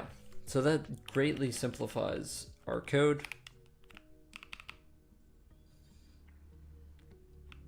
So that we don't have like a bazillion lines inside of this mega function.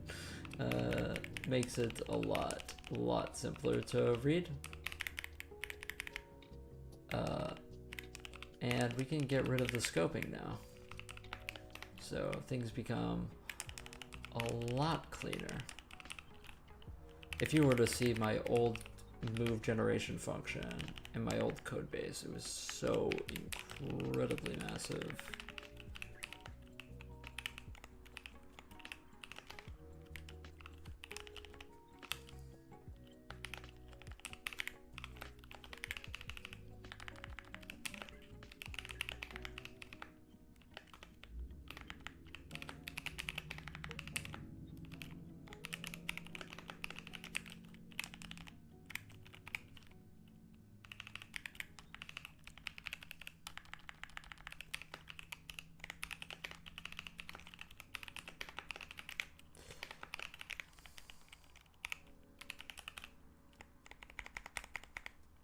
Okay, now we need to do our queen moves.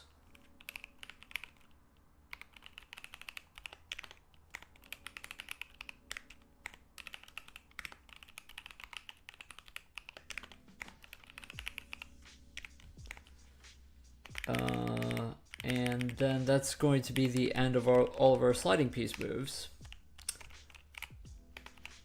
And everything that isn't a sliding piece, we still have to do, unfortunately.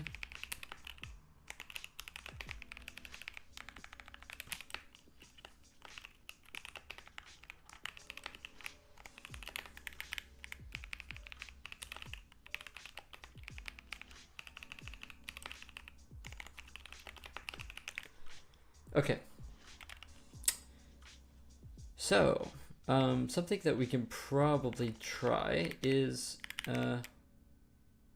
okay, so here is all of our moves. So let's do some change to print move full, and let's also print out the piece type for the move, which is a character in piece names.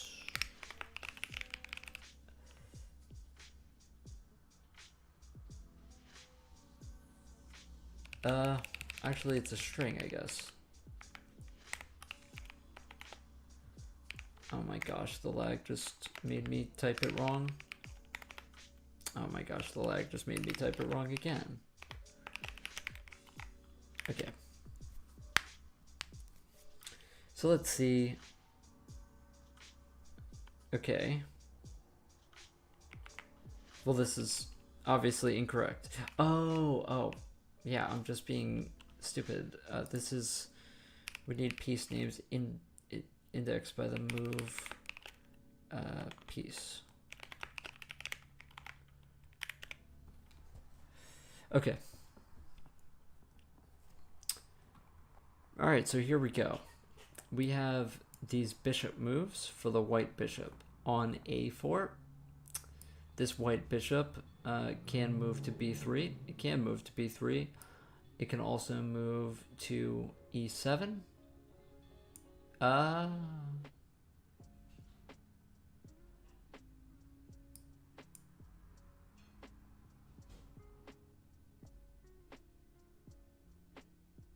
Oh, no, that's not it at all. So it can move to, oh, these aren't in order. Oh no, they are. Wait, we're missing a move. Bishop on a4 can't go to b3, but it should also be able to go to c2.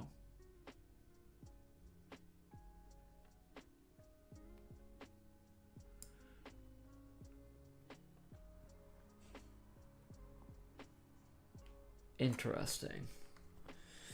And then we have b4 can also go to f8, e7, d6,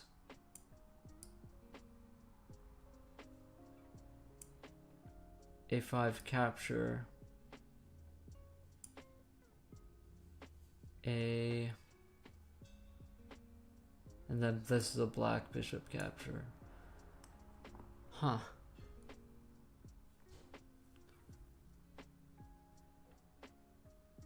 We are missing a move. Interesting. This white bishop can definitely move here, right?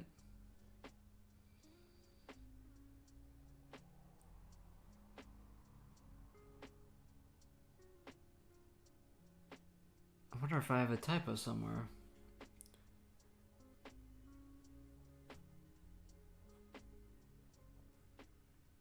Or if I have some sort of error.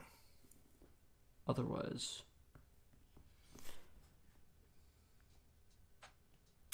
The interesting thing is that it is a blank space, right? So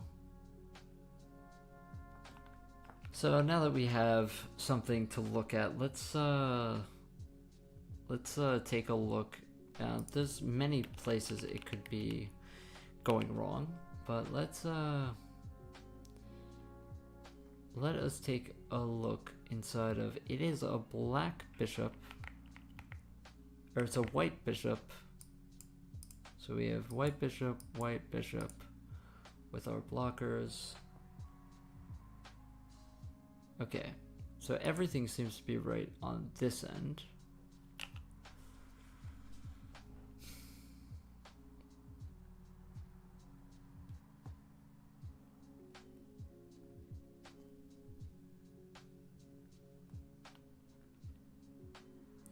Let's step through it and check our fetch bishop moves. Bishop magics. All of it looks correct.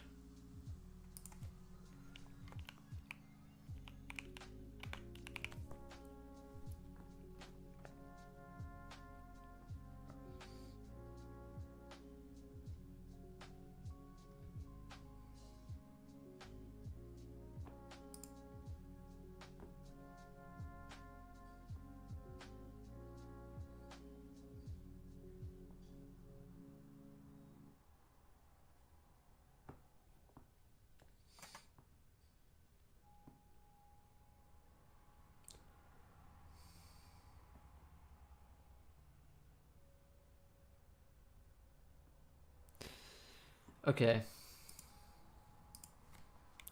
So let us do some proper debugging here. And let us print board for moves for that white bishop. And we will only do it if a piece is white bishop.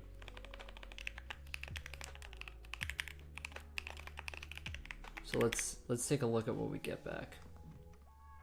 Okay. So the mask is correct. That's what I care about. So the mask is correct, but this Wait, what? No, yeah. So we aren't getting a move. So let's take a look at where this is, okay, so let's move this down here and say,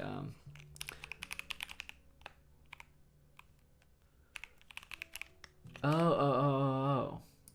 This was incorrect code, I think. This is supposed to, because it does, yeah. So let's see if this fixes it. Oh, yeah, there it is. Okay, so that was the bug. I had this here for this reason, but I also had bit count here. So what I was doing was moves was changing, and then it was counting the bits again and again and again, instead of just counting it once and then going up to that count. So that's what the bug was. Anyway, there's a long list of moves here, but these are all of the available moves. I'm pretty sure that this is all correct. Really no way to check until we get to perf though, because I don't want to go through all of them by hand. So, but yeah, I think that this is it. Cool. Neato. All right. So now everything that isn't a sliding piece, which is our pawns, our knights, and our kings.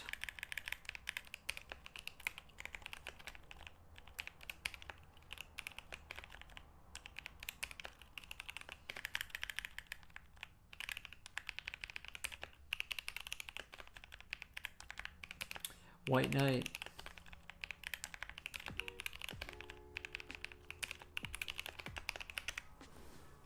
Okay.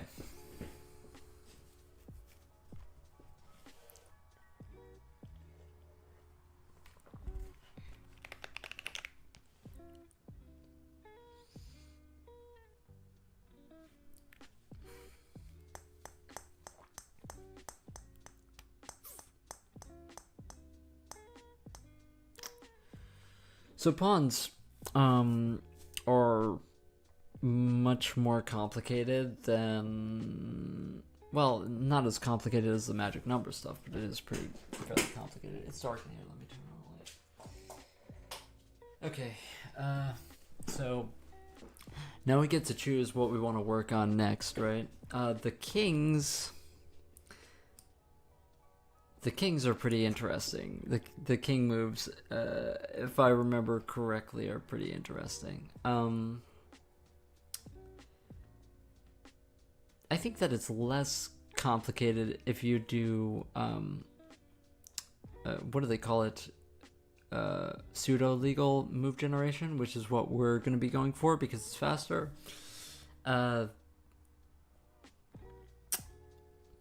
What do I want to do now? The knight moves or the pawn moves? Okay, let's do knight moves.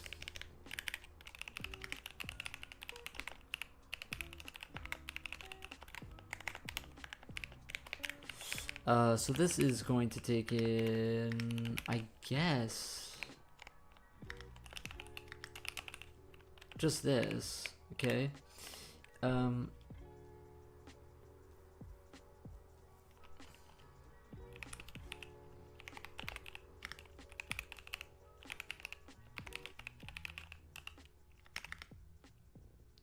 The way I ended up optimizing this later on, actually now that I'm remembering, is that what I did was I put these as an argument, actually. So instead of passing side here, what I ended up doing for all of these functions is I just had a uint64t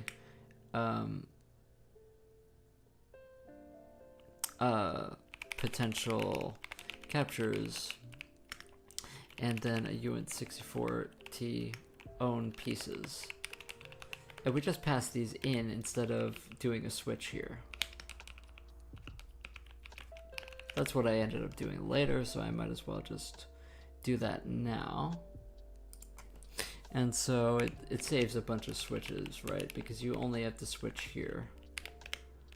So you switch on... I think that generate moves has to take in a side for the current turn. So you're going to switch on case black. Actually, we can just like copy this from up there. We can just take what we did here and paste it here.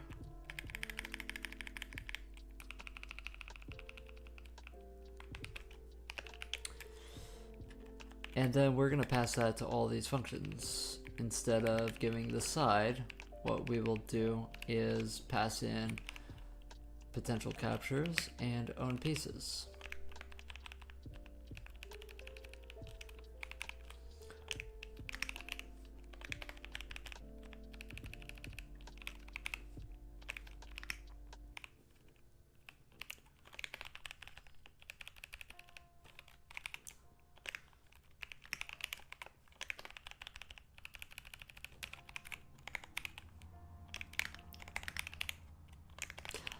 I hope that people don't find this boring or just don't want to watch it, because it's not a game engine, but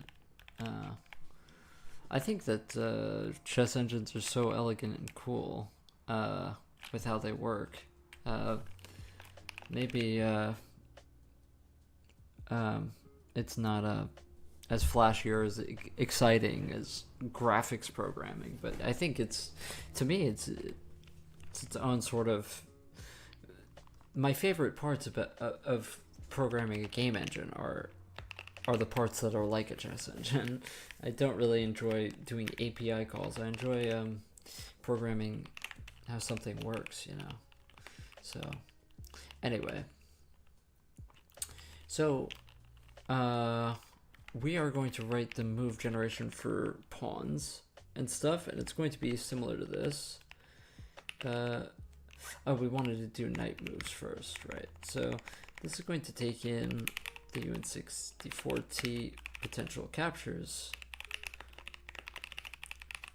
and the UN64T own pieces to avoid the switch case.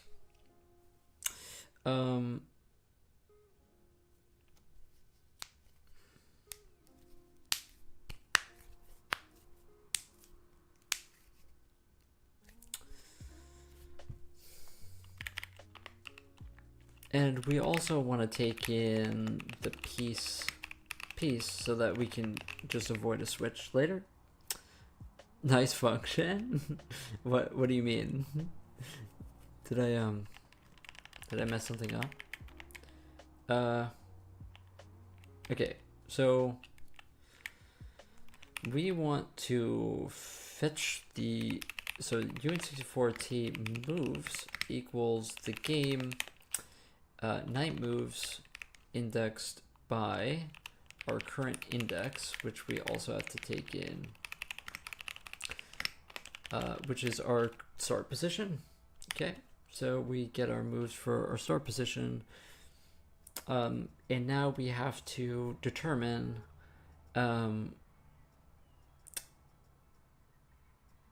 which ones are captures, right, and which ones are blocked. So our moves is going to be, hold on. So we're going to have a UN64T captures, which will equal the moves and the potential captures. But before that, we want to do moves XORed with our own pieces, if I remember correctly. Let me think about this. So let's say we have our own pieces and we have moves onto those pieces. We don't want those. Oh, hold on, but we don't want our own pieces on the board. So this is gonna have to be two different things.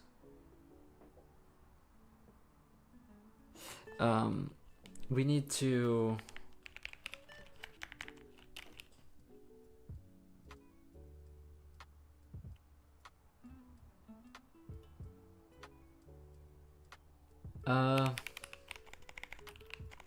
is it moves? Is it this? So if we have our moves and our own pieces, then we know what to exclusive OR, right? And this, then you simplify down to this. And then that gives you all the possible moves, which then you AND with the potential captures to find the captures. And then you remove those from the moves.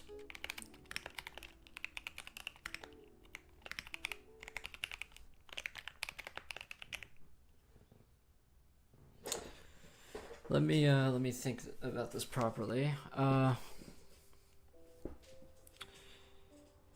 So if you take your potential moves and your own pieces, then you get only the overlaps. And so if you exclusive OR that, then you will get all of the legal moves.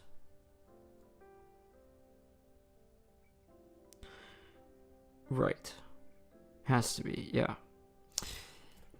Then, to do your captures, you take your potential captures and you AND it with the moves. And then you need to remove those captures from your move list. So then you do the same pattern. And now you loop through the moves and the captures. I wonder which is actually faster if you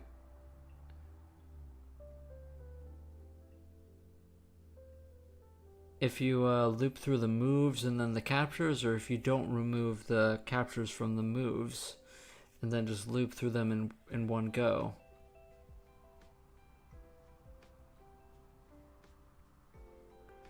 I think it's probably faster to do this way.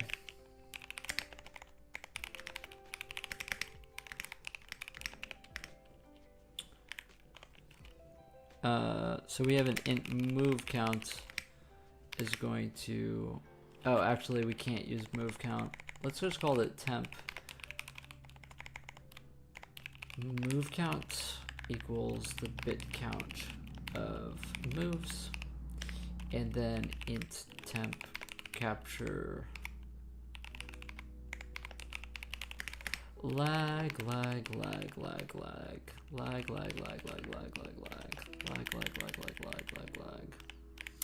We are going to take in the same thing here, which is going to be our move list, which we have set at 400 right now, but don't worry about it, and an int pointer move count for us to increment. So this is going to be a temp move count and then I++, and then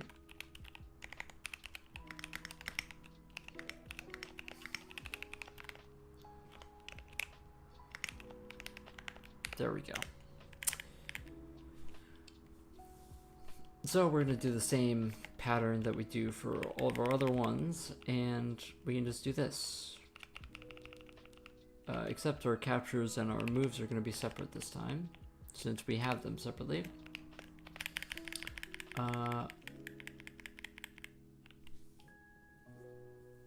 So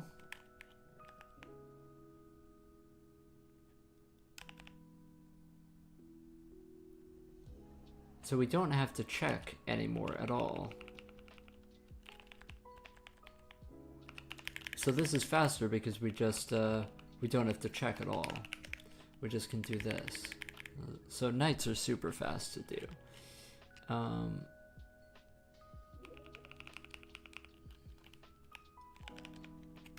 and then we just do the same thing for the captures.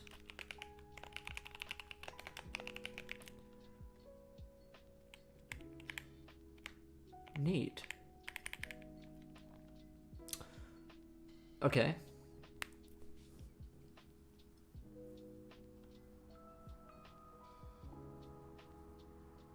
Is that really it? How simple is that? Am I crazy?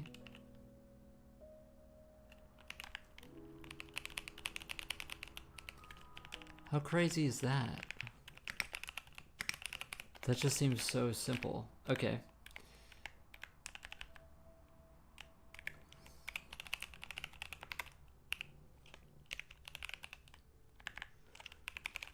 I think I'm a lot better at programming than I was when I first made this.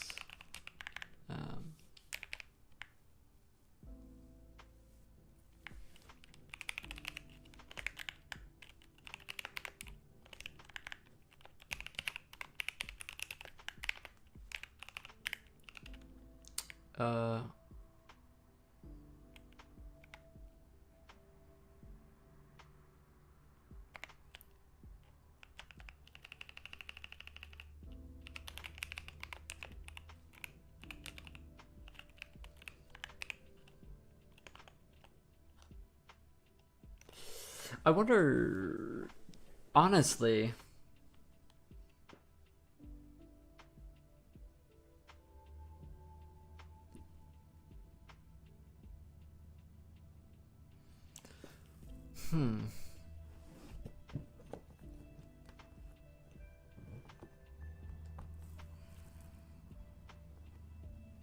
what major do you do at college? I went to college multiple times, and not for computer science. I went for music first, and then I went for business, and then I went for English literature. And I didn't graduate once with a degree, so.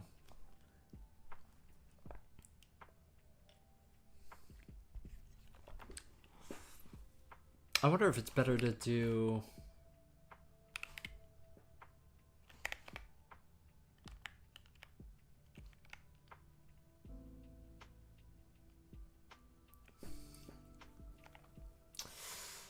Oh, interesting. So this has to do it in a loop. Okay, understood.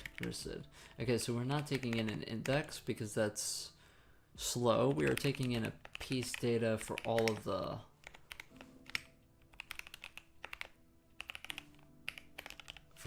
piece data, and then you're just for looping through here. Yeah, I mean, this is annoying, but we should just do this.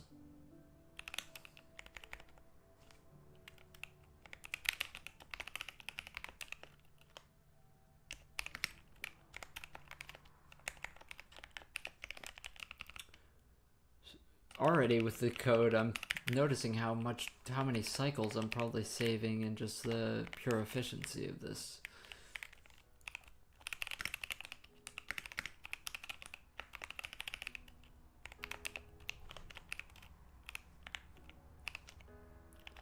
Okay, so we need to change these from I to, let's just use M because it's moves.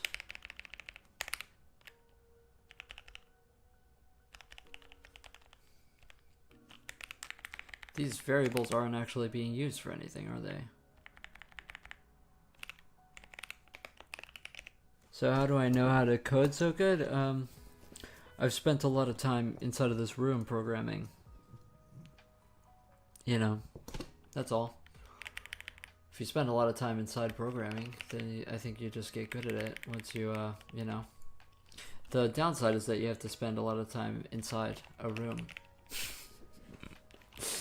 And I think maybe most people it would drive them insane, you know.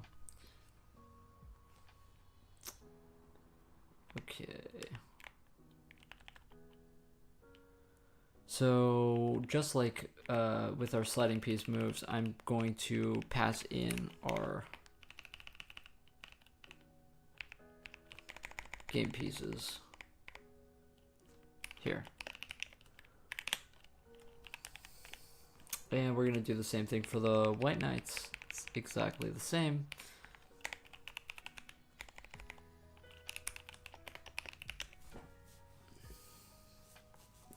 How did I start and why? I took a computer science class when I was in high school. And that's when I started. I made Minesweeper and Sudoku. And then I made chess and stuff like that. And then later I did some web stuff, I guess, on the side. And then later I ended up, you know, here, you know.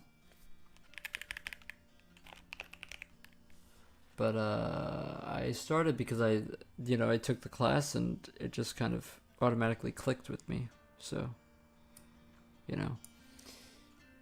Okay. So our knight moves, as far as I know, are finished. Like that just seems to work for me. It's very simple. Now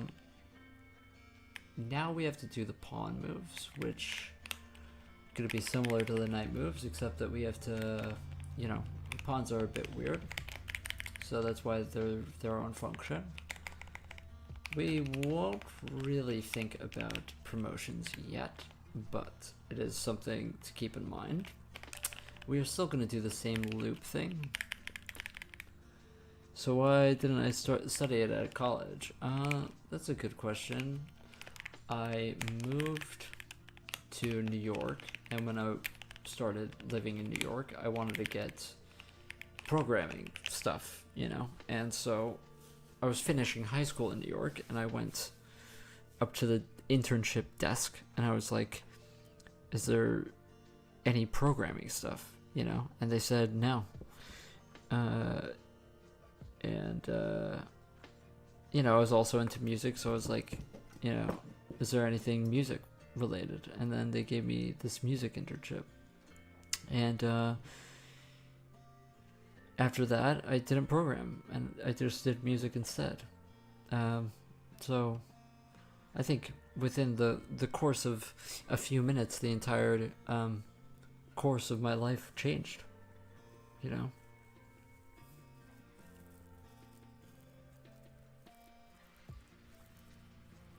It's strange how that happens, you know? But I do love music, you know, and art. I think that my favorite parts about programming are the parts that are related to art. I kind of consider programming as an art form, you know? And I was honestly fed up with people who didn't consider it an art form and want to just, you know, no offense to the people who create websites, but, you know, just want to push buttons all day and center divs, you know. I kind of had the hard realization before that the type of programming that I wanted to do, people just didn't care about it, you know. And that kind of bothered me, you know, when I was young. So I was like, if I'm just gonna be, you know, not doing the programming that I want to do, it's just gonna make me upset, you know? And so, yeah.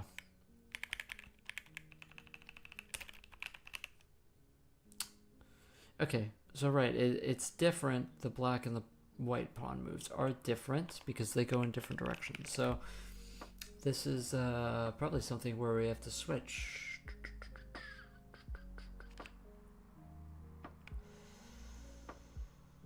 Yes.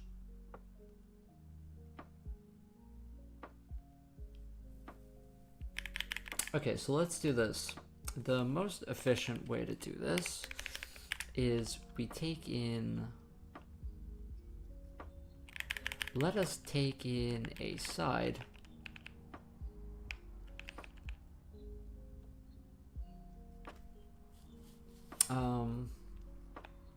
we have to take an aside here. Because... But do I wish I had the option to pick computer science? Looking back, yeah, you know, I think my life would have turned out a lot differently, you know? But honestly, there's no way to tell, you know? Like, if I were to go back in time and that, you know, if that option were there, who knows what would have happened? You know, maybe I would have ended up at some place programming, and that would have driven me just as insane as everything else ended up, you know? I think that looking back at my life, there was a sort of like inevitability to all of it, you know? So, you know,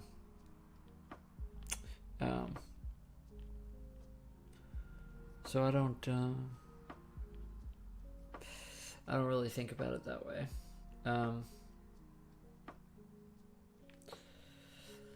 I've lived a crazy life, you know, so it's kind of hard for me to look back on it and have any sort of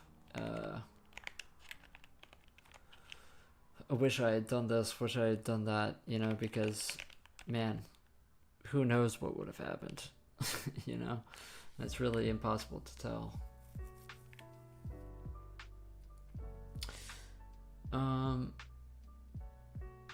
Right, so we want to switch on.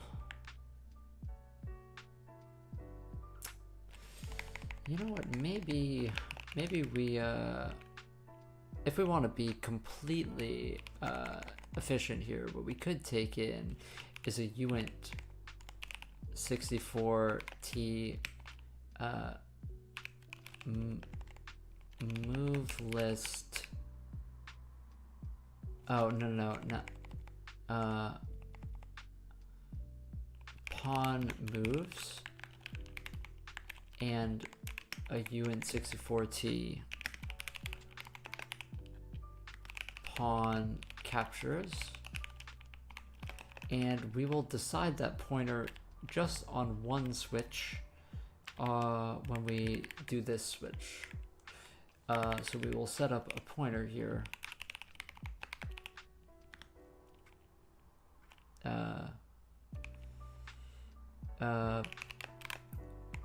Pawn moves.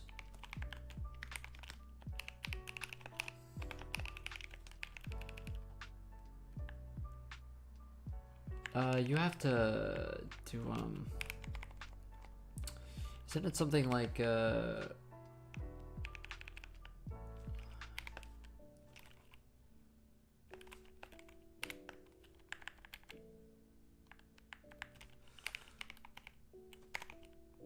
think it's this, right?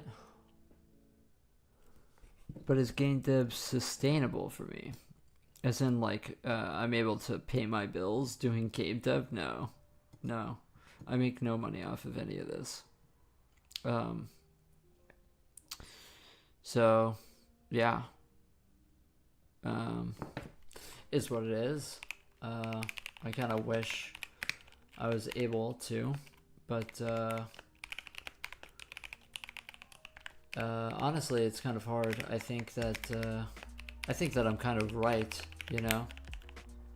I just don't think that there is really a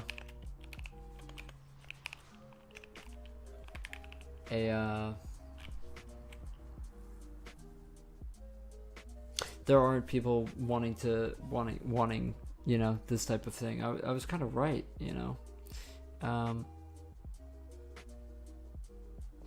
No one sees the art in it, you know, in any of it. It's all very much what's the most efficient way, the fastest way to do something. How can I leverage all the new technology? How do I push forward? And, you know, there's no kind of concern for the art in any of it anymore. That's kind of why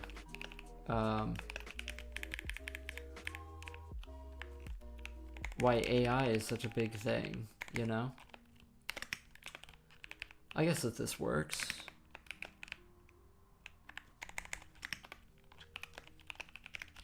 Not to shit on anybody who uses AI, but, you know, I just, I don't know. Maybe I'm just bitter about it, but I do think that there's just, you know, rightfully everybody wants to make money, right? And the best way to make money is to do everything the fastest and the bestest way.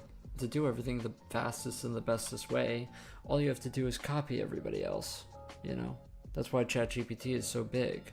It's because it just tells you the best and the fastest way to do whatever, you know? It just looks through the entirety of the internet as a database and says, here's the answer, you know?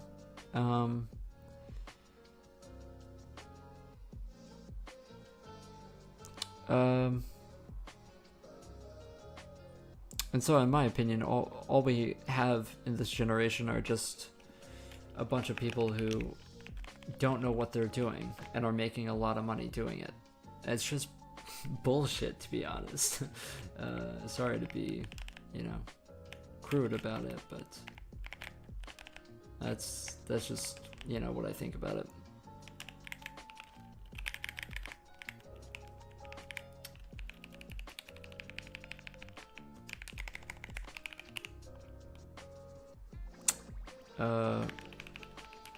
I need to figure out what else is here.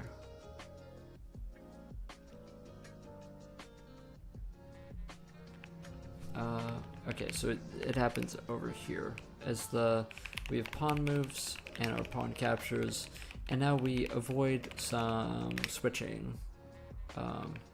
Actually, hold on a second. It's the same amount of switching. It's the same.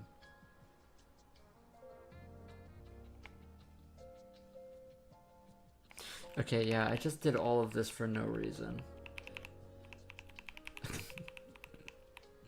It did all of that for no reason. You can just literally take an aside and then just do this here.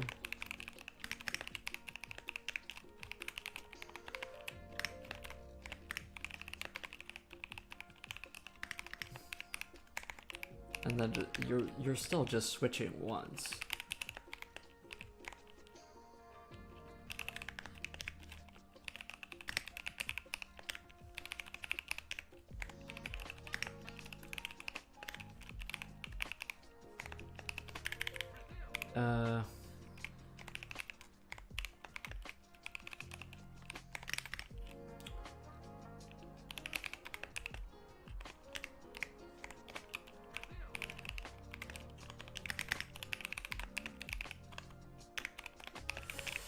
So what would you have done if you could go back to like age 18? Like not only about school, but other stuff like hobbies, social.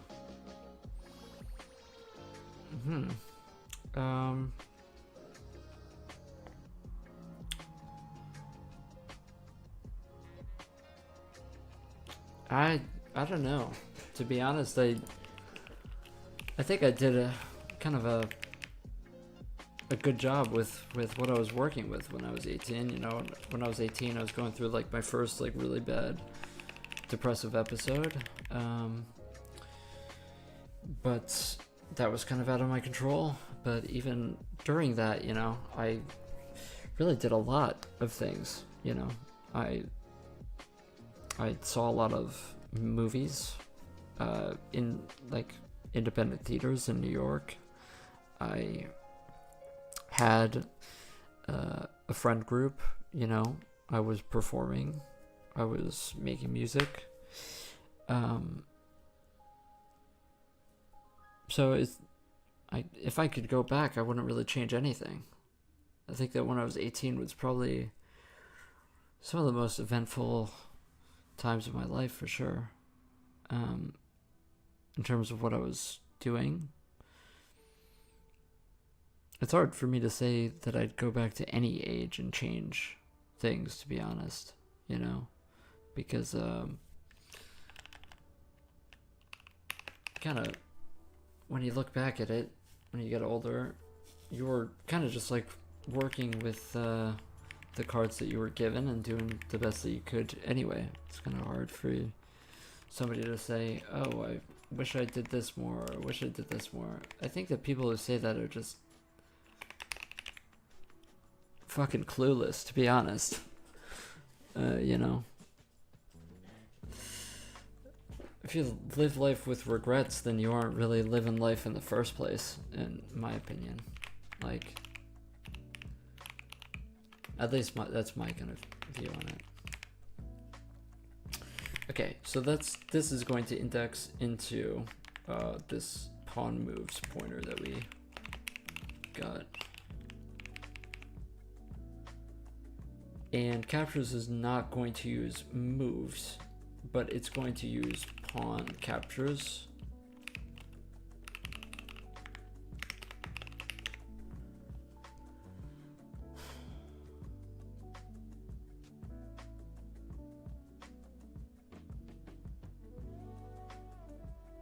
Okay, so this is going to change a bit. Pawn captures ANDed with potential captures gives us our correct captures, I'm pretty sure. And our moves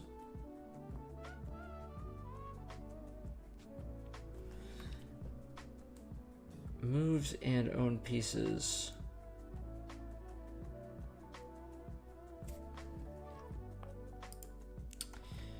can I AND this with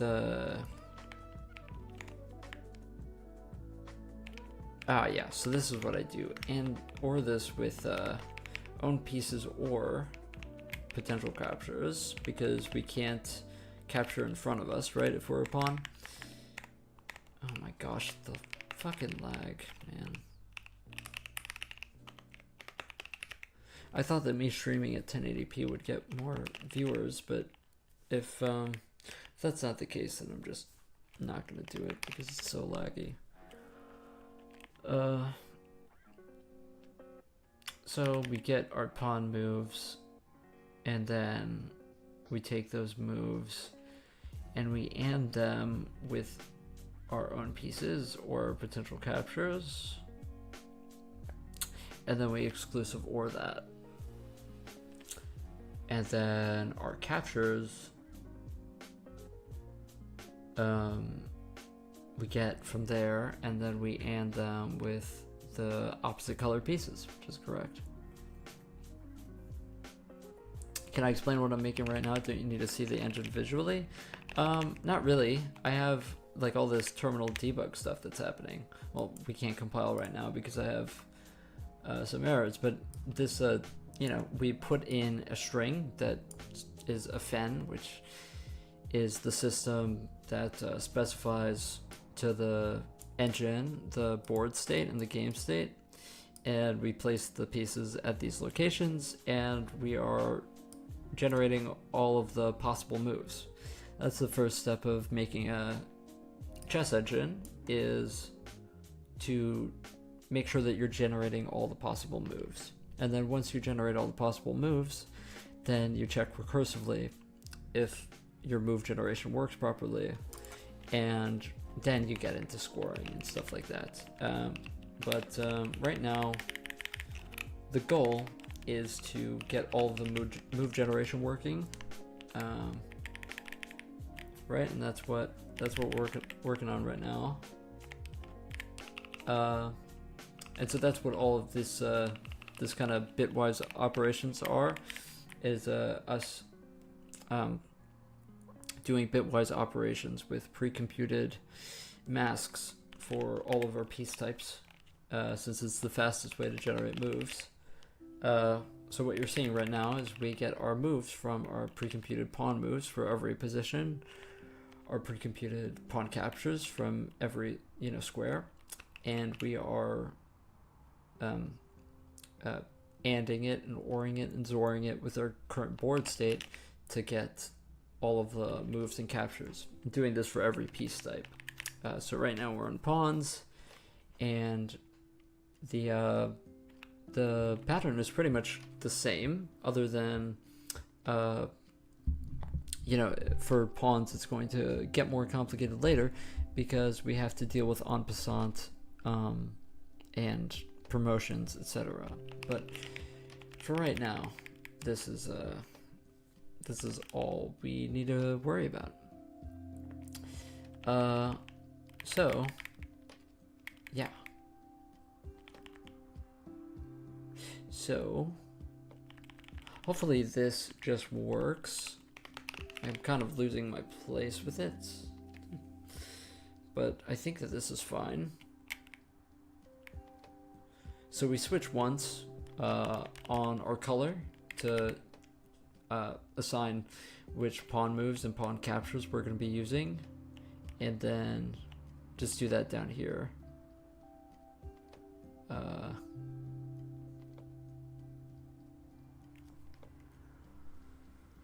This is a lot simpler than I remember my code being the first time. I wonder if there's something that I'm missing. But obviously we don't have en passant. Is it just for learning, or am I adding some catch? I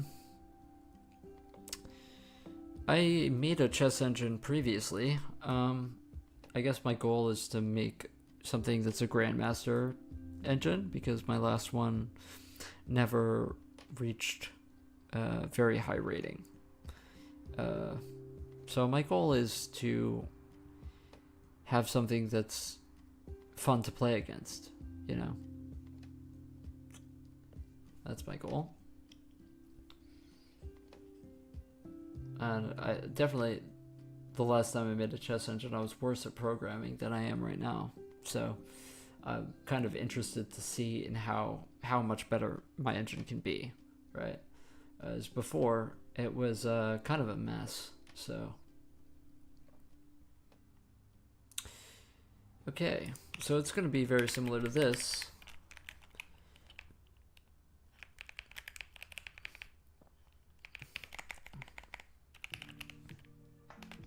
Okay, so let's make sure we need a side. So this is going to be black, and the piece is going to be black pawn. The reason why we're specifying black pawn inside of generate pawn moves where we already have black is because we want to just switch. We want to save on an if statement there and just put the piece right into the where we push the move. Okay. So the last thing is our king moves. King moves are gonna get complicated later, if I remember correctly. But I think it'll be okay. I think that if I'm learning anything from how we're doing it right now, it's not gonna be as bad as I remember it. Because I'm a lot better at programming now. How do you know if you're following good software architecture practices and conventions? That's a good question. I don't really. The way I usually figure it out is if my program runs poorly, or if I find that I have some sort of memory leak, or if I find that, you know, there are ways to check for that after. But I never learned from any book or, you know, reading any code. I get bored as hell reading other people's code. I'm not gonna lie. It just bores me to fucking hell, man. So I just code because I enjoy coding, you know. Do I care if the program is good? Yeah, I want to make something that's good. But do I care if it's programmed correctly to somebody else's standard of correct? No, I don't. To be honest, I don't give a shit. I don't care. I don't care if something is, you know, you know, because if there's anything that I've learned as a life lesson, it's that everyone's going to tell you how to do something, and then once you do it their way, you're going to be so goddamn unsatisfied. Imagine if everybody just did everything the same way because it was the best way. Man, what a fucking boring world we would live in. What a fucking boring world. No, I don't concern myself with anybody's opinions on my software. If people like it, then people like it, but I don't follow any sort of doctrine on good architecture, you know. If I see some benefit in doing something a certain way, then I'll do it that way. But if not, then not, you know. Okay, so I mean, the way I did king moves when I was stupid was I did legal move generation, meaning that I checked if every spot that a king would move to, every tentative move, if it would put us in check, right? We're not going to do that. We're going to do pseudo-legal move generation from the start, which means that we're not going to check for legality of moves until we make the move. And if we make a move that's an illegal move that puts us in check or whatever, then we will undo that move, right? And so that's the faster way to do it, because checking for legality during move generation is much slower than doing that. And that's something that I figured out way too late, but you know, I had this kind of dream of, what if I just did like really optimized legal move generation? What if I really optimized it, you know? Because I like the idea of it, but yeah, just not good. Okay. Why is that slower? It just mathematically works out slower, because you can check if you're in. Okay, so think of it this way, right? It's way easier to check if you're in check when you make the move rather than when you're generating the moves. Because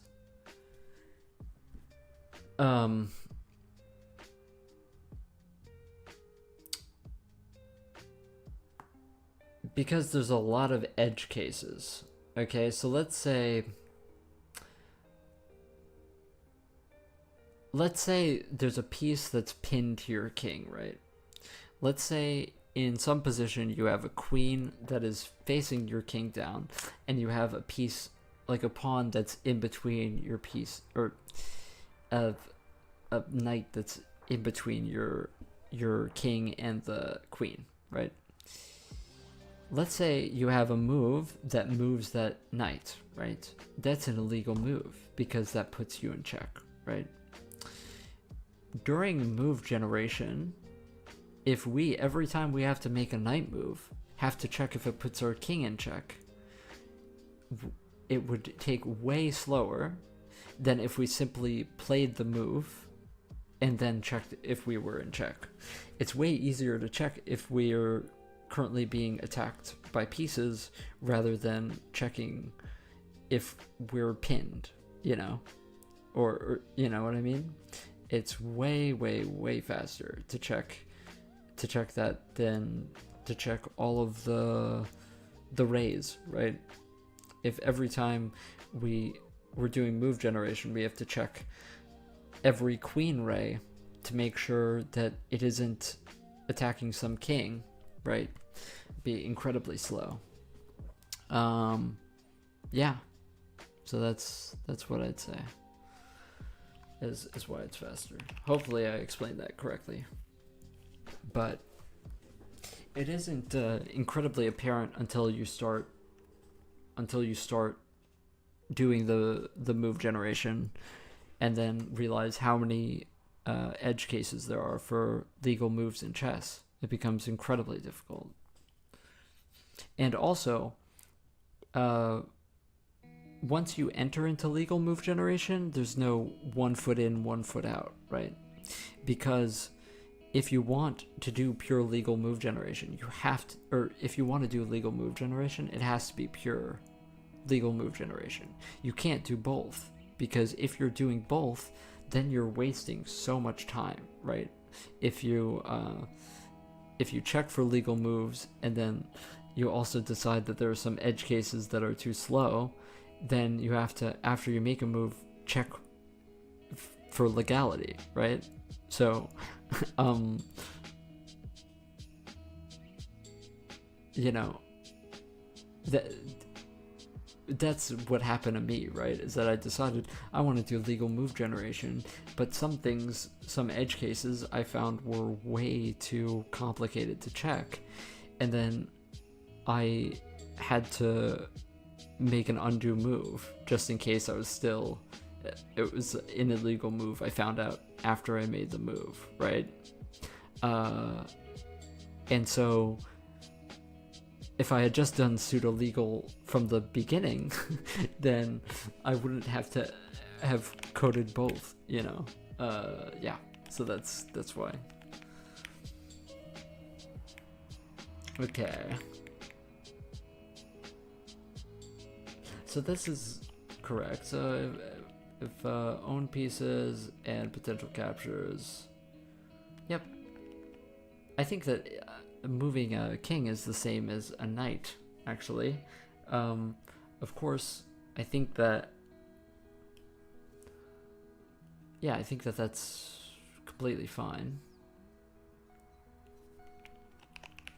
Of course, there is castling and en passants, but I don't think we have to worry about that yet. And promotions. So, actually, you know, my generate king moves used to be such a large function, and I can't remember why. We might end up having to extend it. Is it because after you make the move, you just the current one, and in the ladder you have to check all possible positions? Yeah, pretty much. But I mean, not really, because you're always going to make all of the moves, right? Like, let's say you have a list of all of these moves. You need to make all of these moves to evaluate them, right?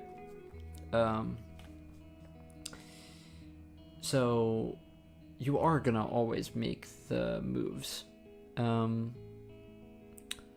Anyway, but in the ladder, in legal move generation, you would basically eliminate some of these moves by saying this move isn't a possible move, isn't actually a possible move. But if you just make all of the moves and then find out later, it ends up faster, yeah. Because there are a lot of edge cases in chess with having pieces pinned to your king and stuff like that, that you can't actually, that it's actually a real pain to you know, to do that during move generation. Okay, so we have the basics of move generation here. For each of our pieces, we check for potential captures, and we check if it's overlapping with its own pieces. So that's the basics done. There are a few things left here. We have castling, which I think I'm going to put in its own function. We have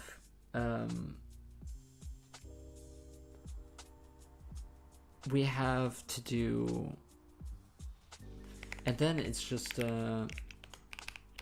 promotions and en passant.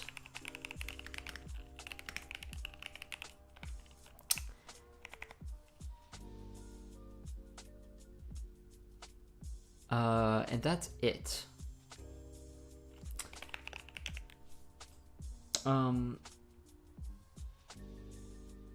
Promotions is actually really simple to do, and I'll show you why. It's because all we have to do for pawn moves is we need to check if our end index is at a final rank, right?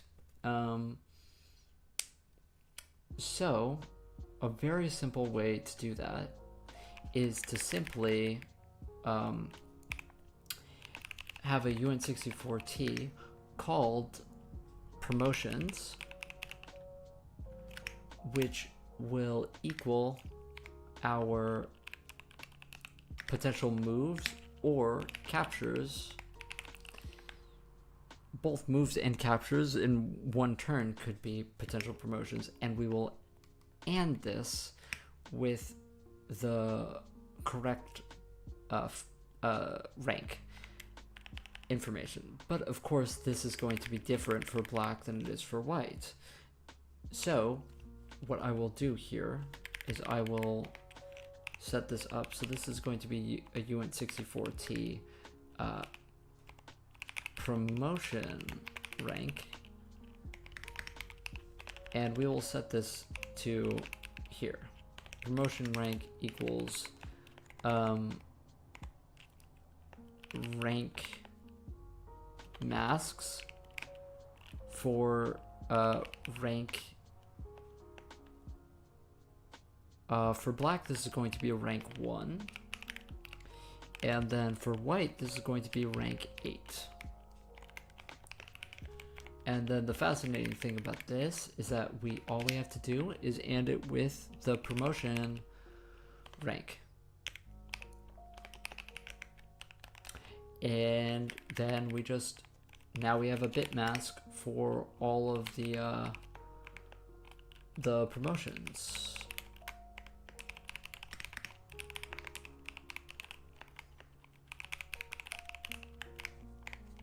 Way simpler than I did it before. The way I did it before was I actually checked the number, right? And if it was less than a certain amount, then it was on the final rank. And you end up having all of this color specific math logic that is, I think that this is faster, has to be.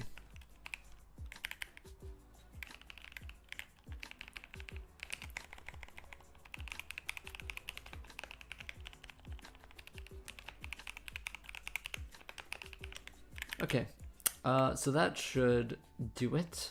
Now the last thing is en passant for pawns. En passant is weird. En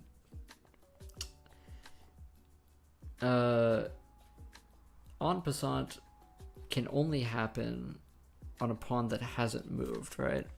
Let me look up the exact rules for en passant because I remember it being weird.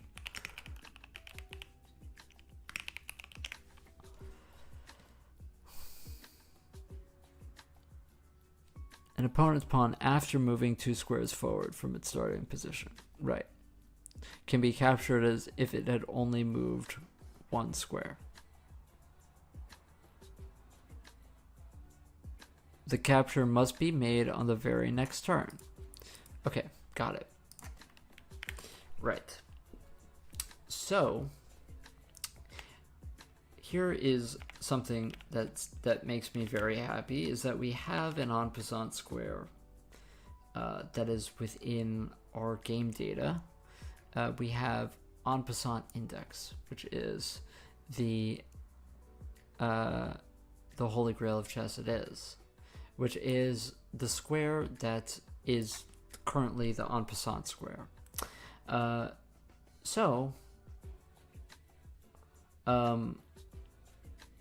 All we need to know is if we are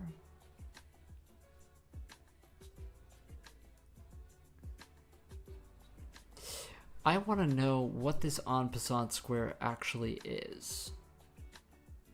Is it the square that we can go to? And if so,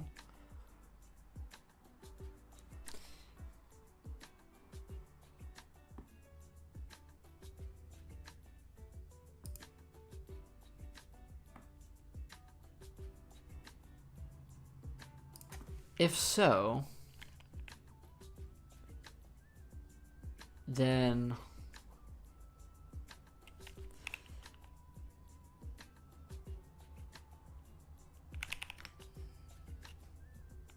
you could only have one en passant. So en passant, so you're just going to end with a Boolean.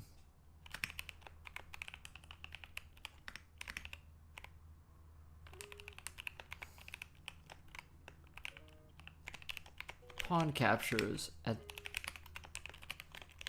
is it this?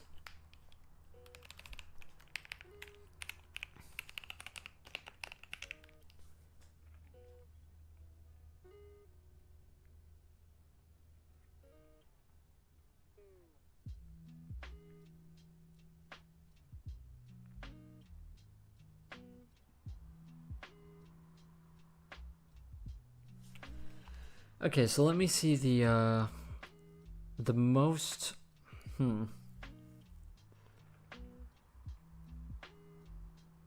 because you want to remove this from the captures if it exists. So maybe you do want it as a thing. So this might end up being just one bit that you set. And this will just equal the, I guess you can just set bit 0 to the game en passant index, and then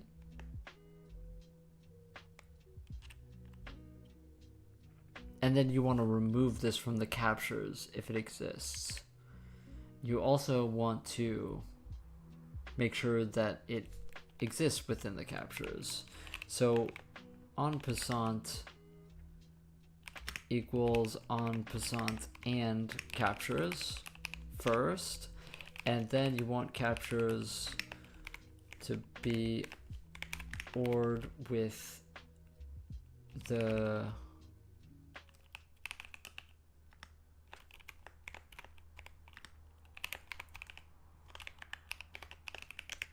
there. If I'm thinking about this correctly, then that's a way to do it. It's a way to do it. And then you can just do this at the end. So if en passant, then we already know where en passant is. We don't have to do anything else. All we have to do is push a move and use that index that is on the game struct. En passant index. Type en passant. This makes sense to me. So basically, we are making a bit mask with one bit at the game en passant index. Okay. Then we set up our legal captures. Oh, wait. No. You don't want to use this captures. You want to use the pawn captures at the index. Okay. So this is our possible captures. And so this will tell us if we can en passant that square. And then we want to remove, if so. Oh, no. This would never... yeah, this would never... our en passant square would never be on this captures bit mask. So we don't even have to worry about that.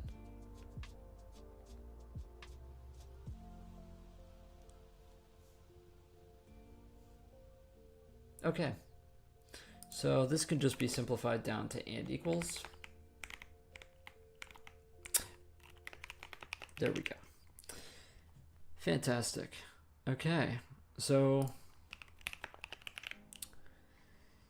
if I did all of this correctly, that is everything except for castling. Castling, last time, I put it as its own function that gets run after everything else. Castling is annoying because castling, you can't do pseudo-legal move generation. The reason why is because castling is special, because you cannot castle if the pieces in the middle are, if any square in the middle is under attack, right? Which is not something that you can just check for easily afterwards. You have to check for it before. And so that's what we're going to do here. So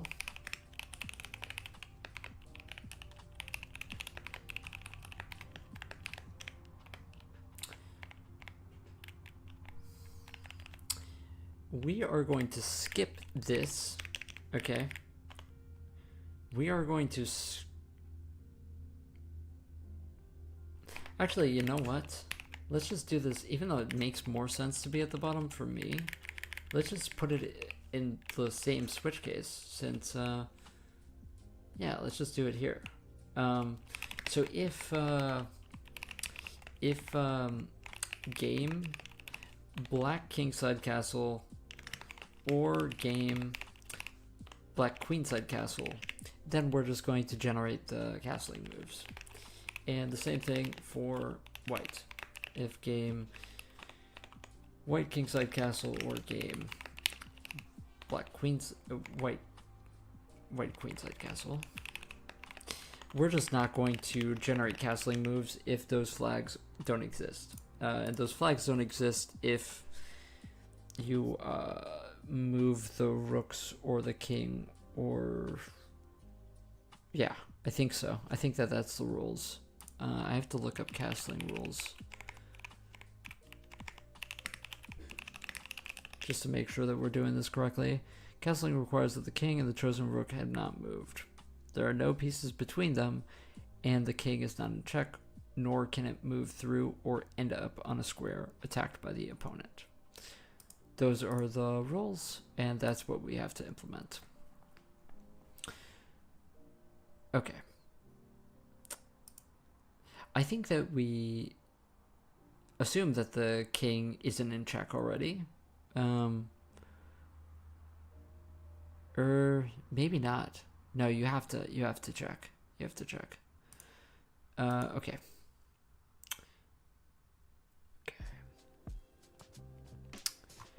So, requires that the king and the chosen rook have not moved. We're already going to assume that we have that information because of these booleans.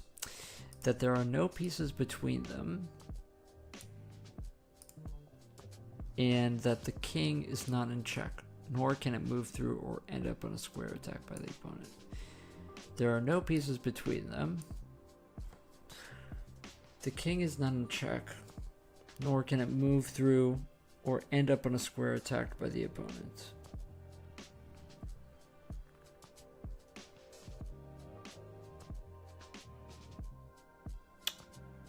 Yeah, this is why I hated it. The castling specifically is because it ends up not being very efficient at all.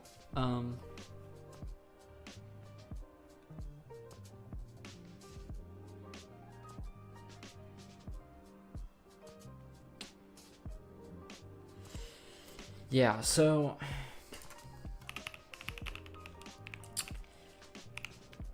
if we can castle kingside, I just want to think about this, right? The way I did it last time was I literally looped through all of the squares that would have to not be attacked, right? And so that would be starting from your king.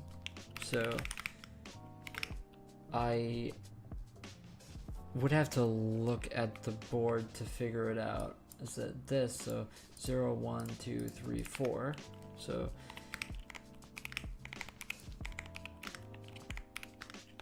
I greater than or equal I greater than 0, I minus minus would go, oh, that's queenside. So this is how the logic would look like.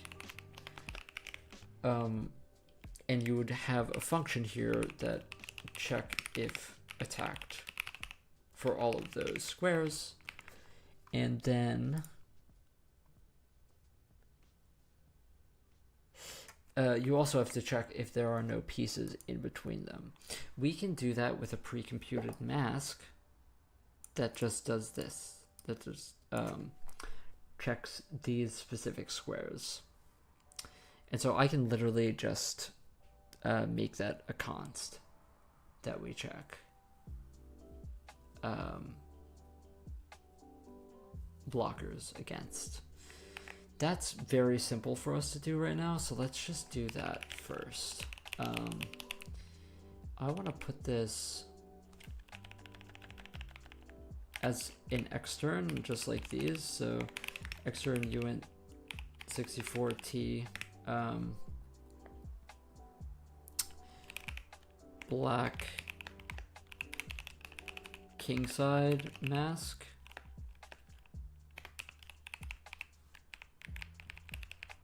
The black queenside mask and the white.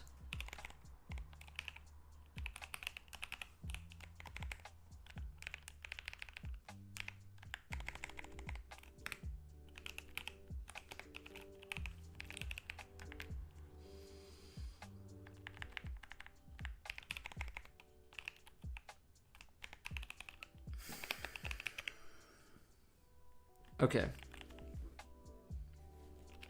The lag, man, the lag. Okay.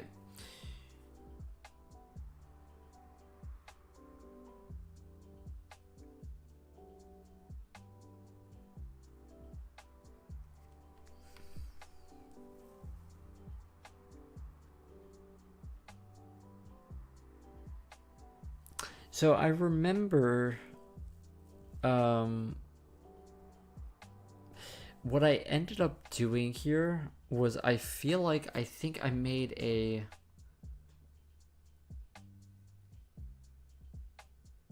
function that just generates all of the moves for the opposite side and checks if any of the things overlap, and then I ended up undoing it.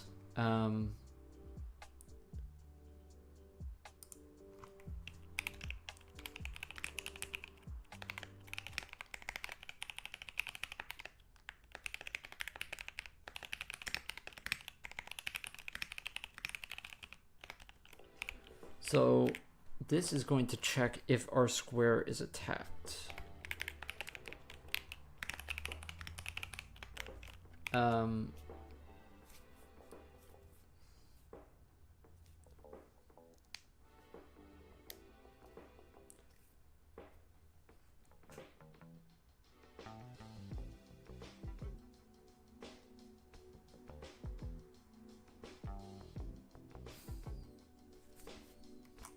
Okay, so since our array goes like goes black white black white black white, what we can do is int I equals, we're gonna have a switch here, switch on side.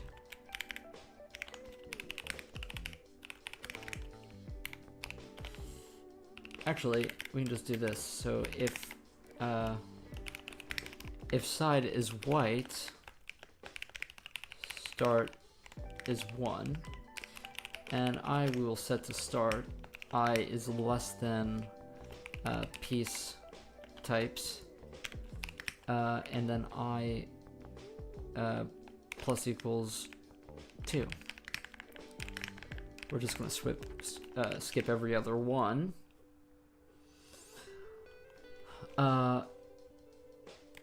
Actually, this is the opposite. because we only want to be doing the other side's pieces. Right. So we start on white. We start on white pawn. So in that case, I was correct. So if we are black, then we want to start at... No. If we are white, then we want to start at black.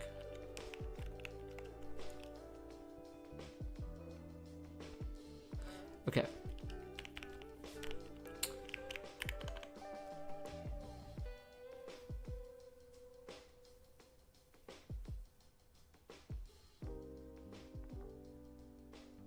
Actually, I mean, why?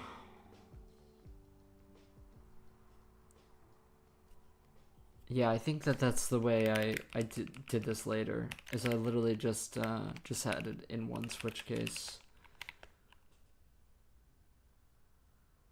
I mean, why not just make it two different functions then?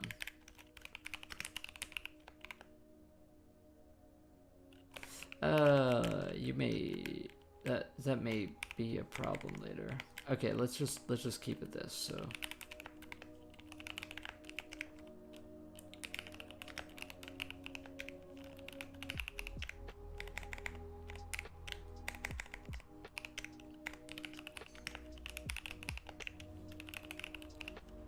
okay, so if we're black, then we want to check all of the white pieces.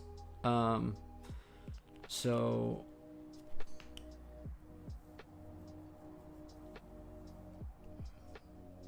it's not possible for a pawn to en passant. Can a pawn...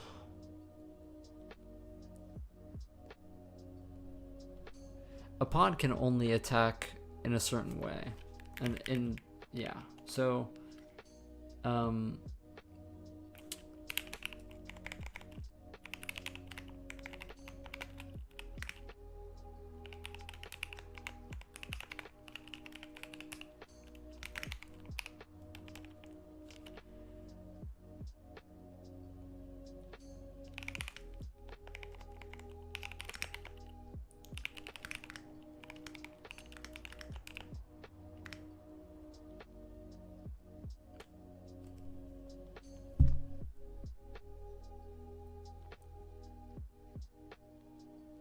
I wonder if...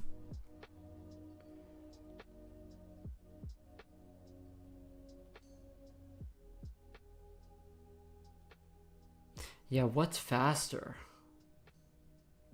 If I do all of this once for each square,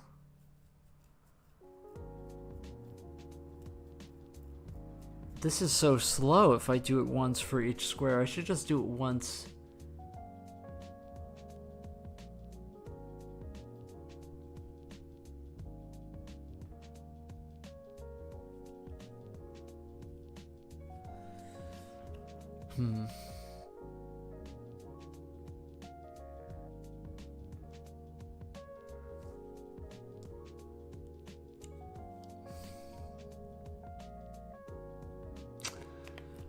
What I could do is I could generate an attack mask for the opposite side when we generate moves. And then when I check if attacked, I would just simply have to use the other side's attack mask to check if that square is under attack. And I feel like that would be faster.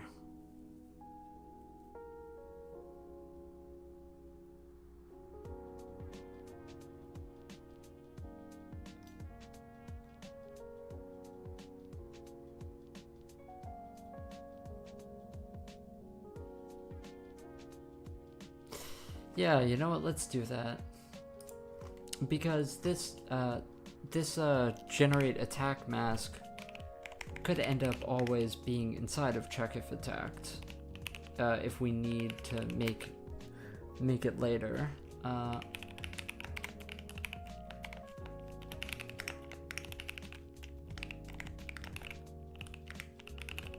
And then this is going to take in the side that we're generating the attack mask for.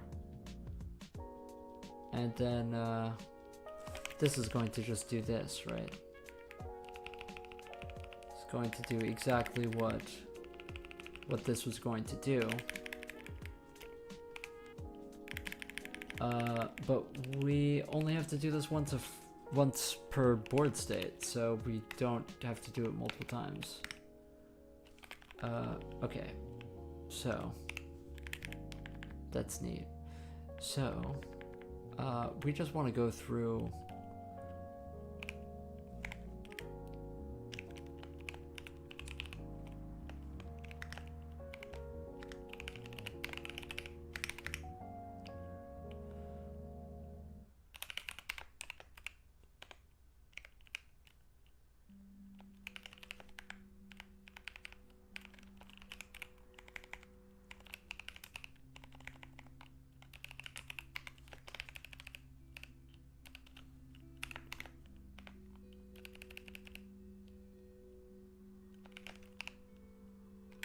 it's mad because it isn't scoped.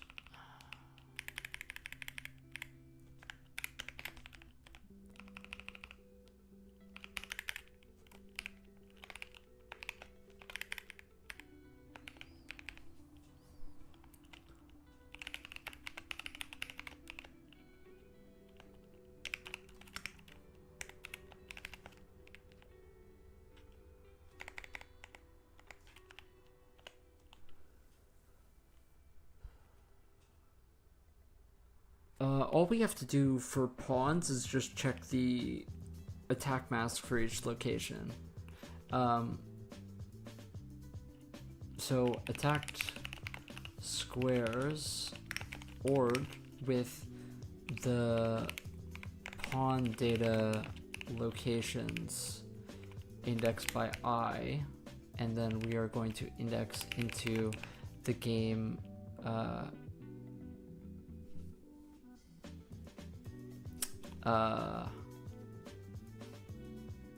black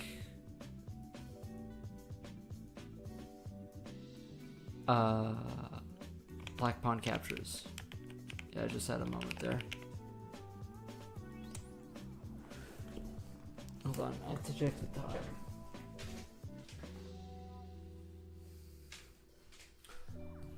Oh god, it's getting late. I might have to take a break to get a snack or something to eat. I'm kind of out of it, to be honest. Okay.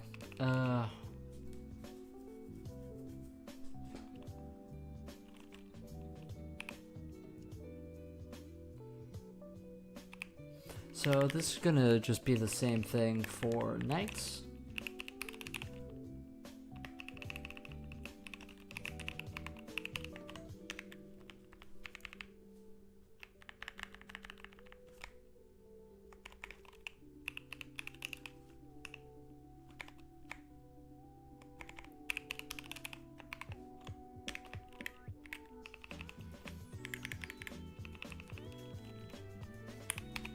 And then it's going to be the same thing for our king.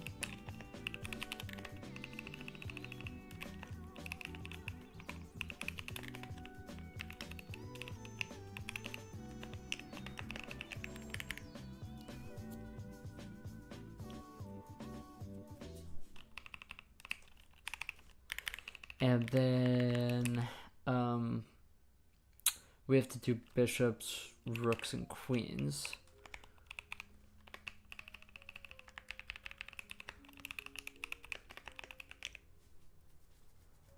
And that's more complicated because we actually have to call the fetch function. Fetch bishop moves for our game at our pawn data locations I with the blockers. And for black, that's going to be all of the, or actually that doesn't matter. It doesn't matter. it's just going to be game both pieces.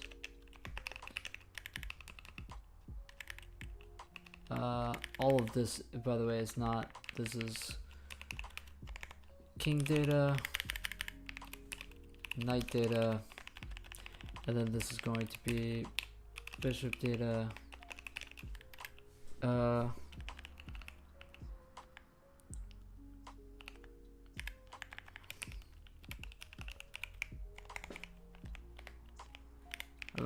couple of typos in here, I know.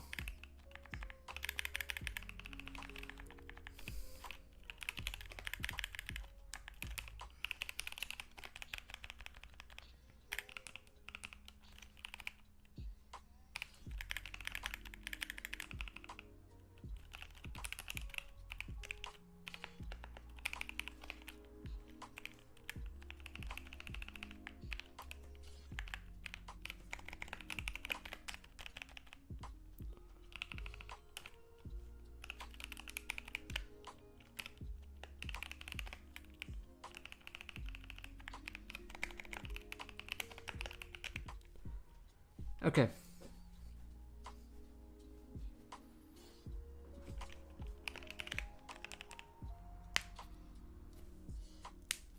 So, hopefully that's all of the attack squares for a side. And then all we have to do is return attack squares. And we are going to run this once a move generation cycle, and this will,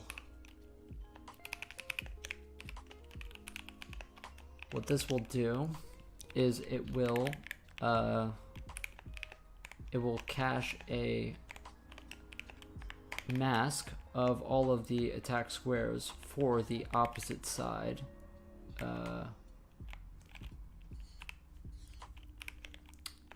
which is important because it determines if we king castle or not.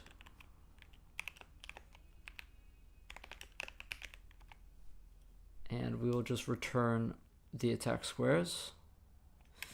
Something else we have to pay attention to here is the pawns. We need to be using the white pawn captures.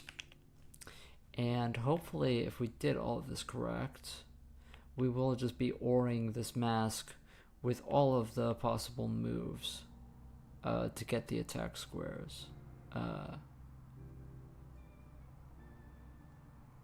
What this doesn't do is it does not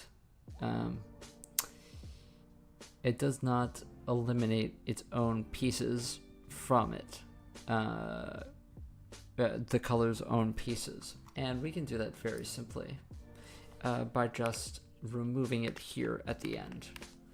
All we have to do is XOR it with itself and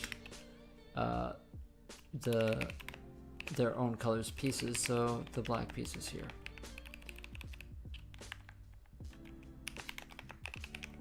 And we're going to do that for white as well, and that's what we will return.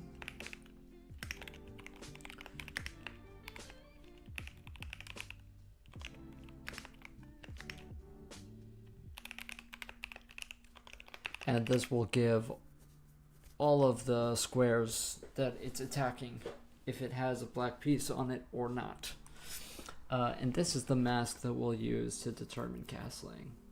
So we will run this once during a generate move cycle. If the side we're generating moves for right now is black, then we will send in white to this attack mask function. And we will have a UN64T attack mask, and we will pass this into here, or we will fill it in here. Attack mask equals generate attack mask using white. Okay, and this is what we will pass into our castling thing. So all we actually have to do now is check instead of all of this looping thing, we just have to check if the attack mask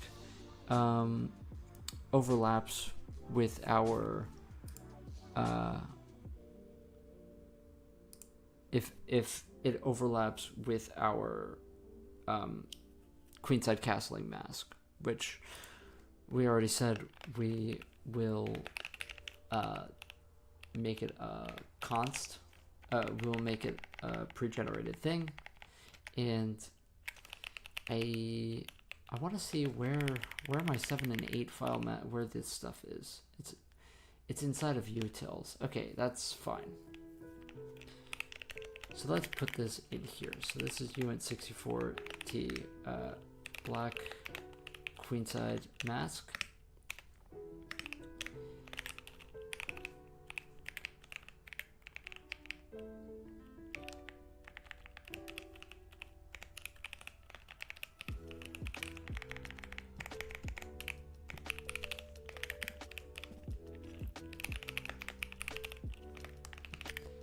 Okay. So I'm going to use this tool called the Bitboard Viewer. There's a GitHub for this. That is how I generate. I can show it off here. This is how I generate all of the stuff. So if we're thinking about black queenside, this is what it's going to be. I believe so. This is actually where the king starts, so this is going to be the mask. I can just keep this over here and just swap over.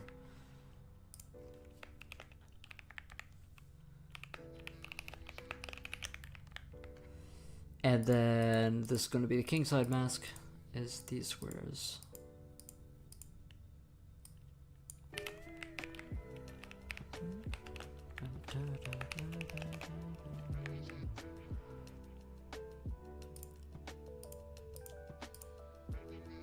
Wait, is it this? Hold on a second. Wait, I can just check that. Yeah.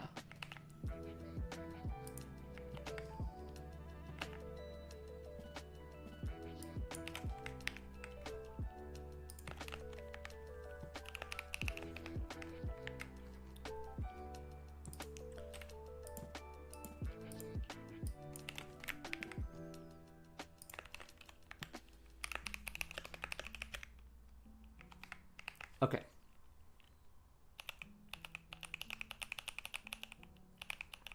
So, okay, so let's go into here, go to the bottom. Okay. We also want to do this for white with black. Okay, so if we have the flag for queenside castle, then we need to check if well, we need to check, we can just check this actually inside of the same thing. So if black queenside castle and well, maybe it's actually just like faster and it saves cycles if we just do a nested if. So if our attack mask for the opposite side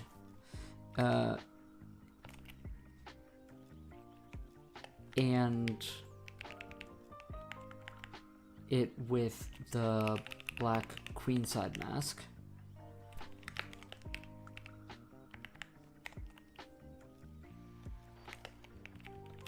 so if not attack mask in black and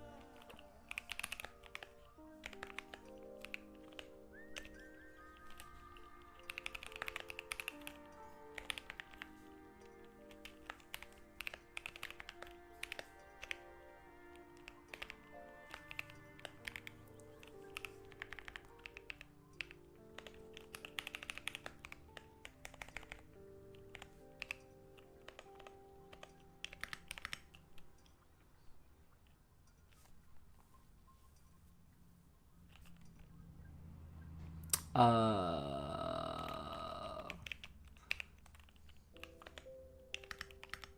don't remember where the castling goes to. I don't remember at all.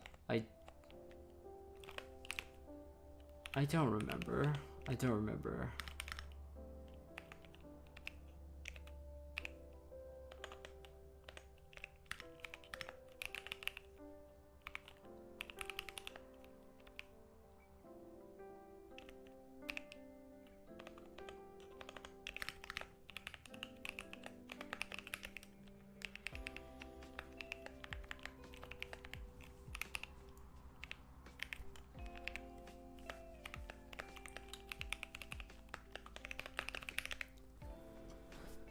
Okay, so we have to do some counting. 0, 1, 2, 3, 4. Does it go here?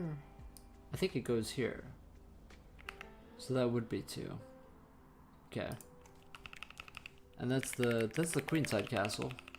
Now I need to check the same thing for kingside.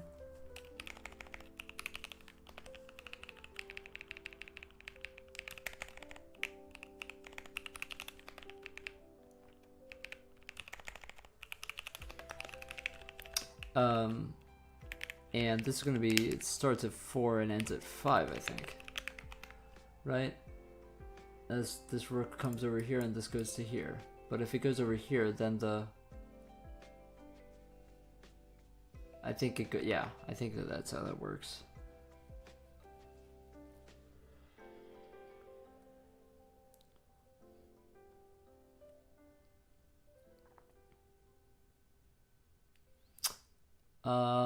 I think that this is it.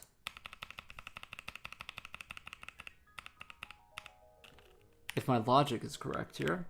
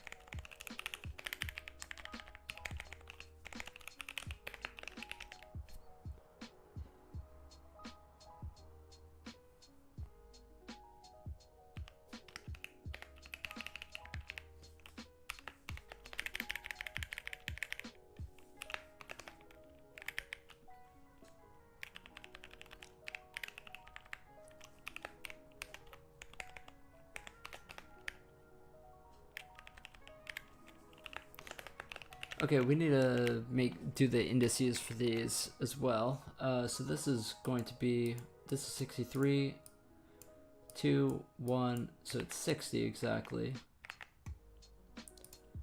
So the start is 60 for the queen side. And then it's going to end up at 58.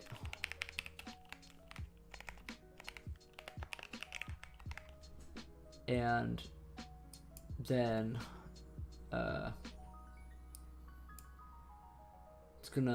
this one goes to here, so 61.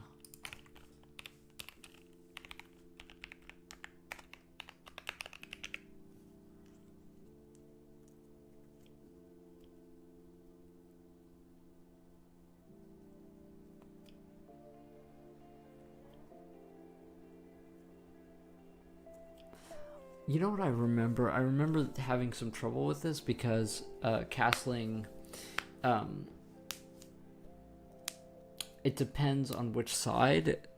If you need to undo the move, right? It depends on the numbers, and so it's an extra like if statement logic, right?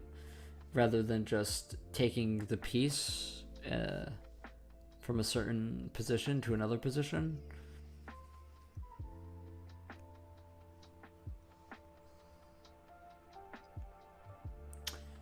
Honestly, you know what we could do is inside of our move struct, we could have a secondary start and end.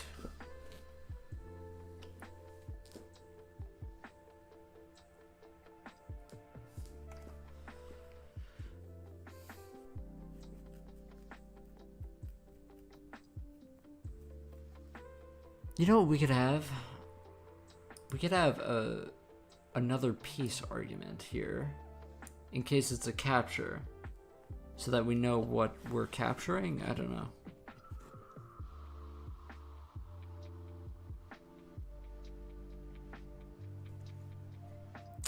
I don't know if that matters when we have to make and undo.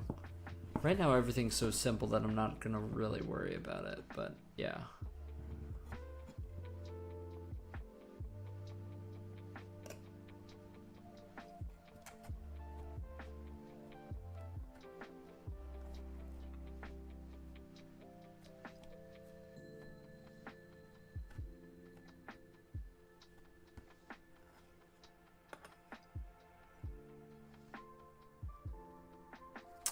Okay, I think that this is actually all of the move generation that we needed to do.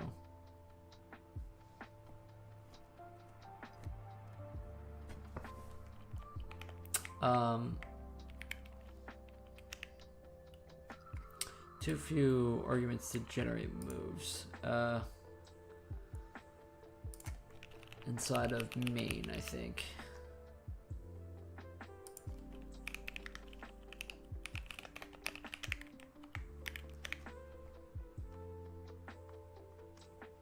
And we have a lot here.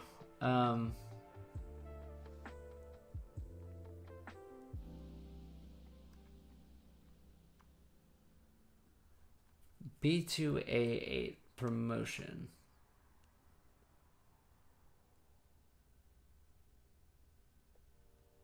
Okay, so our promotions are wrong for sure. B2A8 promotion. Okay, so we definitely messed that up. I'm wondering why I don't see any castles. And though I think in this position there are castling. Like, you can castle here, I'm pretty sure.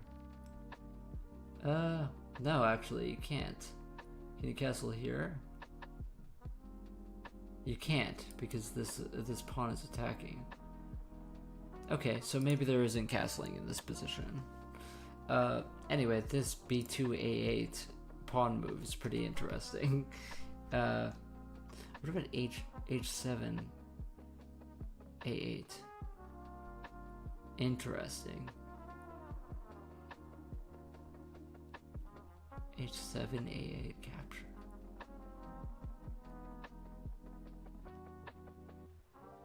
And we have duplicate moves in here too.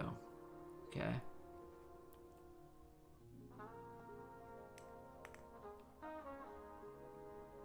This is very strange. How it's wrapping around the board. Shouldn't be doing that. Okay, we have some testing to do here now. It appears that our pawn moves are bugged.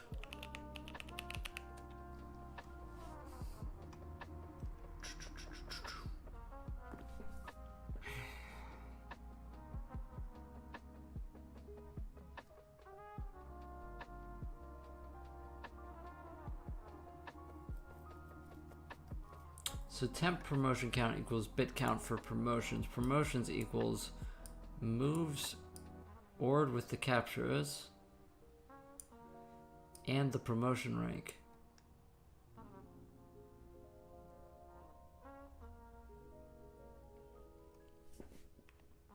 And for white, that's rank 8, which makes sense.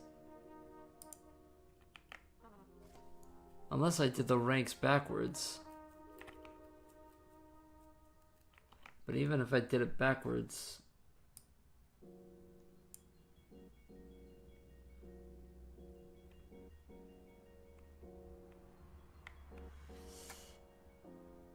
B2.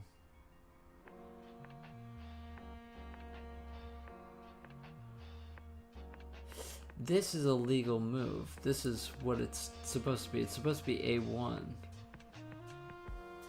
promotion, but it says A8.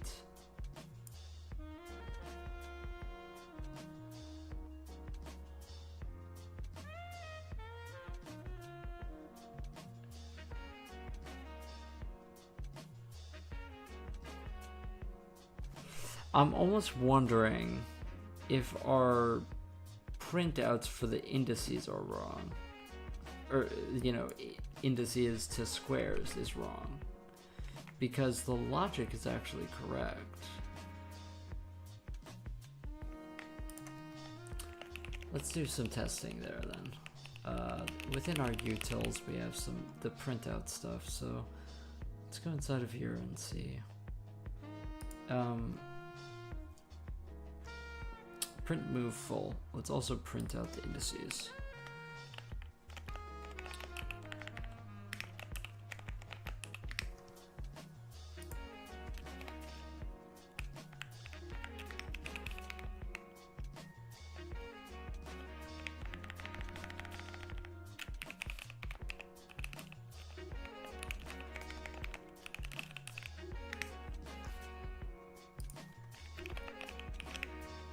Okay, so let's see with this.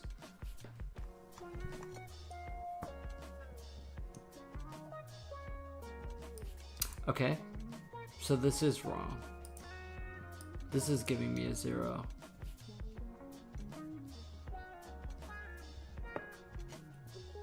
Interesting.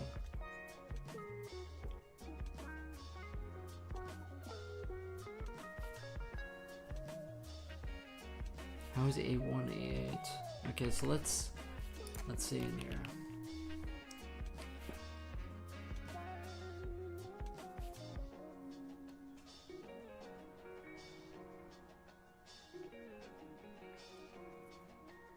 Oh, that's why.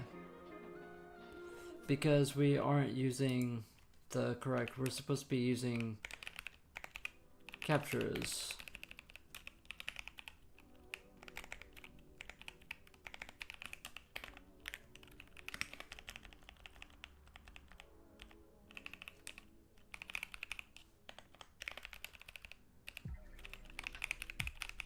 We have to do some more fixing with this, but let's just make sure that this was the bug.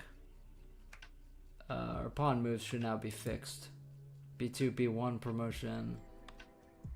B2, B1 move. Where's B2, A1 capture?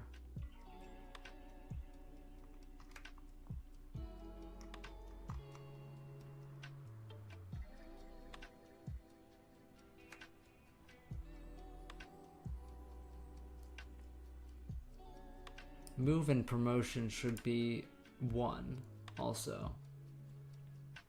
Okay, so we aren't getting B2, A1.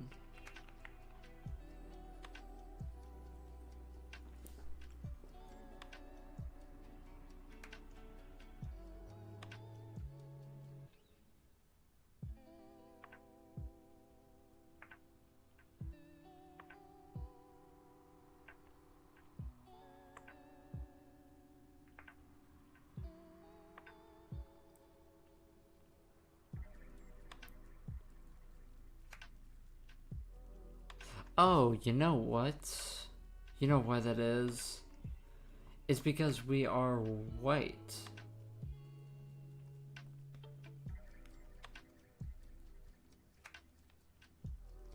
It's because we are white. So we actually have to change that. So int start for side is going to equal 0, and then on the switch case for this, when we start for white, we want to start for side is 1, and then what this is going to do is that we can now plus equals 2, and we will for start for side. And so we should only get white moves now. White's moves. Or only black's moves. I thought that I set this to white. But maybe not.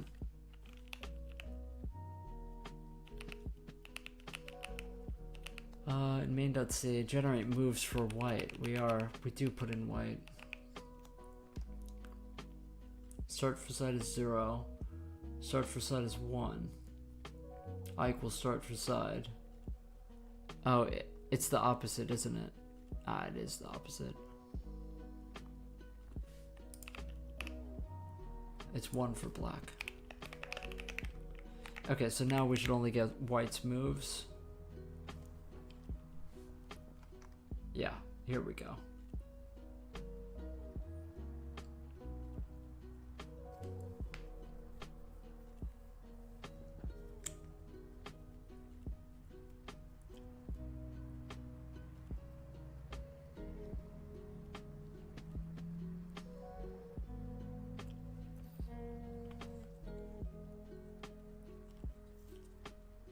Okay. So I'm not really sure if all of this works. Something we have to do is we have to go back and change that for all of the these things. We wrote it wrong. We had a typo here. These are supposed to only work off of the captures. Obviously, it's a different bitboard. So we have to do this for all of the generations.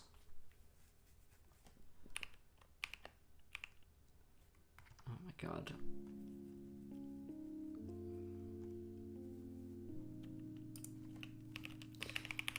My headphone cable likes to scroll my mouse wheel.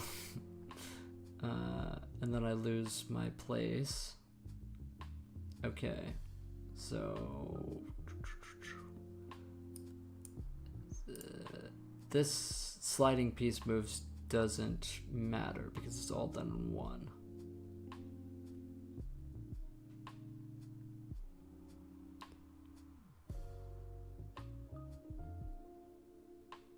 Okay. Now I have no clue if we have bugs with this or if it works.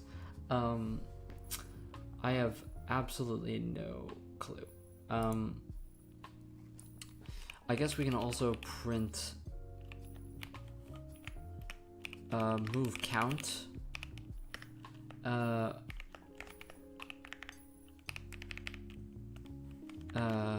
This might be helpful to know.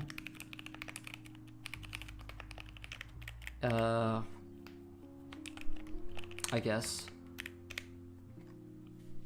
So move count is 38. Of course, I didn't have to put this in the loop. But the FEN that we are feeding, it is this one, and it's white to move. And so what we can do is go to where we got it from.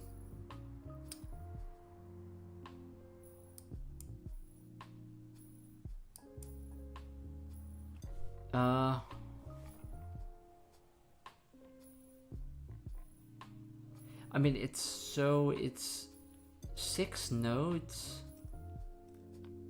is interesting. Are we in check here? Is white in check? Yes, white is in check. So this number 6, this is why we get 38 and not 6. It's because we aren't checking for legality. There's only 6 legal moves that white can make. White can go here. He can block with rook. He can block with bishop. He can block with this knight. So this is 1, 2, 3, 4.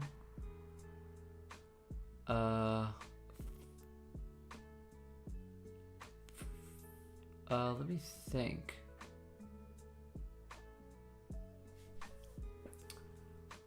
Oh, this. So this. 1, 2, 3, 4, 5, 6. Yeah. So there's only 6 moves that white can make since he's in check. but I'm hoping that this 38 is just the illegal moves that don't take into account check. I'm hoping that that is the correct number. I also want to, we can just check a position that isn't in check right now.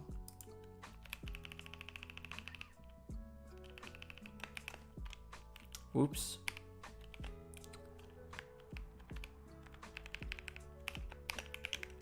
Just to see if it, move count 41. 44. Okay, I see. So let us take a look at the board to make sure we're setting the board up correctly. So rook, knight, bishop, queen, king, rook.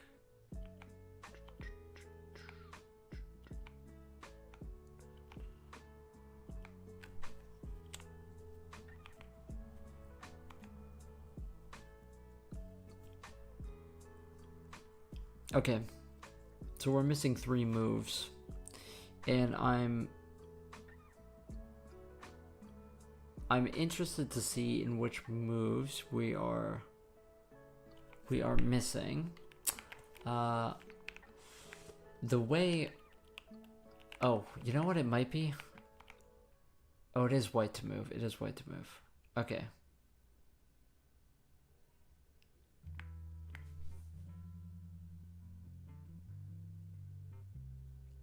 It is white to move.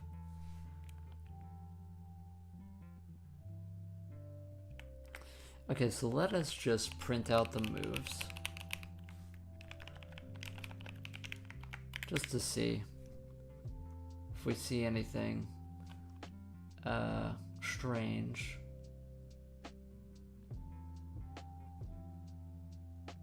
Well, automatically I see a move in multiple times.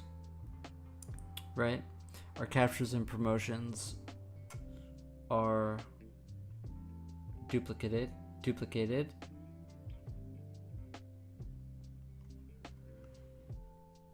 However, that actually gets us further away from the target number and not closer.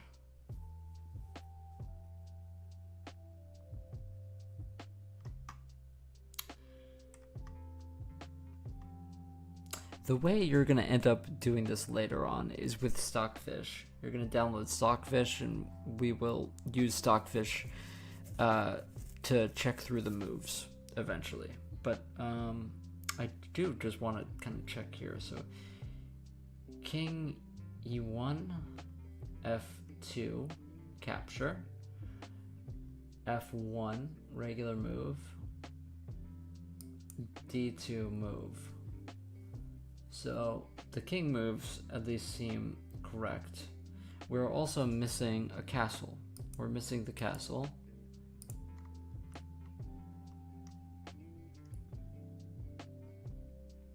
Okay, so that's one thing that we're missing.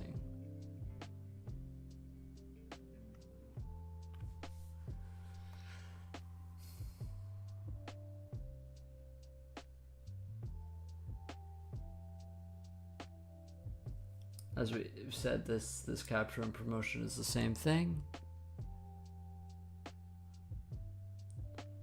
A2, A4.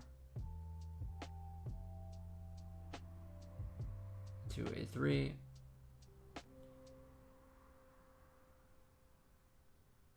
That's correct, it gets blocked.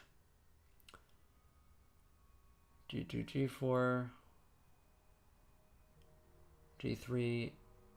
Okay, so pawn moves seem correct. E2, D4, knight. Yep. F4, yep. E2, C3.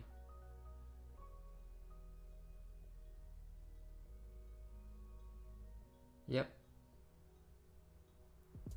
And then G3, yep. E to G1, yep.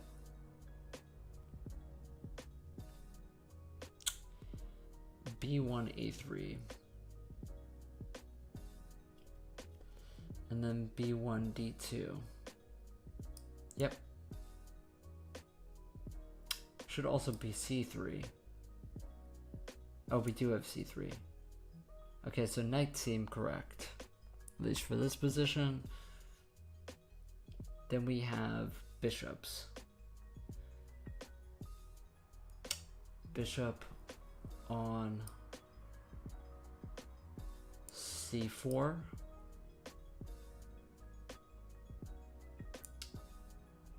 f7 capture. Yes. a6 move. e6 move. p5 move. And d5 move. b3 move. d3 move. And then we go to the c1 bishop.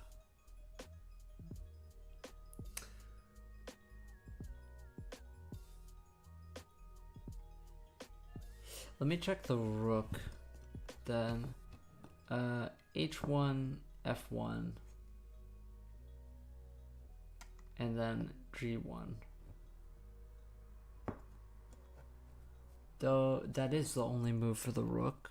Those two moves for rooks. It's the only in this position.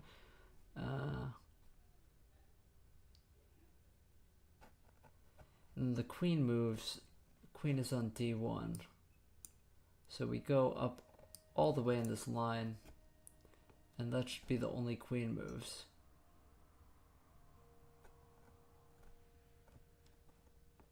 So what are we missing? Let me check all the way up that line. d6, d5, yep, all the way in that line. That makes sense to me. What are we missing?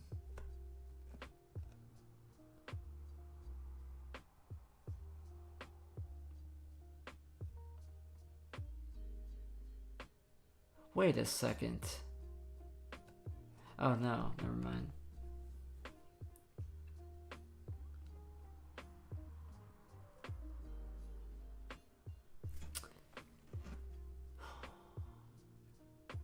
What are we missing in what I just went over? We do have that capture, right? c4, f7 capture, yeah. We do. How am I not seeing what we're missing? Let me check the c1 bishop, because we didn't check that. h6, g5, h6, g5, f4, e3, d2. Yeah, that's correct.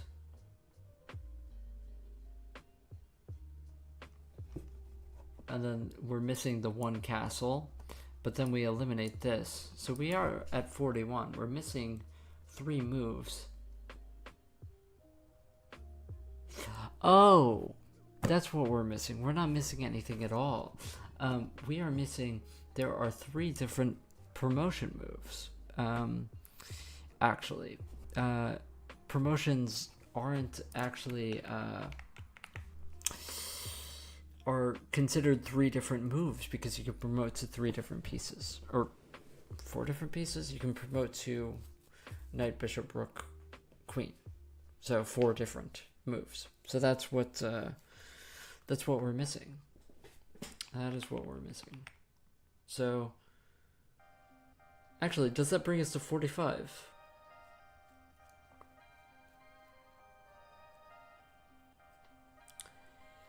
Does that bring us to 45 because we are missing the castle?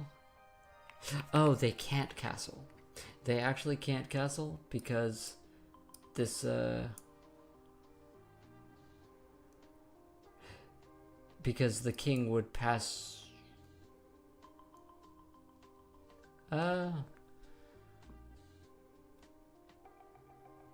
No, they should be able to castle, I think. They should be able to castle because this knight is only attacking these squares, and this isn't inside of our mask. So they should be able to castle, I think. Unless I'm stupid. But it wouldn't be passing through any attack squares.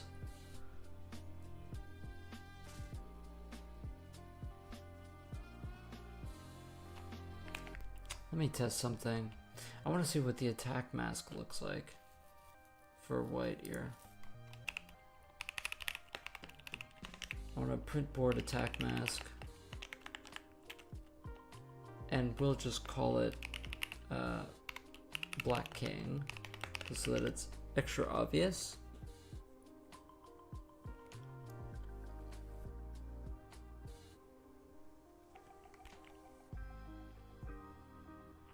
Oh, game both pieces includes the king. That's why it's not showing up.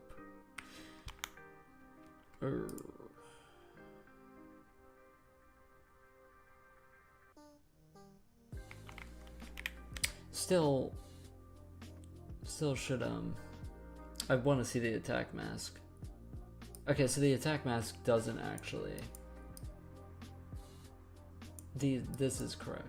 I think the attack mask looks good to me.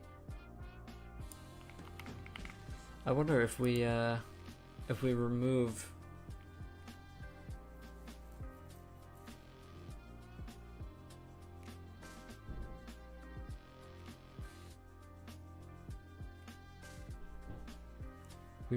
the king from this.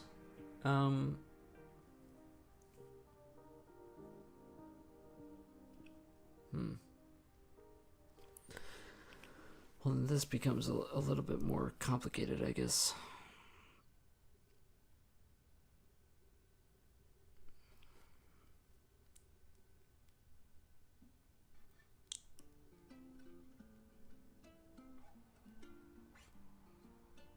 Or you could just have another mask.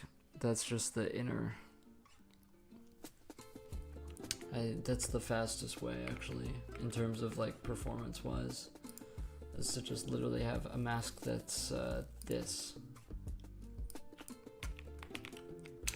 And we can do that. What we're gonna call it, I guess, is occupation mask, and we'll do it for king side as well, and for the other color, and we'll generate those masks.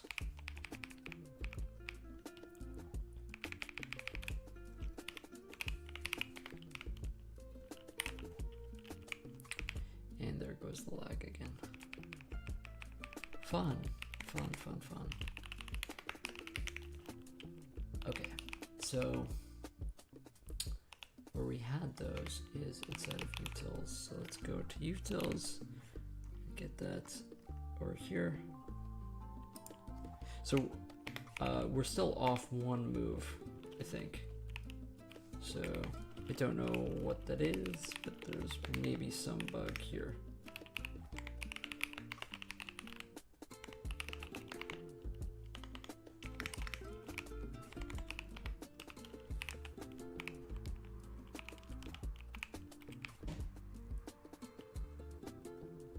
Oh, I love the lag. It's awesome.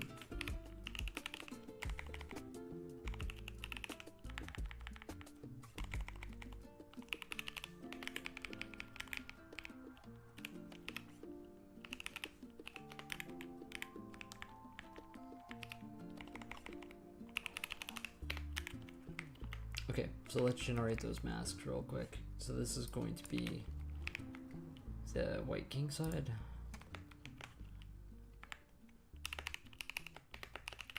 And then white queen side is going to be 3 different squares.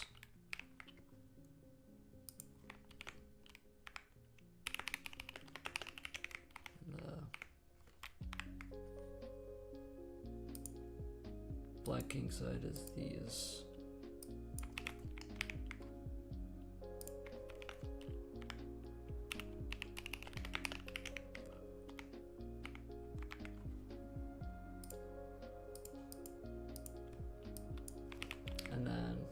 it's black queenside.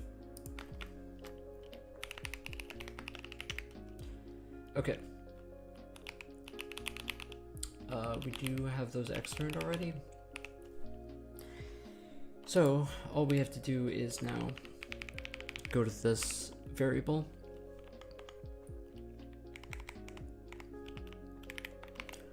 Instead of the other mask, we're just removing a square from it.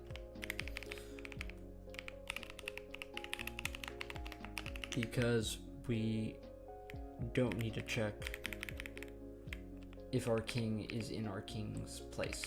That just doesn't make logical sense. We don't need to check occupation for the same squares. I need to check it for one less square. Okay, so let's see if we get the castle now. We don't.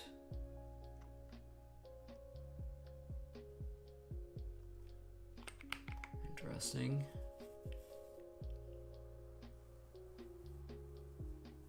Should be white kingside castle. Unless we do have this.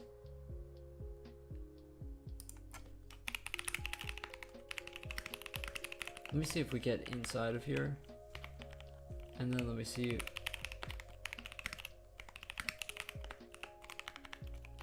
I kind of want to see which I'm failing at. Because we can see on our attack mask that we aren't inside of these squares.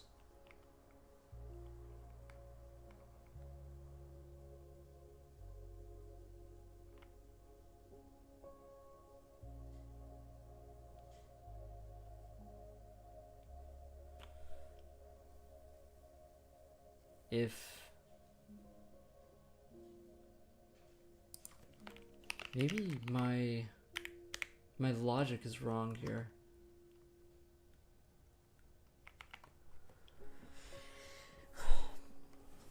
So the attack mask and the white kingside mask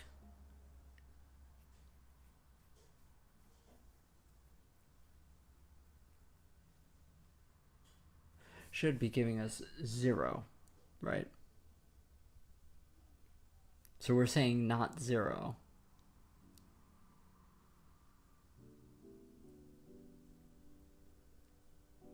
And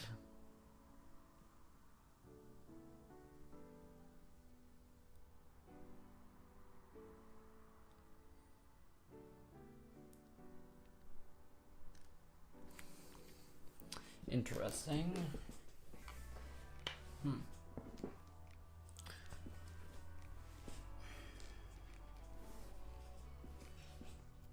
I don't know.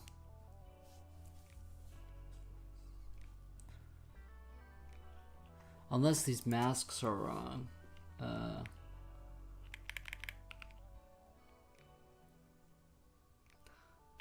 So what we could do here is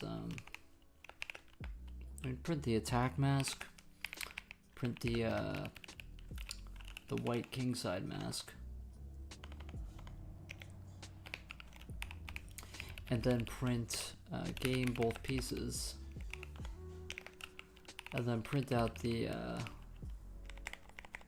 white kingside occupation mask, just to make sure that we're not losing our minds here and that it is a logic error.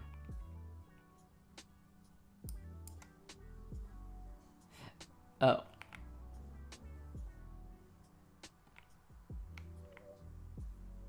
Oh, so it isn't a logic error. I'm just,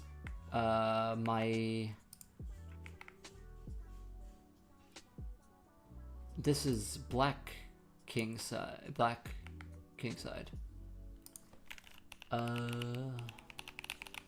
So I generated these wrong, I guess.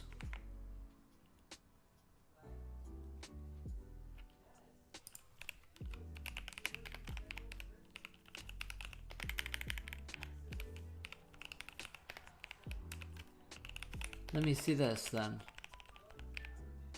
If we swap them. Oh my gosh, the lag again. It gets worse the longer I stream.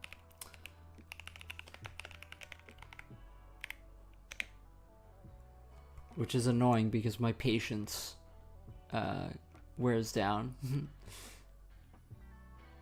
Okay, there we go. And we detect the castle now. We detect the castle. Okay. So, I also want to check these. I'm assuming that these are just reversed.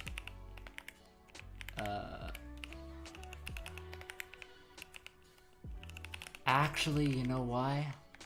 These are probably reversed because we had layout 1 instead of layout 3. Yeah. Yeah. Okay, hopefully it's just reversed and that's fine, and that's not gonna come back to bite us. Okay. Okay, so that's that.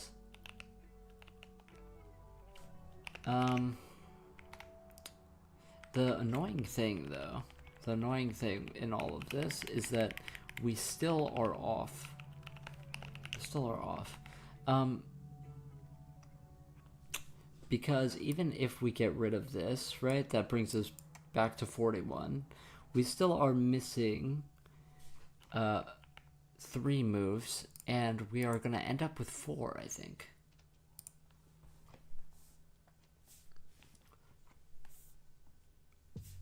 Because this is a promotion. Oh, no. We have it.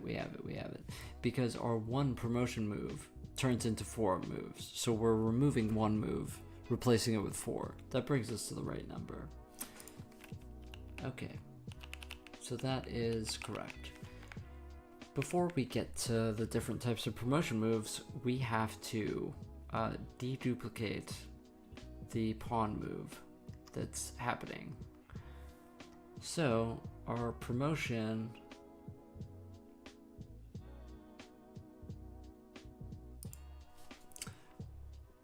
we have to remove the promotion from the captures. So captures and XOR it with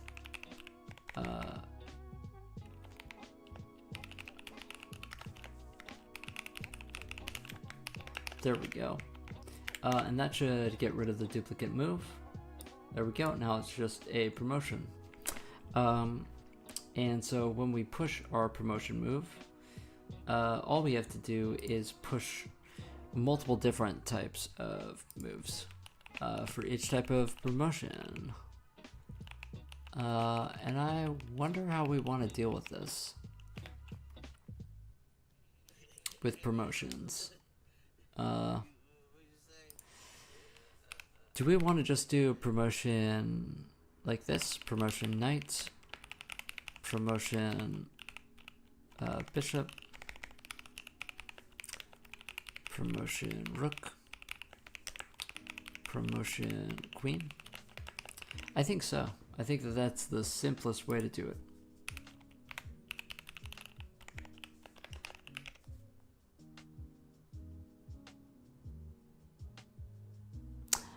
Actually, no. No. You know why? Because you're going to end up, when we have logic later that wants to check if our move is a promotion, then we are going to have to just basically have a bunch of ORing going on. What we want to do is instead just have one thing that says this is a promotion. And what we'll have instead is an enum, another enum for promotion type. We'll have enum promotion type. And this will just be another flag on the move struct. And this will just be promotion knight, etc.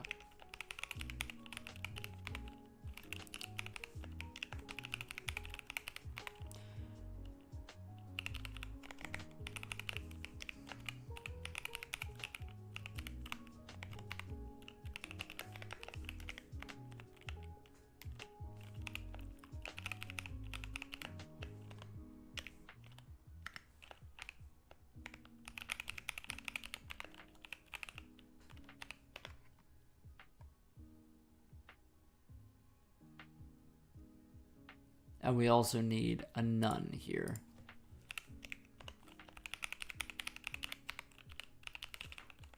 Nonce. Promotion none. There we go. Okay, so unfortunately, we have to go through where we push our moves and set that to promotion none.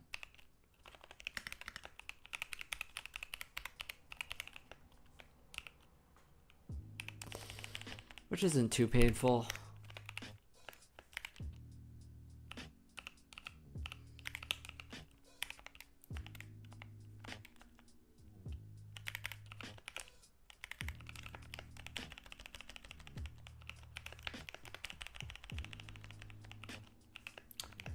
And we will get to that in a second. And now you may be asking, why have an additional flag when you could just change the type? And it's because it's going to save us cycles later. It'll cost us memory now, but it'll save us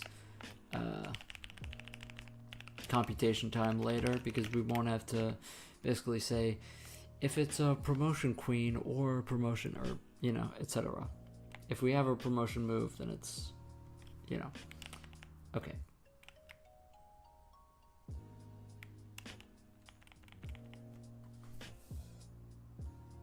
Okay, so we want to push all of our different promotion types because they're all different moves. So yeah.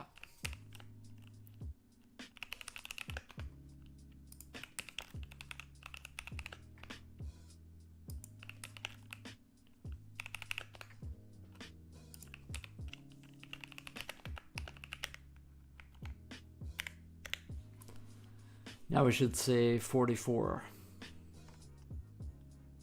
There we go, 44. Which is the correct number of moves for this position. And we're not really sure. We're not really sure what, you know, if this is going to work for every position. We don't really know. But yeah. Let us go back to our utilities and fix our printout for moves. We shouldn't have indices anymore. It's excess information because that was just for debugging.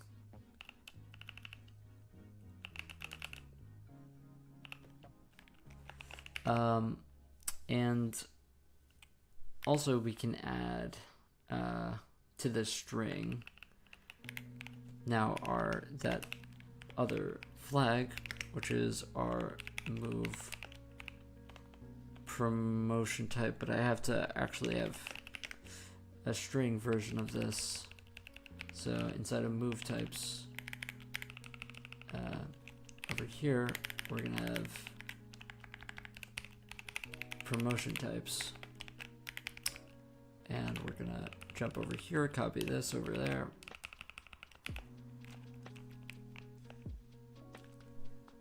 And then we're gonna do the fancy thing here.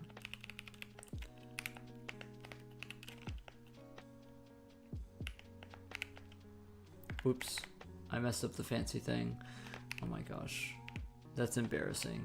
That's embarrassing. I need to watch my own tutorial.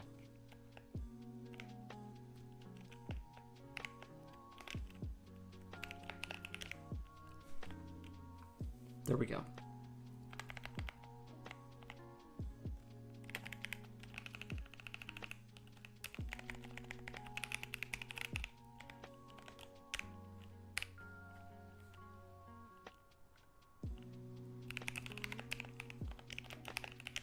Okay, and that should tell us, there we go.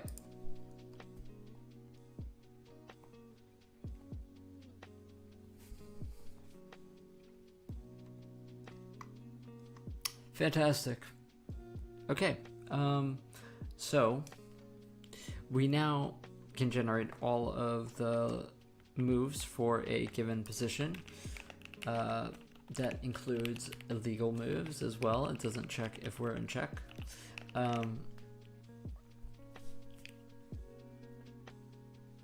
So,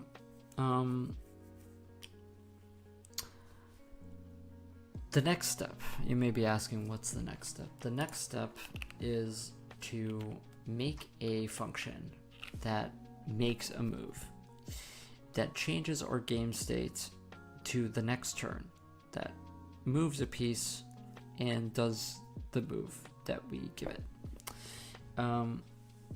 That is actually a bit more complicated than you might think, because we have to update a bit of data now. We need to update two different bit boards, multiple different bit boards, because we need to update the boards for each color for both pieces. We need to update the boards for the piece that we are moving and the piece that we are potentially capturing, right? Yeah, there's a bit.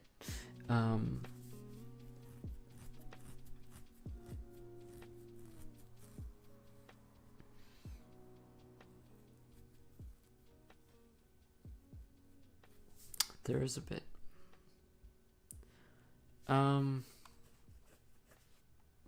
Yeah.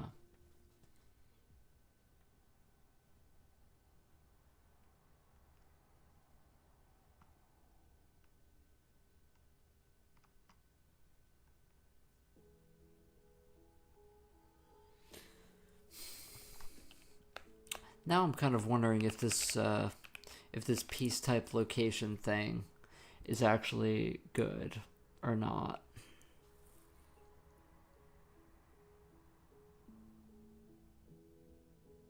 Because what is gonna happen is that when we take a piece off the board, then we're gonna probably put its location as -1, and now we're just gonna have an if statement that skips over the location if it's -1. And I wonder if that's slow, That sounds slow to me.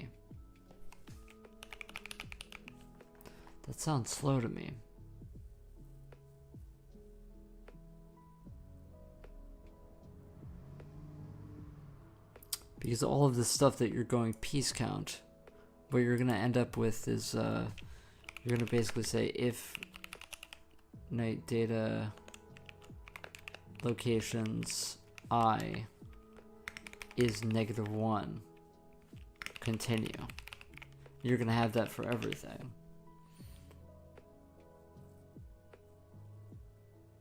And that's a lot of checking if it's -1. The alternative, of course, is to simply pop through the bits. I wonder how slow that is. I don't really know how to test if it's slower.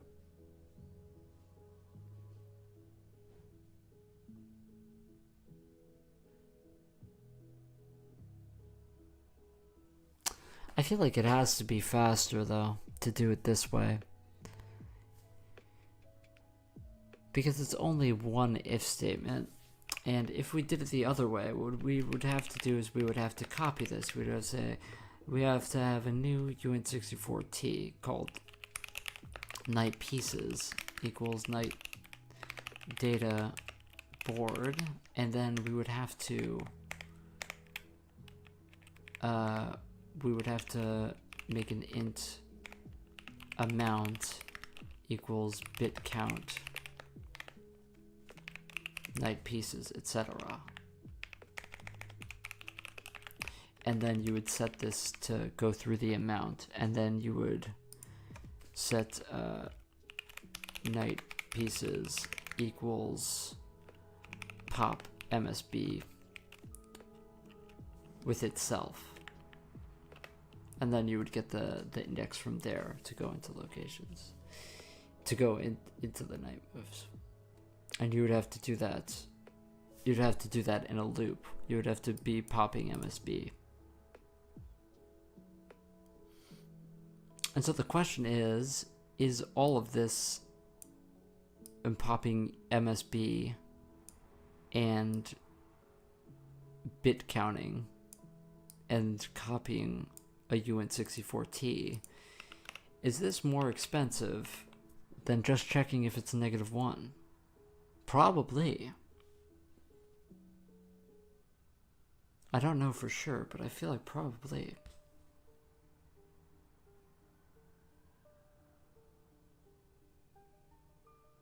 I feel like probably.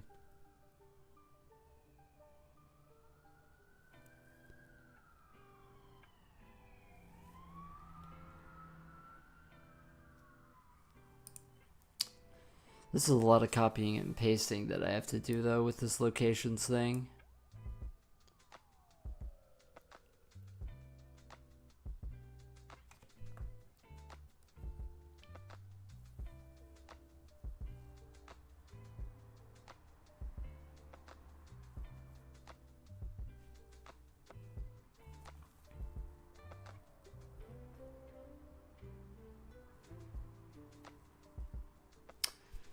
You know, we don't actually have to do that at all. What we could do is when we capture a piece, we could just shift the array over.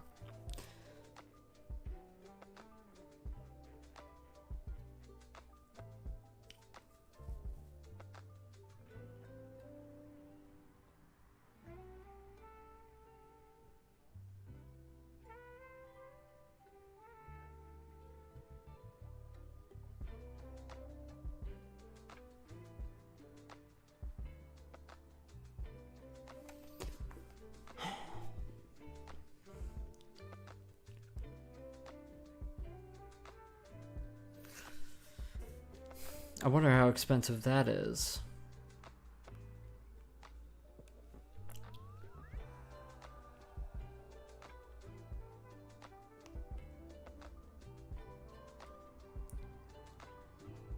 I'm also realizing that inside of locations, we're going to have to actually search for the correct location when we're making our capture.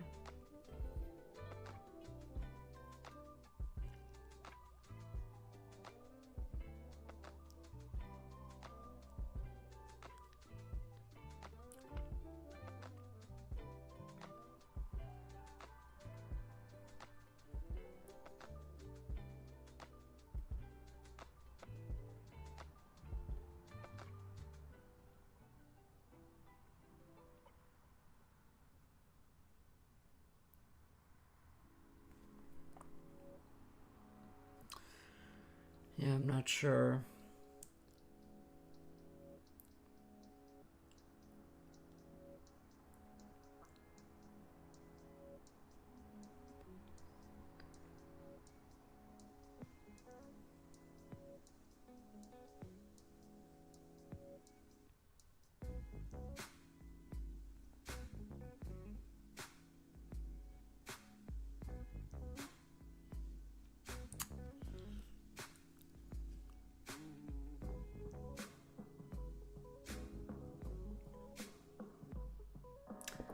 You know what you could do?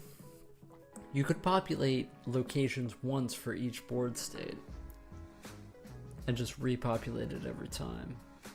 That way you only have to do this popping MSB thing to once. And then you don't have to worry about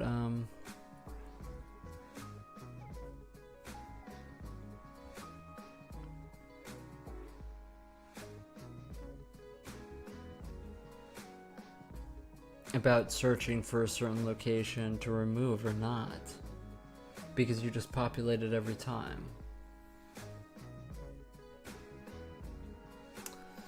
I'm just trying to think if that would be faster than removing it.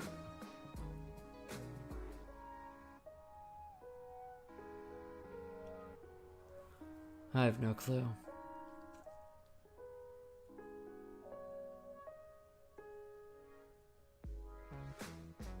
Hard to really know and do the math in your head to try and figure that out, you know?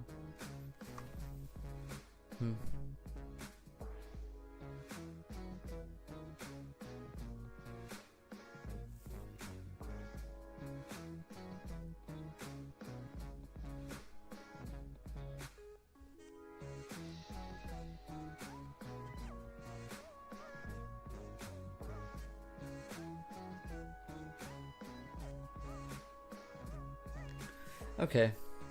I don't really know what we're going to end up doing when it comes to the piece count, etc. And, you know, all of this. I don't really know what's the most efficient way to do it.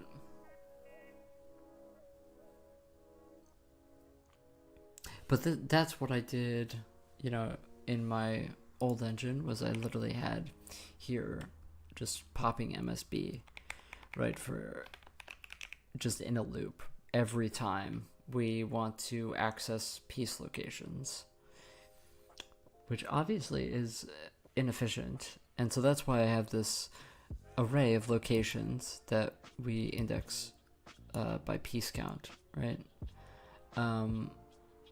However, every time I get rid of a piece, I need to get rid of a specific location. That's super inefficient because then I have to loop through all of our locations every time we need to take a piece, and then figure out which one is on that square, and then remove only that one.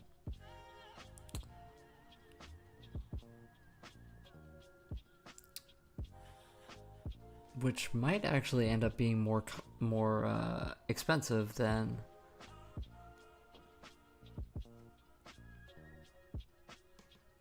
if I literally just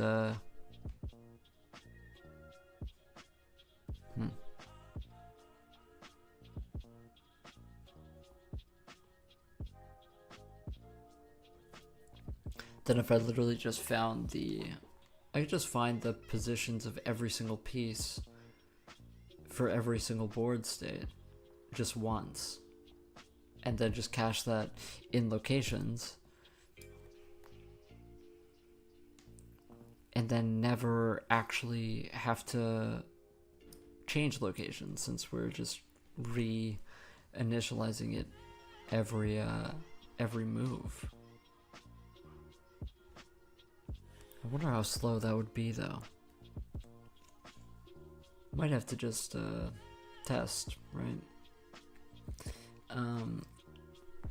I will make a note of this, but I am going to head out because I'm tired and I'm hungry.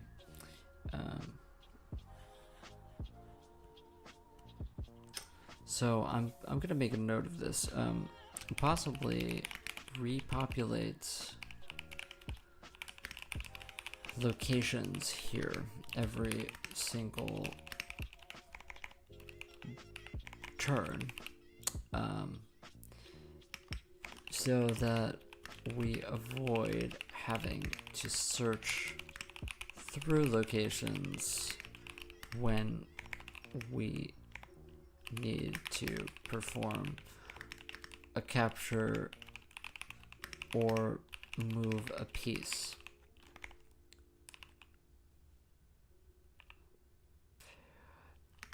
It isn't entirely clear if this is faster than just popping bits each time we need to loop. So the whole popping bits thing, we do it when we generate attack mask. We do it for all the pieces, and then we do it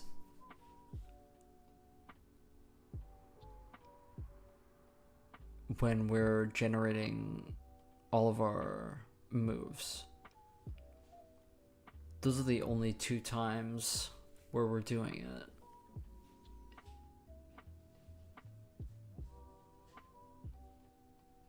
The funny thing, though, is that we end up still popping MSB here to determine our moves.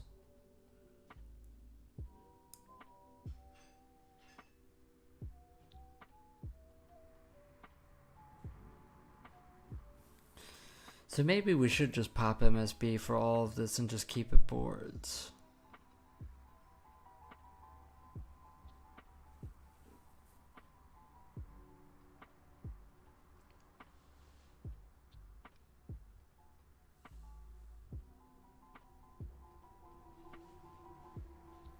Yeah. Maybe that's what I'll do.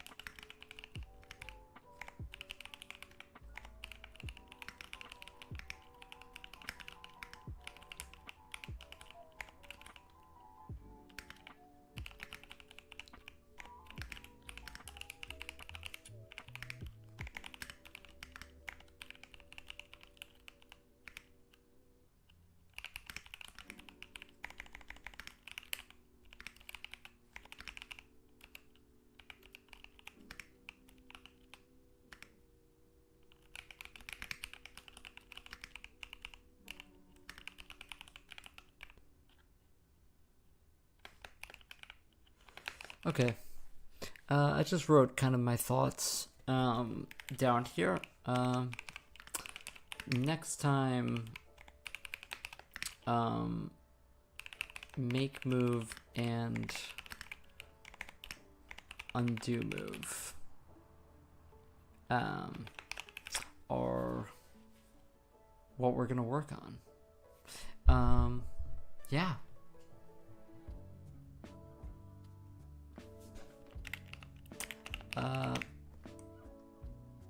But yeah, that's gonna be it for me. We did an insane amount of work today, which is pretty awesome. We finished our move generation completely. We don't know if it's completely bug-free, but as far as I can tell, it's pretty good.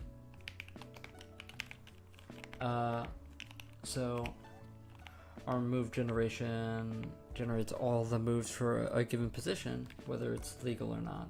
And what we're going to do next is have a make move and an undo move, and then hopefully next time we'll be able to run our first perf test, which is a recursive generation thing where we generate all the moves for a given position, make the move, and then the next, etc. And hopefully the numbers look good. I'm optimistic given how fast we're pushing through this already. I think that this is just so much cleaner than my old engine looked like. Anyway,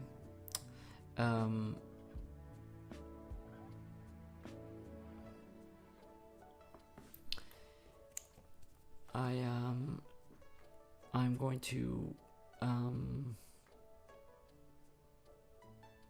take a break now, but if anybody's here, thanks for watching. You can join the Discord if you're into any coding or whatever.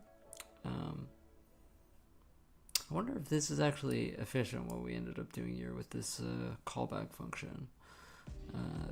In my mind, it's efficient because you reduce the amount of branching to just one branch, But yeah,